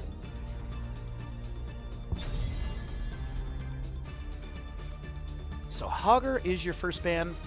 What will we see, though, Skibidi get rid of? It'll be that Chromie that they've consistently gotten rid of. I mean, it's something they don't want to deal with. They don't have first pick, so sure, absolutely. Dragonshire, solo lane is kind of isolated. Sometimes you get that rotation from like a Genji or a Zeratul or something into the top lane. So we'll see if there's going to be any sort of play style with that. Rexxar often gets played here. Yrel has some really good play as well, to being able to Avenging Wrath into the Sunshrine, to maybe gap the enemy, to maybe get some initial channel. But as I talk about Yrel, she is going to be banned away as well. Okay, so no Hogger, no Yrel. Do the members of Skibidi Exodia consider banning out the Lucio or maybe even Sylvanas at this point? Blaze can be a consideration as well. A lot of things that are very strong on Dragonshire that we could be seeing at the start. But we have a couple seconds here. I'd be saying, unless they don't want to play it, maybe the Lucio, but they get rid of Maiev, which continues to be another big ban out from Skibidi Exodia throughout this. You like frozen margaritas? Just go to 7-Eleven. That's the same thing, right?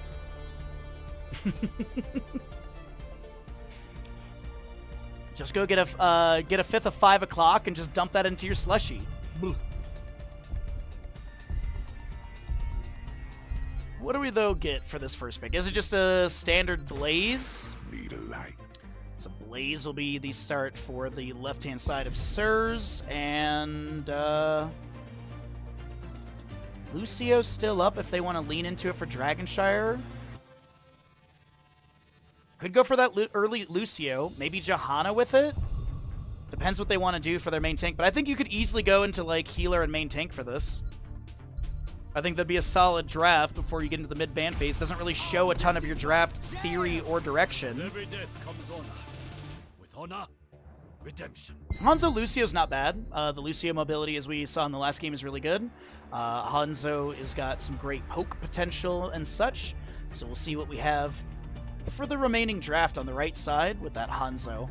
The left side, though, we have a Blaze into the Lucio Hanzo. We do know that DK likes to play aggressive. It could be an early... Okay, no. I was thinking they might actually go into a Diablo again, because I really like the aggression that DK had there. There's a lot of wall collision opportunities as well, but it's going to be a Brightwing, Blaze, and Johanna. Very simple draft here. I could see a Falstead ban. Unless they want to get rid of the Genji again, because the Genji was quite a nuisance. Okay, so Falstead will be removed. I mean, could sustain damage. His auto attack build or Q build is very viable. Flight would give you a second global to maybe collapse onto a target easier. And the Hazu Vikings do get target banned. Okay. Hazu Vikings will not make it into this game. No surprise Vikings at the end. Lucio Hanzo, Johanna Brightwing Blaze. I could very much see a variant with Shattered Throw, because Blaze typically goes, or a common level 16 pickup is going to be that Juggernaut Plating, which is really good to mitigate with Shattered Throw. Iron Skin can be managed with that as well. Looks like it'll be Tyrael and Chen for the solo lane. What is going to be our damage or setup for Sirs? The Sylvanas is still up. I don't hate that at all. Zagara does see some play here and there for Dragonshire. Into Chen Tyrael, though. It does feel like the members of Skibidi are starting to build up a Sergeant Hammer composition. I definitely could see a Hammer in this last pick. I just don't know if they want to do it into the Sylvanas and Genji. Because Genji, like, poke harassment onto Hammer is really annoying. Sylvanas could maybe just go fishing with Mind Control. Haunting Wave Mark and stuff. I think they're considering it. It might just be an Orphea here. Spell Armor, though, there's a lot of Spell Armor on the left side. I was gonna joke about, like, the last second juke in this draft of it being another Bruiser or something, and holy Jesus, it is. Alright, it's a Hypercarry Hanzo. On the right side, you do have that Chen Tyrael York with Lucio. I really like the draft of Sirs better, but let's get into it. Let's find out what we got here for map number 2 in this best of 5 grand finals. Get your gambles in!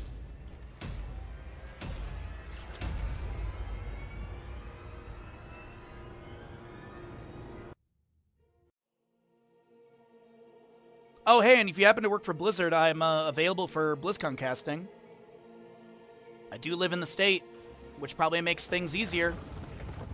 Scorch on the left-hand side for Sirs on the Brightwing, DK Johanna, Sai on the Genji, Casper Blaze, and Nano Sylvanas. Right side is Skibidi Exodia up in this best of 5 series, grand finals, single elimination bracket with Hazuabs Chen, Skog Tyrael, a Disciple Leorc, Dino Hanzo, and Hunter Orc Lucio. Justice for all on that Tyrael as we pick up the Accelerando as well. Gonna be seeing a Unrelenting Torment. You have your Adrenaline Stim Pack, Zealous Glare, Hyper Shift, and Genji with what? Probably gonna be his Agile Dismount. Fealty unto Death, as well as Simple Geometry, and the Accumulating Flames for the Chen. DK pops Iron Skin immediately. We got good odds on the gamble. Thank you for participating, everybody. And you still got 2 minutes to get some predictions in if you want. Is a delay on stream, by the way, so keep that in mind. Genji looks to maybe get into the back line, but he does not have a good angle. Sylvanas in top lane, though, is pushing up. I'm just going to make sure that I have Sylvanas vision held. So we can see who she's got marks on, too, with her black arrows. Tyrael Druin's Might forward. They're going to try and pressure into Sylvanas. The O-Slick goes down from Blaze. And it does not look like there will be a takedown into the Sylvanas atop as Dino misses the Stormbow into his brother Hanzo, or Genji. Sonic Arrow, though, over the wall does interrupt the Hearth, and that'll be Chen with the flank kick in mid lane. Did get a Breath of Fire onto the Jahan as we have that Chen drinking up brew and heading to bottom lane, I assume. Wield the Dragon Knight's power? Prove it. Take control Right wing of the continues to shrine. soak bottom lane. Bit of a shakeup on our solo lane situation right now, as it is going to be a Hanzo as well as Lucio. Leorc in the top lane, flying kicking from the Chen as they're looking to invade this camp. We have the Druid's Might over the wall. The Facial from Brightwing is going to go through, as it looks like it is going to be a DC onto one of the players here. So we're going to go ahead and pull away our vision, and then we'll go ahead and get back into this once we have our DCs figured out. Alrighty, 32 stacks early on for the Sylvanas is not too bad. You do have also 7 simple geometry stacks for that Hanzo. Not a bad early game build for them. And Dragonites are just about announced. Siege-wise, as I keep saying, like if we're looking at like late game scaling and stuff, I really feel like the blue side, the Surge draft really scales well into the late game. Sylvanas damage, you got Blaze with Collision Course at level 13. Johanna possibly blinded by the light at level 20. Maybe Radiating Faith, Brightwing upgrades as well. It's a really good draft, but I mean you also get maybe Piercing Arrow for the Hanzo. I could see Giant Slayer potentially. It's just I feel like the poke is there, the mobility is there. I just don't feel like there's like fatal damage coming out from Skibidi Exodia. I feel like that's where they lack, is that possibility to really burst people down, kind of like how you have with like a Li Ming or a Jaina or even Greymane, you know, his dive and his Dark Flight in with Razor Swipes and such. So right now, we're just waiting for our DC to subside, and then we'll get going into this map number 2. As it looks like our Twitch gamble has closed out as well. Alrighty. Really fun day of games today. And the best part is we have more coming up next weekend and all throughout next week as well, as we're going to be doing some Heroes Lounge on Tuesday and Thursday and Friday. All right. Getting into the late game, though, taking a look at level 10 fight potential with a Blessed Shield, X-Strike, Bunker, maybe Mind Control, as well as your Blink Heal for Brightwing up against what would I assume to be a Dragon's Arrow, High Five, Entomb for Leorc, Wandering Keg, and Tyrael. I could see Judgment from Tyrael. The dive is there, but as I keep saying, I don't feel like there's that fatal damage. Maybe it's just going to be an all-in single target sort of situation. You get like a Judgment Tyrael and then a Dragon's Arrow from Hanzo, so you sustain lockdown onto the target. Chen is going to be building up Accumulating Flames, so that could be better. As we get back into the game, Invade into the camp was where we left off. Scatter goes out. Looks like everyone's reconnected. And this camp invade is going to be successful, and as Johanna will be able to back off. Alright, Sylvanas in bottom lane. Gonna try and get some baseline stacks. Lucio rotating down. Haunting Wave will be forced out. And I don't think there's going to be much more. So push off from Lucio, getting onto the point, just trying to get that initial channel. Leorc is holding the Sun Shrine. Shimada Bros in mid lane as Dino's going to get the Sonic Arrow. Unfortunately, an Archer minion will delay, but it looks like Genji was going to jump in here anyways. Johanna's here as well. Tyrael chasing on to this Genji. Sai is not going to be taken down. Hunter Orc maybe for the channel here. Sylvanas is on point, so is Brightwing. And a Shuriken does create the delay, so Brightwing can get that neutralization of the Moonshrine in bottom. We still have Leorc holding top lane. Genji jumps up, and Disciple immediately starts Wraith Walking into the range of their towers. And G-Swift strikes into this... yeah, they won't be able to get this in time. But so far, the control, at least for the dragon as well as the map, experience-wise, is slightly in favor of Skibidi Exodia. We've got a quarter level advantage, and I'm assuming it's from minions. Indeed it is, about 700. A little bit from mercenaries as well. And so it's yielding 1,200-ish in your experience deficit. Or advantage. Hunter Orc maybe getting the channel. Genji will get some shurikens to delay. Sylvanas is on the Moonshrine in the bottom. Push off from Lucio. Casper activates the Adrenaline Stim Pack, and a little Mal'Ganis spray in the disengage as Disciple Leorc is still pushing top lane. Genji. Switch strike onto the Hanzo here as the Facia from Brightwing goes into the top lane. The deflect denies some of the damage. And Lucio has an interrupt onto DK's heart. Fine kick in from Chen. Sylvanas is going to be able to mark up Chen. Haunting wave to the side. No kill into them or the other. Ignore all distractions, by the way, for Hanzo level 4. Interesting. Nano. Haunting wave will not be triggered. We do have Tyrael in mid lane. Oil Slick and Twin Flames is not quick enough, and that'll be first Dragonite over to the side of Skibidi Exodia.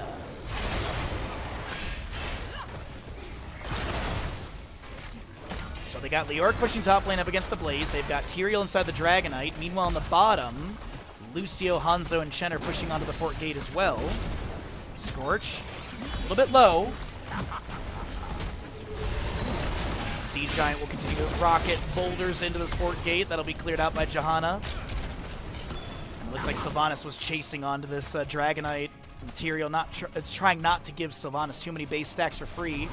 Savage Charge kicks Sylvanas. She did not have that cleanse window with the Haunting Wave teleport. Good attempt.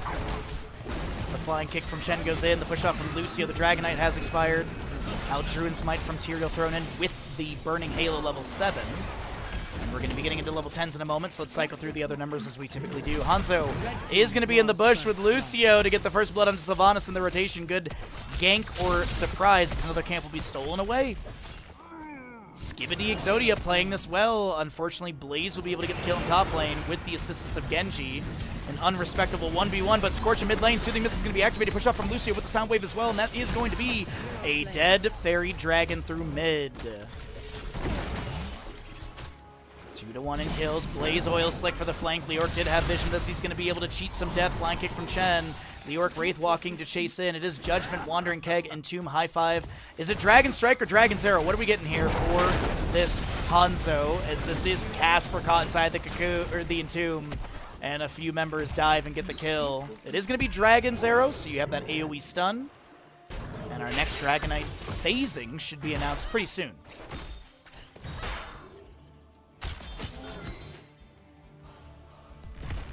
Maybe another invade onto this Bruiser camp. Lucio gets some shielding from Tyrael.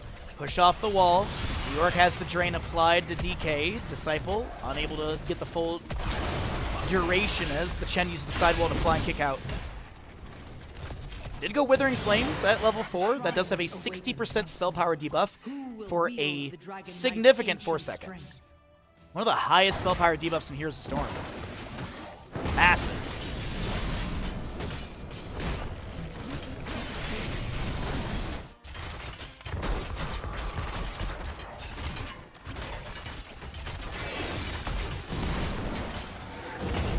Blink Heal, Brightwing, Bless Shield, X-Strike, Mind Control, and Bunker. As the second dragon is ready to go, Disciple needs to leave this point gank with the full channel. Johanna is in bottom, and she'll be able to grab the Moonshrine. Johanna mid lane, unable to get any sort of channel. Chen holds the Moonshrine in bottom. Leorc playing it safe in top lane as our Bruiser camps crashing.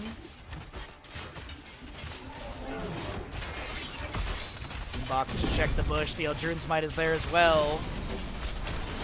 Haunting Wave from Sylvanas. There's a Sound Wave to try and interrupt at least the teleport, but it didn't block Sylvanas by any means. Blaze heads to bottom lane as he passes right by the Siege Giants, and that'll be Leorc heading to top lane. So we'll see a shift on the 2 shrines to the opposite teams. Chen is able to burn the wave. He does have 24 stacks, 1 stack away from being able to get, obviously, the damage increase, but also going to be that range keg smash. Drain applied. Scorch is going to blink to the side. Breaks that connection. Chen still holding the Moonshrine in the bottom. We'll be able to drink some brew. Man, Hazu just laughing his butt off in bottom lane as this is going to be Skog in position for the channel, but there's no one... There's no way that he will be able to get that channel without being interrupted from some of the poke damage of the enemies. Dragon's Arrow lands onto the Sylvanas as we do get the teleport from the Haunting Wave. Brightwing with the phase shift in, the Sonic Arrow to get vision again. Leoric is hit with a Mind Control. The Wandering Keg will be activated as well. Entomb captures Sylvanas, but does not seem like the members of Skibidi Exodia continue to press her into this. Actually, it's going to be Surge going for the aggressive play. Hunter Orc a little bit low, keeping that healing coming through. Also has the boombox in the bush for that 5 armor, which might help out deny any kills. Brightwing blinks to the side, another flying kick from Chen. Ignite Scorch with the Breath of Fire, and a big back and forth here, but no one goes down. Genji will be able to get the Sun Shrine. As Disciple and Dino rotate to top as that Genji Swift Strikes out. We do have the Holy Ground to block, and that could be a kill into Genji, but the Swift Strike to safety allows them to get out of here. Hunter Orc not going to be able to do anything. Chen in position for the channel. Brightwing makes it down a little too late. Save this realm. Now it burns. All right. Flame Breaths from this Dragonite to mid lane. We do have Leoric pushing onto the top lane fort. We'll take that down. As the Savage Shards kicks onto the Sylvanas again. Mid lane fort probably taken down by the Dragonite. Sylvanas, by the way, 186 stack Judgment Material onto the Brightwing. I think she had the Soothing Mist triggered just in time. Blood Shield ripped into Lucia's face. Can he make it out alive? He is polymorphed into a crab. The Haunting Wave from Sylvanas. The Dragon's Arrow lands. The Mind Control as well, but it's Sylvanas who gets bursted down. Simply DK is caught up against the wall. Pushed off from Lucio. The Iron Skin is active. That's a Condemn from Johanna with the Subdone completed, as this is DK trying to make it away from the Tyrael and the Lucio. And that should be enough damage to take down the Johanna with the Eldruin's Might. Hit the flying kick onto the Brightwing. They fall as well. And it's a lone Genji in this bottom lane. We do have Leoric and Blaze in mid lane having a little back and forth, but it doesn't seem like Disciple has really put the hurt onto Casper too much here. You also have your Unyielding Despair for the Leoric at level 13, Crushing Hope 16. Maybe, just maybe, we'll see that Burning Despair 20, but Buried Alive is hard to pass up.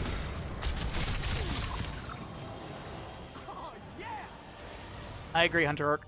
I was about to say, mercenary camps have been consistently stolen away.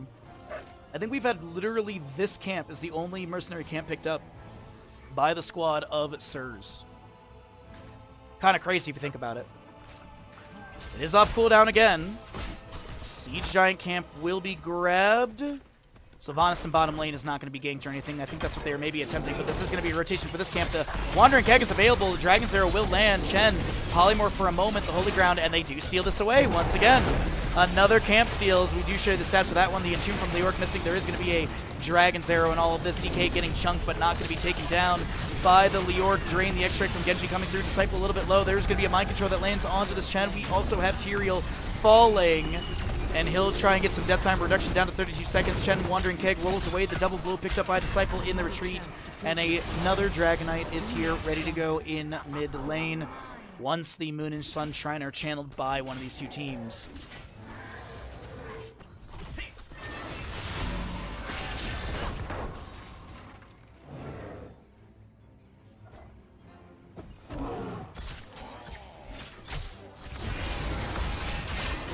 Condemn from Johanna.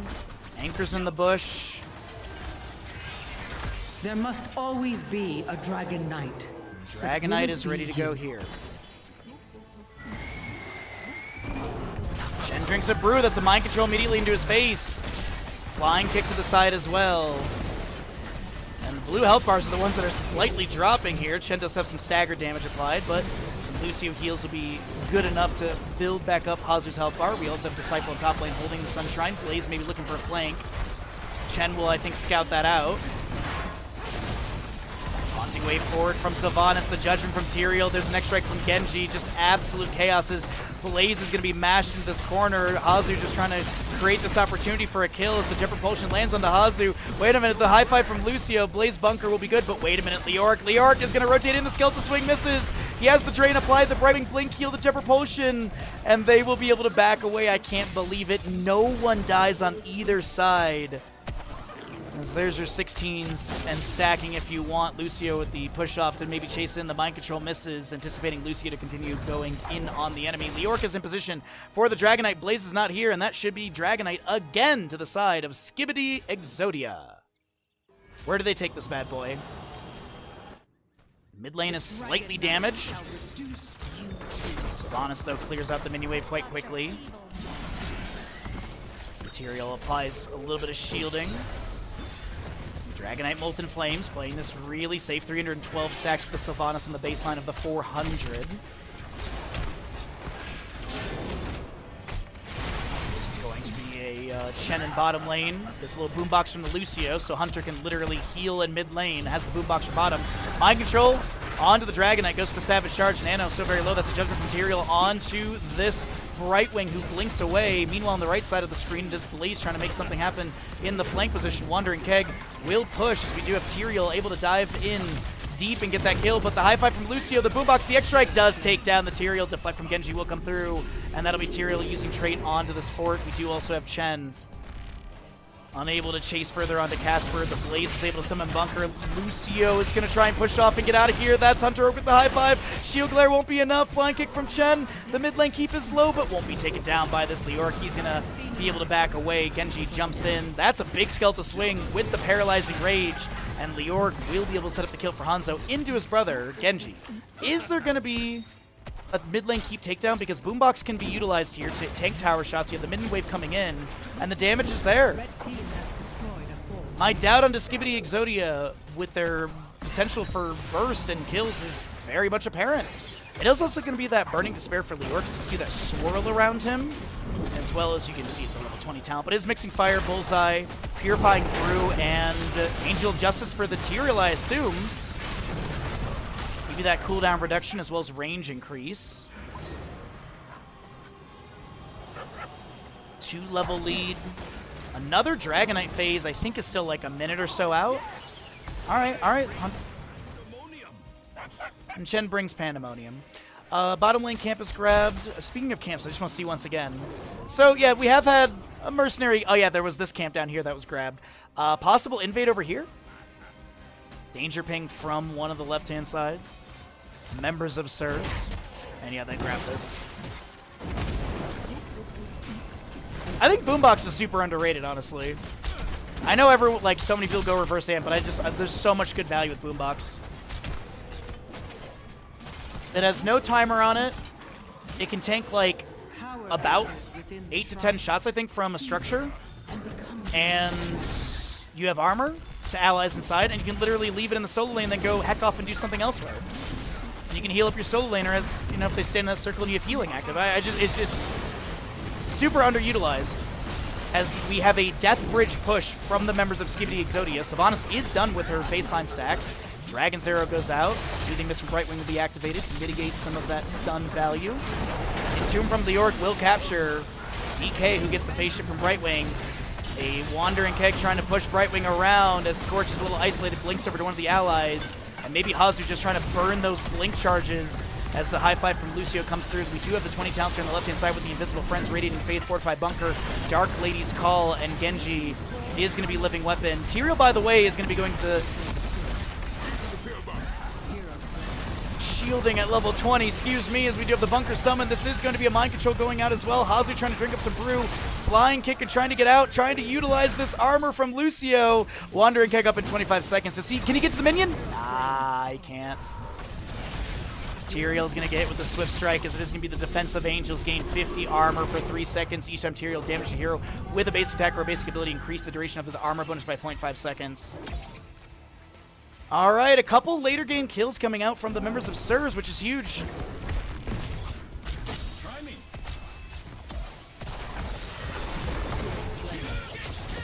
Nice kill into Lucio there. It is going to be Leoric respawning. Dragonite to be grabbed by DK. The Mind Control goes on to Leoric, but he'll be able to get the Wraith Walk out afterwards. So what kind of Dragonite value is are the members of Sirs going to get? It is bottom lane fort for sure. And then as it continued pressure through bottom lane, 8 on the Chen, 10 on the Tyrael, 30 for the Lucio.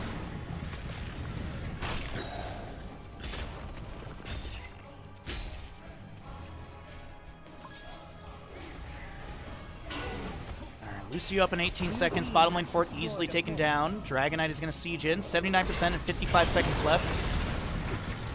Drain from Leoric onto the Dragonite. Disciple's going to get polymorphed. Looking to Wraith Walk out. Will be able to get behind the gate, but chunked down to about 25% health. Does Disciple have a well tap? It's 73 seconds out. Mind Control misses on the Chen. Lucio is back, and Disciple did recall for full. Dragonite is going to try and go for the Savage Charge, but that'll be a Purifying Brew from Chen. And Keep Gate gets taken down. Not anymore. Next Dragonite phasing around the 20-minute mark in game time.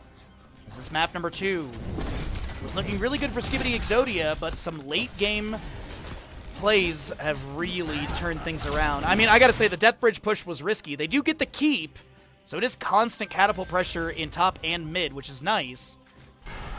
But, you kind of opened up a small window for the enemies to start clawing back.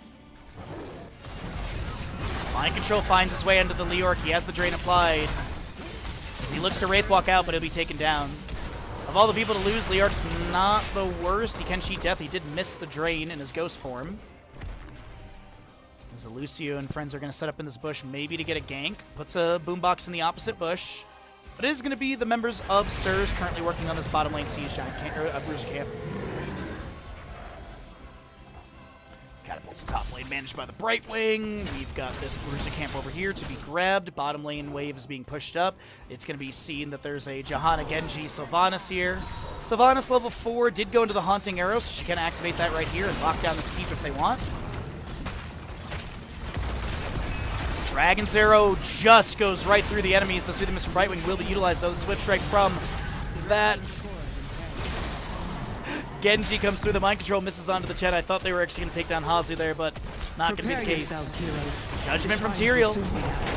Did you see that? Angel's Defense as well. Johanna with the Iron Skin active. High fives from Lucio with Mixing Fire, popping a bunch of buttons there. That's a jumper push from Blaze missing. Leorc is taken down by the Swift Strike. The Wandering Keg pushing Simply DK and Casper underneath these keep shots, and DK will be taken down.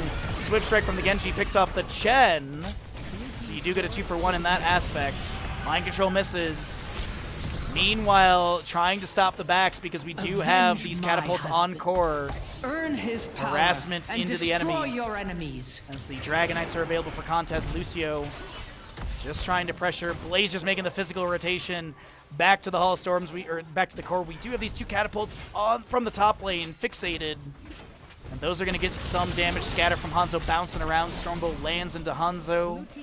It lands into Genji. 67% remains on this core. As the Moon Shrine is currently held by Skibidi Exodia. Tyrael rotating back into mid lane. No one holding top lane for the time being. Boombox to check the bush. Really safe play from Hunter. Dragon's Arrow just finds the... What? Mind Control will go onto Lucio, but... Oh my god. What? Like, Dino, I feel like, just guessed on that positioning. Phase shift from Brightwing will go out onto Blaze Dino with very low HP, as this is Disciple trying to block. Skeletal Swing with that Paralyzing Rage. Scorch getting chunked, and that'll be a Genji Lucio trade.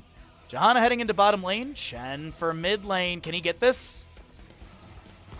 Johanna's going to be late, but Casper should have an interrupt. What? That was like, no, that was like a frame off, dude. What? Dragonite at 21 minutes is moving in towards core. The Savage Charge is going to kick Sylvanas aside. 1,044 damage into structures per auto attack, 27,000 points of health, but that is already being dropped down quite quickly here, as we do have Blaze with the Jet Propulsion with the Mind Control lands onto the Tyrael. We do have the Bullseye into your Johanna. The core shielding starting to break. Catapults are moving in as well. And this is Dragonite with a Flame Breath. The Dragon's Arrow lands on the Sylvanas, but she has the Will to Forsaken active still. This is going to be your map number 2 over to the side of Skibidi Exodia. And they are 1 map away from finding the 3-0 victory up against SIRS in this best of 5 grand finals. GG. Well frickin' played.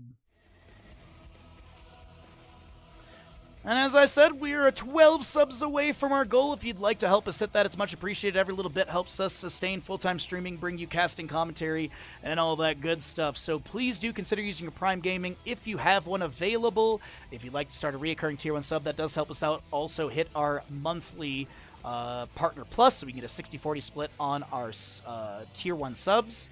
So please do consider it if you can, and we're going to go ahead and roll what could be the final ads of the day and get ready for what could be the final map of the day, as Skibidi Exodia is 1 map away from confirming a qualifier 1 in their favor. GG's. Alrighty, so there's that. Choose outcome. It was Skibidi. Get some water here really quickly.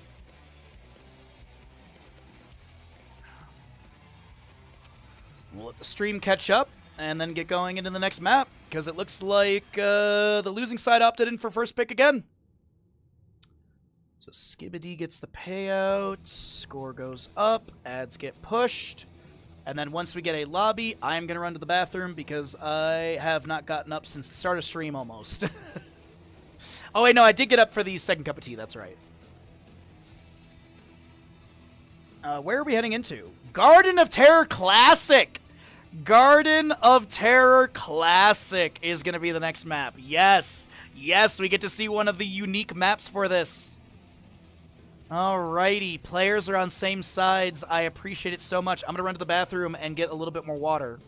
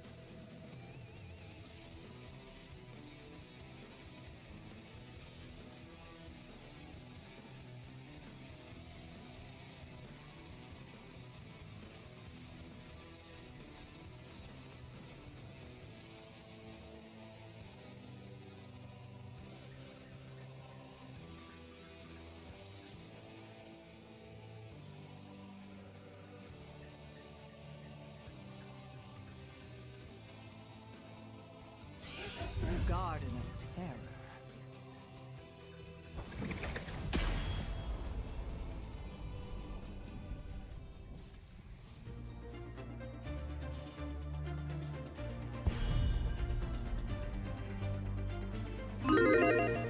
Alrighty, everybody, I have returned. Thank you for your patience in the quick bathroom run on my end, but we are here ready to rock and roll into map number 3 of this best of 5. The left-hand side is going to be the crew of Sirs. The right side is Skibidi Exodia. First pick going over to the losing side as they opted in for it. And this is going to be Skibidi Exodia giving us what we've all been hoping for. Garden of Terror Classic. So, this is going to be the old Garden of Terror where you basically have to... Queen Nightshade will spawn on the lower half and the upper half. 2 Shambler camps and 1 Garden Terror. Boss type thing, or boss type, I think is a good way to put it. And then the same thing will happen on the north side. You collect 100 seeds. You can overstack on the seeds for future, but once you collect 100 seeds, you will then grow the Garden Terror, which then someone, like the Vikings, needs to go back and channel and then pilot. You do have a few abilities on the Garden Terror as well. For those that may not know, maybe never experienced this, you might be like, what the hell is Garden Terror Classic? I've only ever known the Garden Terror that I play on now. Well, you know what? You're in a great place because I have a great history of all these games because I've been casting heroes forever. Garden Terror Classic. The Garden Terror will have a speed boost. You will also have the Queen Nightshade Curse, which is the polymorph. You've got the Overgrowth Plant as well, and a Slam too. It is awesome. Will Hazuabs ever lose? It does happen, but, you know, put your channel points where your beliefs are. What's up, Bear? Good to see you, bud.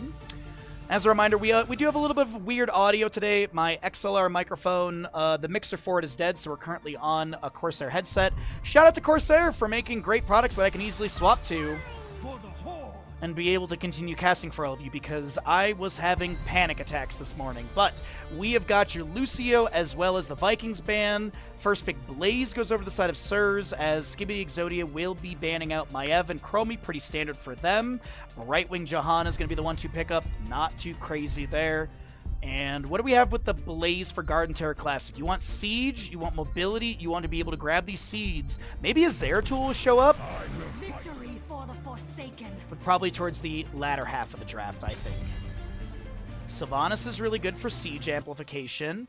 Rhaegar Blaze. I have to sneeze.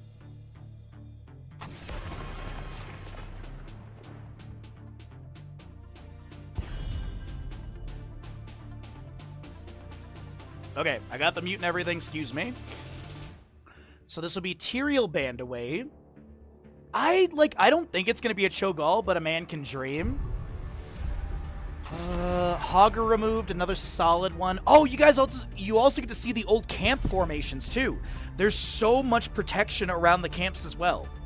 There's these really big concaves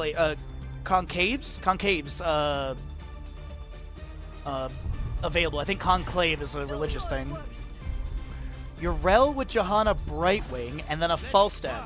So we could see some sort of mage. We could see like a Orphea if we wanted. It could be a Li Ming as well. There's no Meta Madness rules for this tournament, so we have standard drafts, all heroes available at the start of the games, and no carryovers. Last two picks here. What are they going to go into? I don't think it's Cho'Gall. I definitely don't think it is, but what do they want to try and utilize here? The Diablo in map 1 was really strong, but it just did not get the late game pressure. As we do get the Varian and a Li Ming, high kill threat on the members of for the members of Sirs, as well as that Shatter Throw potential to mitigate the Johanna shielding. What do we get for this last pick though? You do have spell armor from Brightwing, Iron Skin, Yrel's Dauntless, but that's auto attack damage. Falstad has mobility. What is going to be our last pick though? Is it going to be that Orphea, or do they consider something different? It's going to be another Chen. All right, so it's going to be another double bruiser composition. I wonder if Varian... No, it should be, like, there's so much Shatter Throw potential here. I was thinking maybe he goes Juggernaut, and you can get that... at level 10, you can go into Warbringer, which will make your charge a 4-second cooldown, and then at level 13, you go into Juggernaut, which will be a 4% damage every time you charge onto the target. So let's see what we got going on here.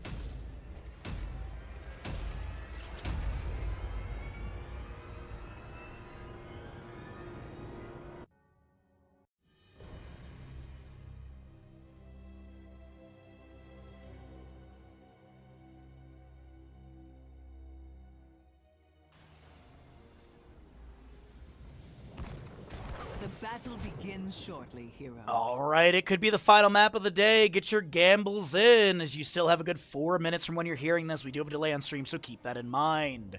Left side of the map is going to be the members down. Sirs in this best of 5 series. Nana Sylvanas, DK Varian, Scorch Rhaegar, Scion the Li Ming, and Casper Blaze. The gates shall open. Right side is Skibidi Exodia 10 looking for the seconds. 3-0 victory with the Hazu Ubs Chen, Skog Johanna, Dido Falstad, Disciple Yrel, and Hunter Orc on the Brightwing.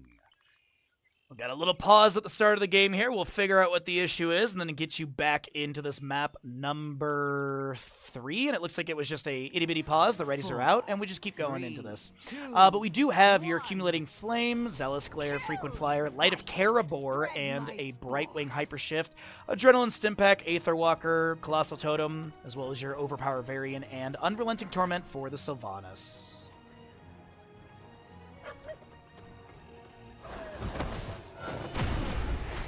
Wrath to be charged up. This is going to be a little bit of poke damage onto the Yrel. As Falstad takes flight into bottom lane. Phase shift from Brightwing, and they dive onto Li Ming, and she'll be taken down. First blood over to the side of Skibidi Exodia. As look at this, look at these camp. Look at how protected this camp is. This gigantic half moon that you have, even with the other side too. Man, it is wild to look at some of the, and like even here in this top bruiser camp, you have this entire little sidewall corridor that you can just literally dead end yourself. Magic missiles will fire out. This is going to be a little bit more clear onto the Siege Giants for the mid lane. Siege Giants at bottom lane have already been grabbed. Chen getting other phase shift from the Brightwing, won't be able to steal away this camp, but can they take down Scorch? On their side of the map, it looks like no. An Arcane Orb flies out from the Li Ming there. Chen still working on the camp. That's going to be Falstad. Dove into, gets the double globes. And Chen may be looking to join in as the Arcane Orb is anticipating his rotation and does connect. Magic missiles hit onto Hunter. Hammering going out as well from Falstad. Little pixie dust, and it looks like Chen is just going to drink up Rue. Charge, but no taunt. Falstad still getting the autos in. DK really low. The hammering is out. And a second kill over to the right-hand side of Skibidi Exodia. Checking into mid lane really quickly, the Sylvanas is trying to pressure onto... Wait a minute, sorry, I saw the flying kick on the mini-map for Hazu. He activates Stagger, throws back to the Flame Breath. Falstad has already left. There's going to be a Purge flying kick to the side. Hazu throws down the Keg Smash, but Li Ming gets the kill. As Skog, Dino are not able to rotate in time, and Scorched Sai are able to get behind the gates.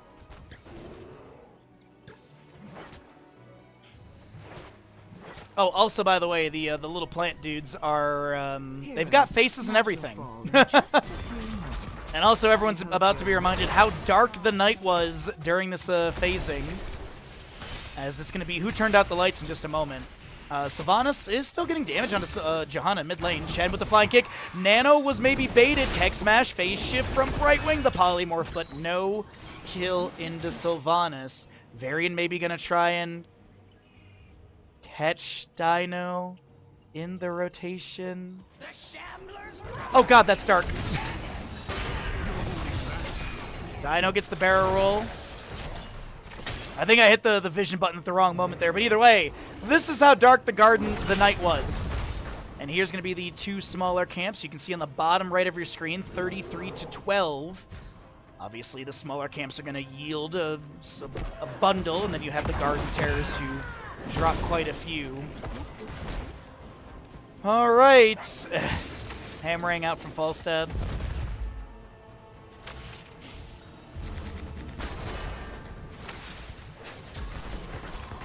Rhaegar just lunging in. There's going to be a taunt from Varian into Dino.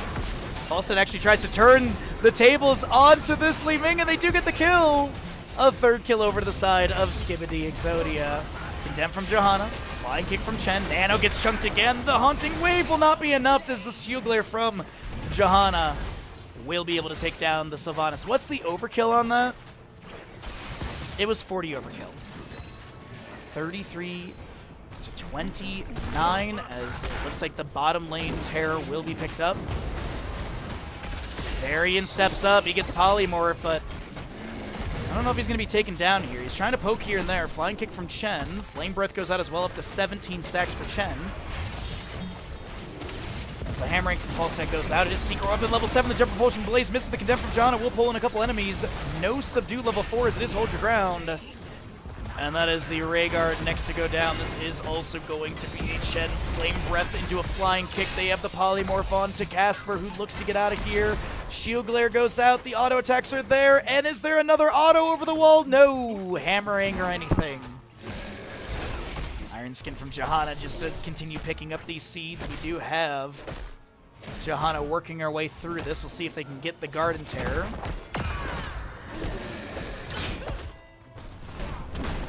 DK is going to try and step in and steal some of these seeds, but he might have just made a mistake. No, looks like no pressure onto DK. It's actually a taunt onto Chen. And now Chen's the one who needs to get away. He has the elusive brawler, gets the face shift from the Brightwing. A lot of damage over time. Yrel goes in with the Avenging Wrath, and that is Chen taking down Chen. You can see that the members of Sirs, their seeds are at 38. That means that there's not enough seeds on the map for them to summon the Garden Terror. But of course, Skibidi Exodia, if they get this top lane Garden Terror, they will be able to summon their terror, pilot it with somebody. And the night, by the way, will stay this dark until the last terror is cleared away. Solana stacks build up. Oh, Sacred Ground Yrel. Hello. Wandering Keg, Bless Shield, Gust, and Blink Heal. Warbringer for the Varian, as we talked about in the draft. As well as the Mind Control, Farseer's Blessing, or sorry, Ancestral, Wave of Force, and the Bunker for Blaze.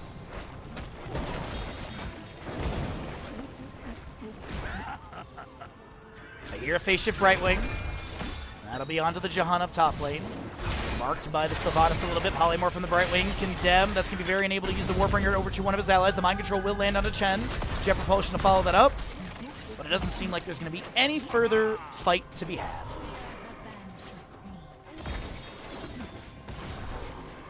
Disciple has the Righteous Hammer charged up, flanking in. Belesh Shield, Righteous Hammer onto side, which forces out the Ancestor. The Wandering Keg will push Varian around. He's looking to charge over to another ally. The Sacred Ground from Yrel is activated. The Righteous Hammer pushing people around, but that is really all it does. Lee's still soaking mid lane. Another hammer charged up by Yrel. What's that? Righteous Momentum level 7 is giving that movement speed quadrupled and such when charged up. The Gust, the Mind Control, though. There's going to be a phase shift blink cube for the Bright Wing. She gets the Soothing Mist. The Iron Skin somehow will be activated. Disciple with another flanking Righteous Hammer, and it will be your Sylvanas taken down. Skog is going to reset. Dino starts working on this objective as he's looking to get the last seeds for his team. But as I said, you can overstack. Yrel has that Sacred Ground active, 50 armor so long as she's in it. Also an active cooldown, so you can see it's going down from 10 seconds already.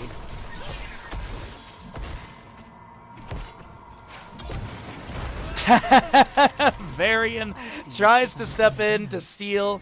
Doesn't work out. Here's your big bad Garden Terror. And if you want to see the abilities, I got you covered. So we're going to be seeing the Queen's Curse, which is that polymorph. You do have that Overgrowth as well, the Sprint, and then you also have the Unstoppable factor. As Chen brings the Pandemonium up top lane. 13 talents here about to be here. Sacred Ground available. 1 stack of Blink for Bright Wing available as well. The Blessed Shield misses. Mind Control doesn't find a target either. Polymorph onto this Sylvanas, but she gets the Haunting Wave right after that to be able to blink away. Speaking of blinks, we do have Li Ming and Varian in the flank. We're going to be having a Arcane Orb connecting onto the Johanna. She steps forward with a Condemn. Arcane Orbs continue to fly into Dino. Hunter Orc is going to... Oh, actually gets the Polymorph into the Queen's Curse. The Ancestral. 2 health bars onto Li Ming, and she dead. By the way, as I said, you can overstack. They picked up the Garden Terror, and they're up to 42 seeds again on the side of Skibidi. As you see that movement speed buff on the Garden Terror, just zoom in. Volset, Gust, into the wall, Condemn. Is there a Blessed Shield? Not for 14 seconds. And this is a Mind Control that lands, but Sylvanas is taken down. 198 stacks. Varian uses the ally Rhaegar to be able to dash away. Garden Terror, 19 seconds, or a sliver of HP. The Overgrowth plant's a little too far away as Chen with the Elusive Brawler looks to step up. That is going to be 35 stacks for him. The Wandering Keg is going to be able to push Scorch away. Can they take down DK? Uh-oh, Chen may have gone in a rough disengage route and will be taken down. No kill onto DK, and this fort still remains in the top lane. Last Shield initiation. Huge damage on Li Ming, and they almost get the dieback kill.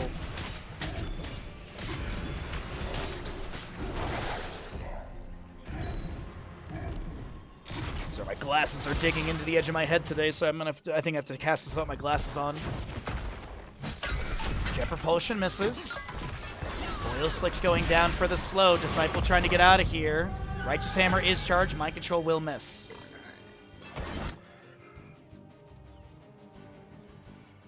That's about a half a level difference. Shieldler from Johanna goes out. Varian gets the taunt, but Iron Skin somehow made the activation happen during all of that. Uh-oh. Nano getting chunked, but not taken down. Okay. And it's about a level lead. 15.5 to 14.5. Next Garden Terror seeding should be far off from announcement. Can Casper... Uh-oh. Jet Propulsion, Righteous Hammer. Bunker has been summoned by Blaze. He's going to try and escape north. There is an Ancestral healing available for the Rhaegar. Can he get the Ancestral targeting and range? Oh my god. Rhaegar can't step up. He actually has to run away, and Blaze, who is just trying to close in, is unable to get that right. That's a good Mind Control. We do have the Gust from Falstead to push back the enemies. The Mind Control doesn't pull Disciple out of the Sacred Ground that was active. Righteous Hammer charged up. Doesn't get the knock that they're hoping for, but it is 16 talent here on the right-hand side. The big thing for the Yrel is gonna be that Templar's Verdict. You have the Critter Rise, and there's gonna be the next objective, as well as the Holy Renewal for Johanna and your Flying Leap upgrade.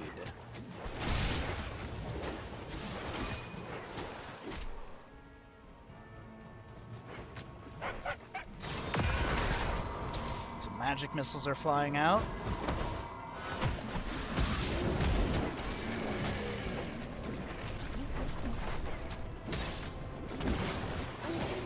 Okay, so Guard and Terror will be picked up on the right side. They obviously have enough seeds for that. It looks like the tooltip for it doesn't really update or anything like that, or maybe it was a vision bug on my end. But either way, Skog on this Johanna may be looking for a flank.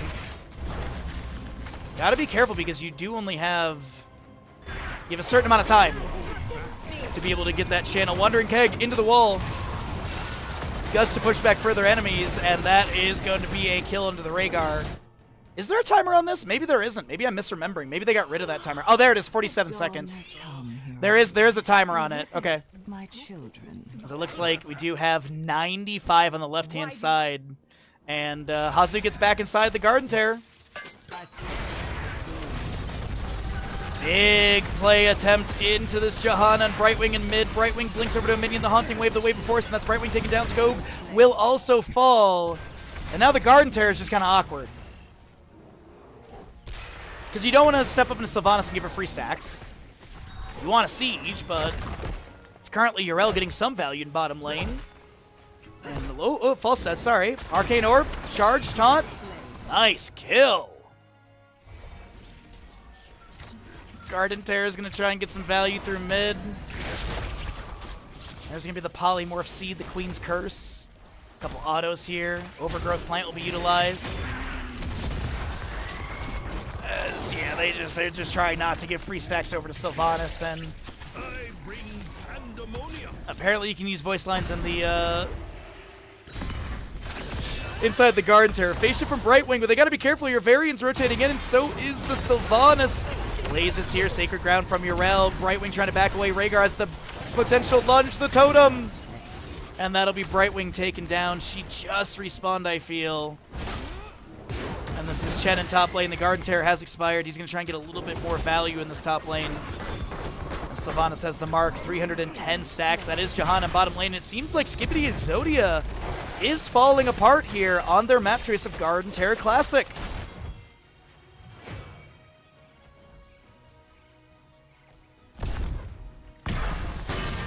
Casper chunked. Bunker has been forced out.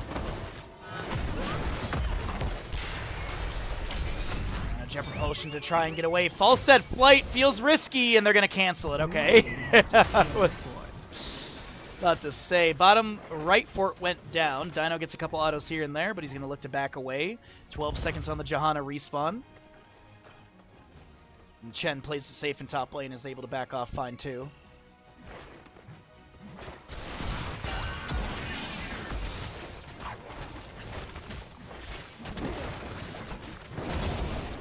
Okay, Siege Giant, Bruiser Camp is all being grabbed. The next Terror seeding phase has got to be within the minute.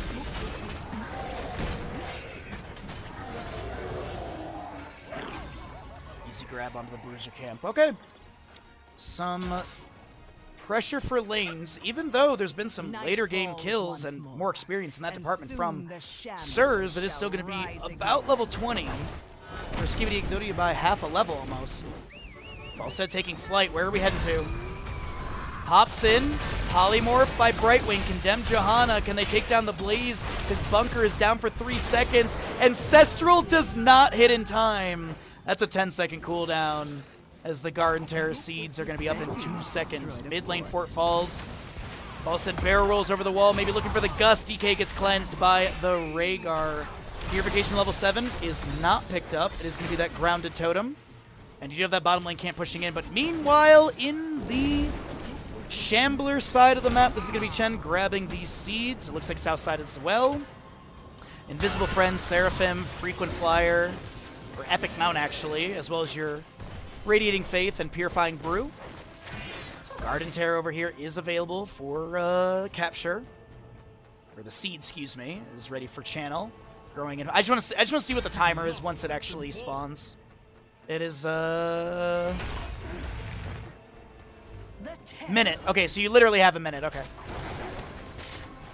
Farseer's Blessing, Fortified Bunker, Repulsion, as well as Glory of the Alliance and Dark Lady's Call. It looks like we do get a Garden Terror on this left-hand side, though.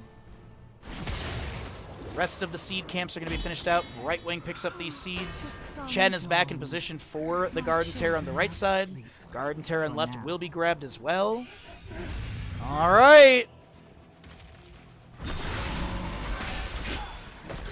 Garden Terrors, like Gundams, are going to be smashing in mid lane. A terror has bloomed. A terror has come to life.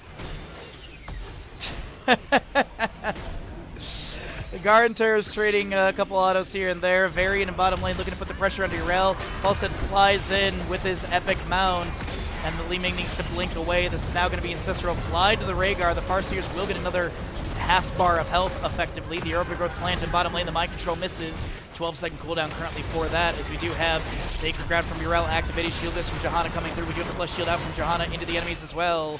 Bottom lane fort very low, but not taken down. The retreat tower still there, and Haas inside the Garden Terror. It looks like it's going to be cleared away. Still have a little bit of duration on the left-hand side Garden Terror. That health bar is about to drop. There's a Mind Control into Urel, excuse me. Into Johanna. Urel jumps in the back line. The Wandering Keg, the Gust up against the wall. A bit of a miscommunication with that Wandering Keg and Gust in the chaos of this fight. As Pixie Dust is applied to the Johanna, she looks to back away. The Twin Flames do go out. Shield Glare as well. And so much has been used in this fight. Nobody goes down. Chen heads back into mid lane. Falstead flies over for this Siege Giant camp of mid lane. Oh my gosh.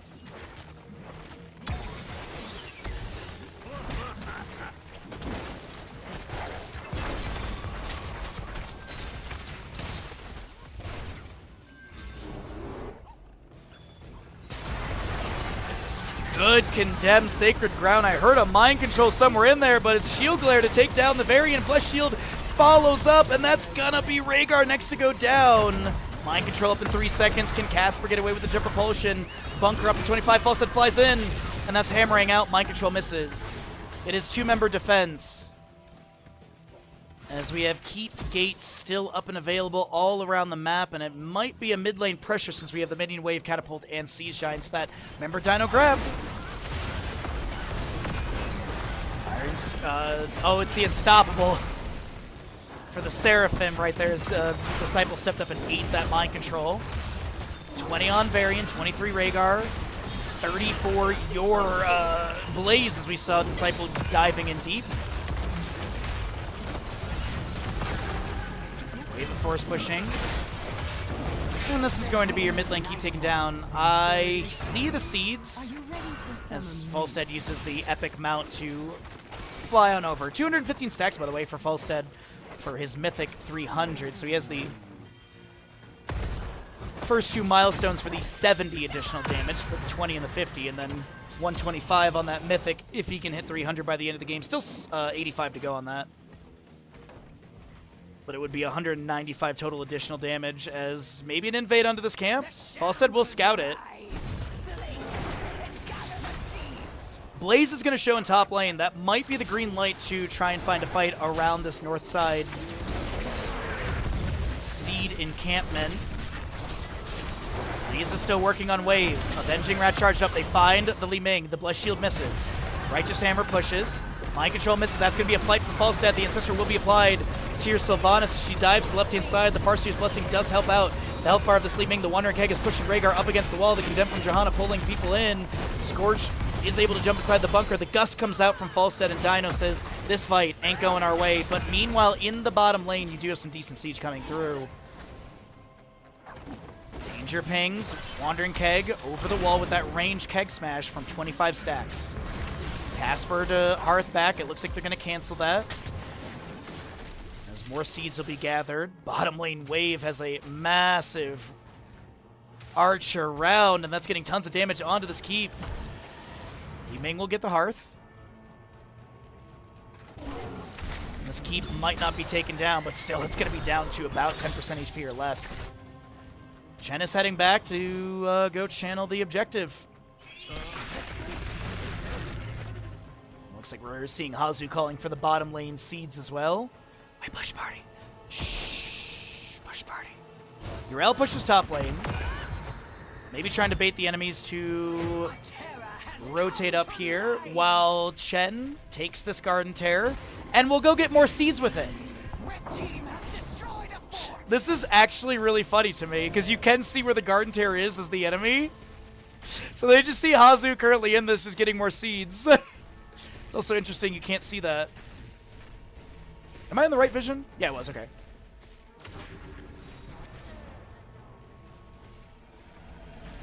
Garden Terror pushes up through, into top lane, I guess. They're going to go for the third keep.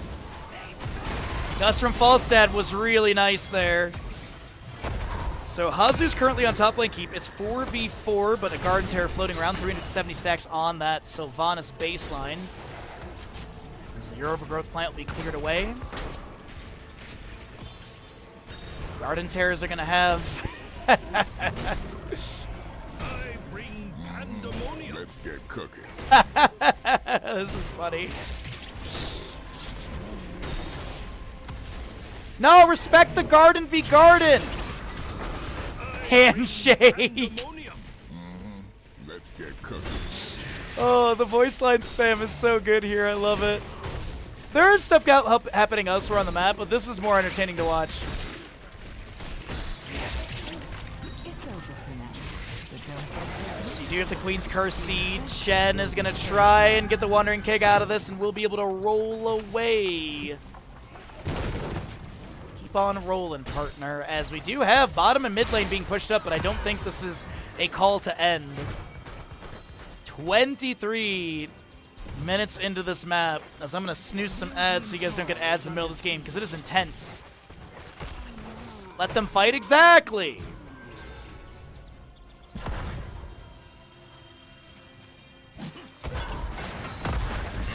Twin Flames go out from the Blaze once again. This is going to be your Chen on the right side working on that camp. We do have Li Ming getting top.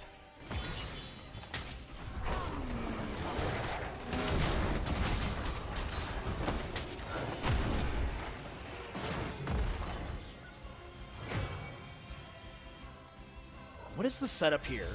I'm watching minimap because it's like, are they just going to invade a camp, or are they going to look to set up a bush party gank or something? Falstad showing in top. Urel shows in mid.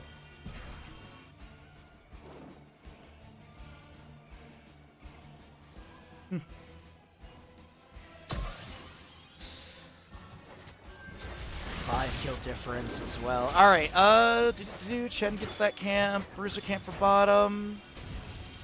Queen Nightshade might have another round of... oh, they were trying to get the phase shift into Brightwing when he landed into Li Ming for bottom for the potential kill. Doesn't work out. Urel Seraphim dives in. Varian charges, gets a taunt.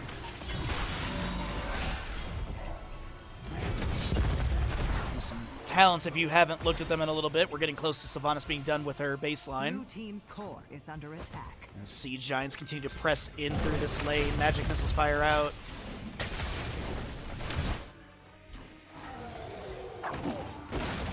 Chen with 42 stacks, falls it up to 241. Polymorph from Brightwing, self-cast Pixie Dust, just try to back away. Dem from Johanna, Bless Shield also used. There's going to be a flight from Falstad over to the top lane. The Sacred Ground from Urel is activated. Scourge will be forced to use the self-cast Ancestral. There's going to be a gust to push Sylvanas away. Farseer's Blessing does trigger as we have a pause in this moment, which is a bit of an intense thing. We'll see what happens with that. We'll cover up our screen and pull away what is to be shown. And, Homage.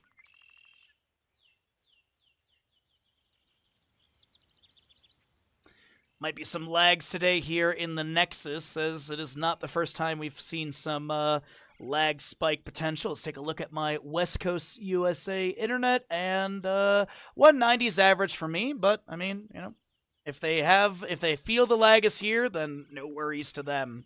All right, the readies are already being requested. I'm just waiting to see the other ready in the countdown before I reveal map and such.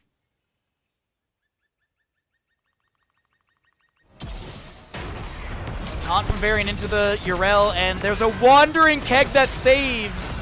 Avenging Wrath over the wall. The Haunting Wave from Sylvanas will not be teleported in. There's going to be a Righteous Hammer that splits this Varian to the side. We do have Disciple getting some blink heals from the Brightwing. The Falstad flies in over the wall. I don't think Barrel Roll is available, and it is so much traded damage. Mind Control trying to guess where Disciple is. a 10-second window to fight without that mind control presence or pressure. A very low Varian is almost going to be taken down. Sylvanas is going to finish out her baseline stacks. Taunt onto Chen, elusive brawler's there. The jet propulsion, the phase shift from Brightwing does connect. The mind control lands on Chen, but he had the flying kick to the side. We have Varian getting polymorphed. The avenging wrath coming in from Urel. DK looks to back away. Waves are crashing in towards the core. 5 seconds on Queen Nightshade to darken the map as we do have. Disciple low, taunted, taken down. That's a reset for Li Ming. Gust from Falstad at the end. Mind control will not land onto Chen. Falstad, Dino. Shield Glare goes out, Arcane Orb misses. Skog is looking like they'll be able to back away. Condemn active in case anyone steps up.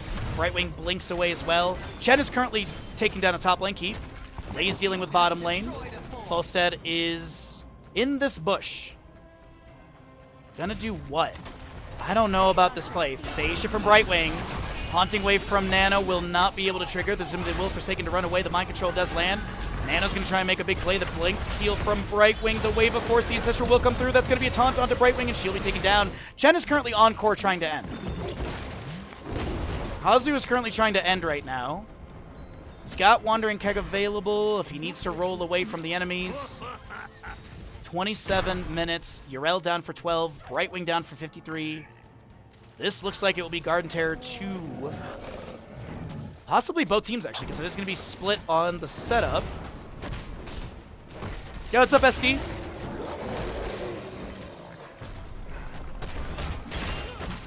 Both teams should have Garden Terror. Do we see Skibidi literally run this Garden Terror at the core? I could absolutely see it. Urel is in position. They might have Chen outside. Because right now, his damage is not bad, especially on that Withering, Accumulating Flames at 53 stacks. So Urel ready to grab the Garden Terror. Left side Garden Terror is up as well. Disciple may be delaying a little bit for the allies to finish this out. Oh, Brightwing. Brightwing delay.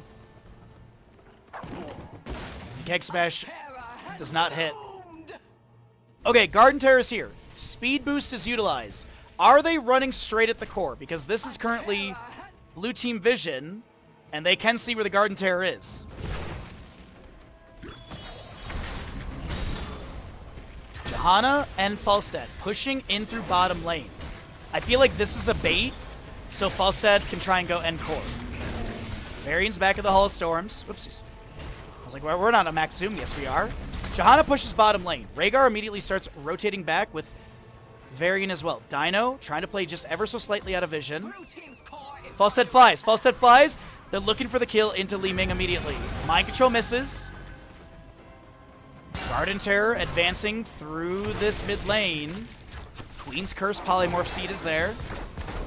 Top lane wave being pushed in towards the core once again.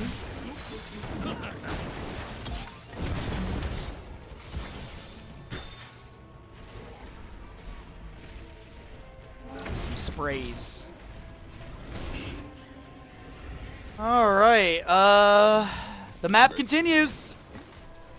Final seeds have been gathered also. One seed off from Nice. Don't get too comfortable. As we go back into the daylight. Return again. Blue team's core is under attack. Classic map.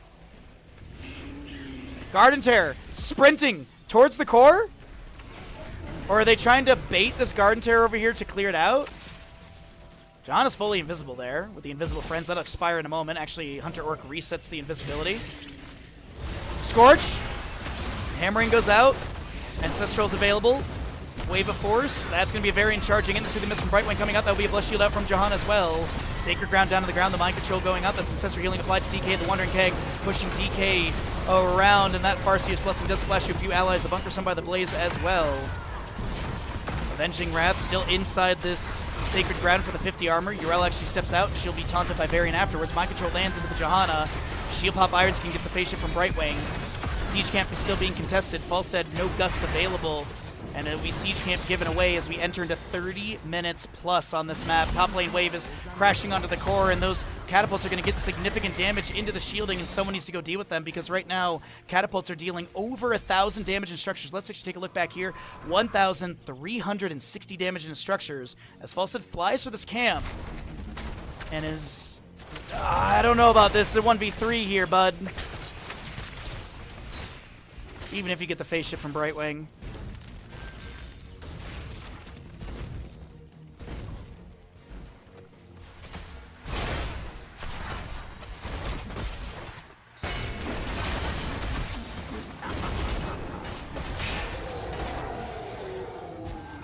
Campus grabbed for top lane. And keep in mind, the top fort is still available, so it's constant catapult pressure. That's going to be a Righteous Hammer. That might be a kill into the Varian. They need this kill if they can get it. That could be Skibidi Exodia with map number 3 of this best of 5 grand finals, but they do take down the Varian in the end. Falstad does manage to get this camp from mid lane. The bunker coming down from Blaze. The Sacred Ground from Uro still active as well. Seraphim is going to be activated. The Righteous Hammer does land into Li Ming as they're going to try and chase her. The fight from Falstad is going to be good, and that will be Li Ming taken down. This is currently going to be Scorch. Self-casting Ancestral. The Righteous Hammer connects once again for the minus armor. Second health bar coming through, lunging onto the wave. Falstad looking for a way to grab them in this disengage with some damage. Hammering goes out. Casper's the target, and Blaze will fall as well. Rhaegar the next to go down, and Nano, the last defender. Shield glared, and that is everyone's favorite Northern European country, Finland! Blue team's call, Nightfall, in 30 seconds. Are you ready for summer mix? I don't know what Hunter Orc is yelling about, but apparently there's some drama.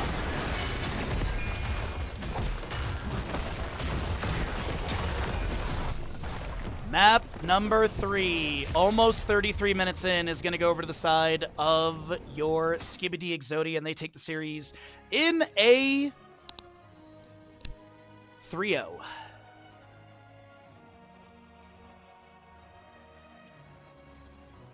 Well, no sub-goals hit today, unfortunately, but that's all right. We had a great day of casting, and I just want to say thank you, everyone who stuck around from the Caldor raid. Really do appreciate you all hanging out and watching the games. Be sure to drop a follow, as we do stream 6 days a week. We do a lot of Heroes of Storm casting, so if you enjoyed yourself here, if you're like, man, that guy Bahamut really knows his game, which I do, it's a great place to hang out. But yeah, we're going to go ahead and, at this time, we'll pay out the gamble, and that is going to be our stream for the day. Congratulations to Skibidi Exodia, as they are going to be your victors here in our first grand final for this Eternal Conflict Season 2. So GG's on that best of 5. Yeah, best of 5. Okay, just making sure. All right, well, let's go ahead and get a host and raid going this afternoon. Let's send you all over to somewhere and support another streamer and see what we got going on. As, what do we have here? Who is still going? Boop, boop, boop, boop. I'm gonna go send you over to Barb. Why not? Y'all have a great day. Thank you for casting. Good energy. Oh, I appreciate the kind words. Thank you so very much. We'll be casting on Tuesday, Thursday, Friday, and Sunday of next week. We do a lot of Heroes of Storm on this channel. We do have some variety. Wednesday, we're going to be continuing our playthrough of Final Fantasy VIII. I've never played it before, so it's going to be really fun. If you are a Tier 1 sub, copy the first message, your Tier 2 or 3. Copy the second message, as the bandit emote is a Tier 2 emote. Thank you again, everyone, so very much for hanging out. Thank you all for powering through all the audio issues we had. I'm going to go spend 2 hours dealing with all of this and hopefully get it all fixed for Tuesday. Until then, I've been Bahamut, your second best boy, your favorite North American caster. Have a great day, have a great night, have a great wherever you are, and I'll see you all bright and early on Tuesday for another great week of streaming. Bye!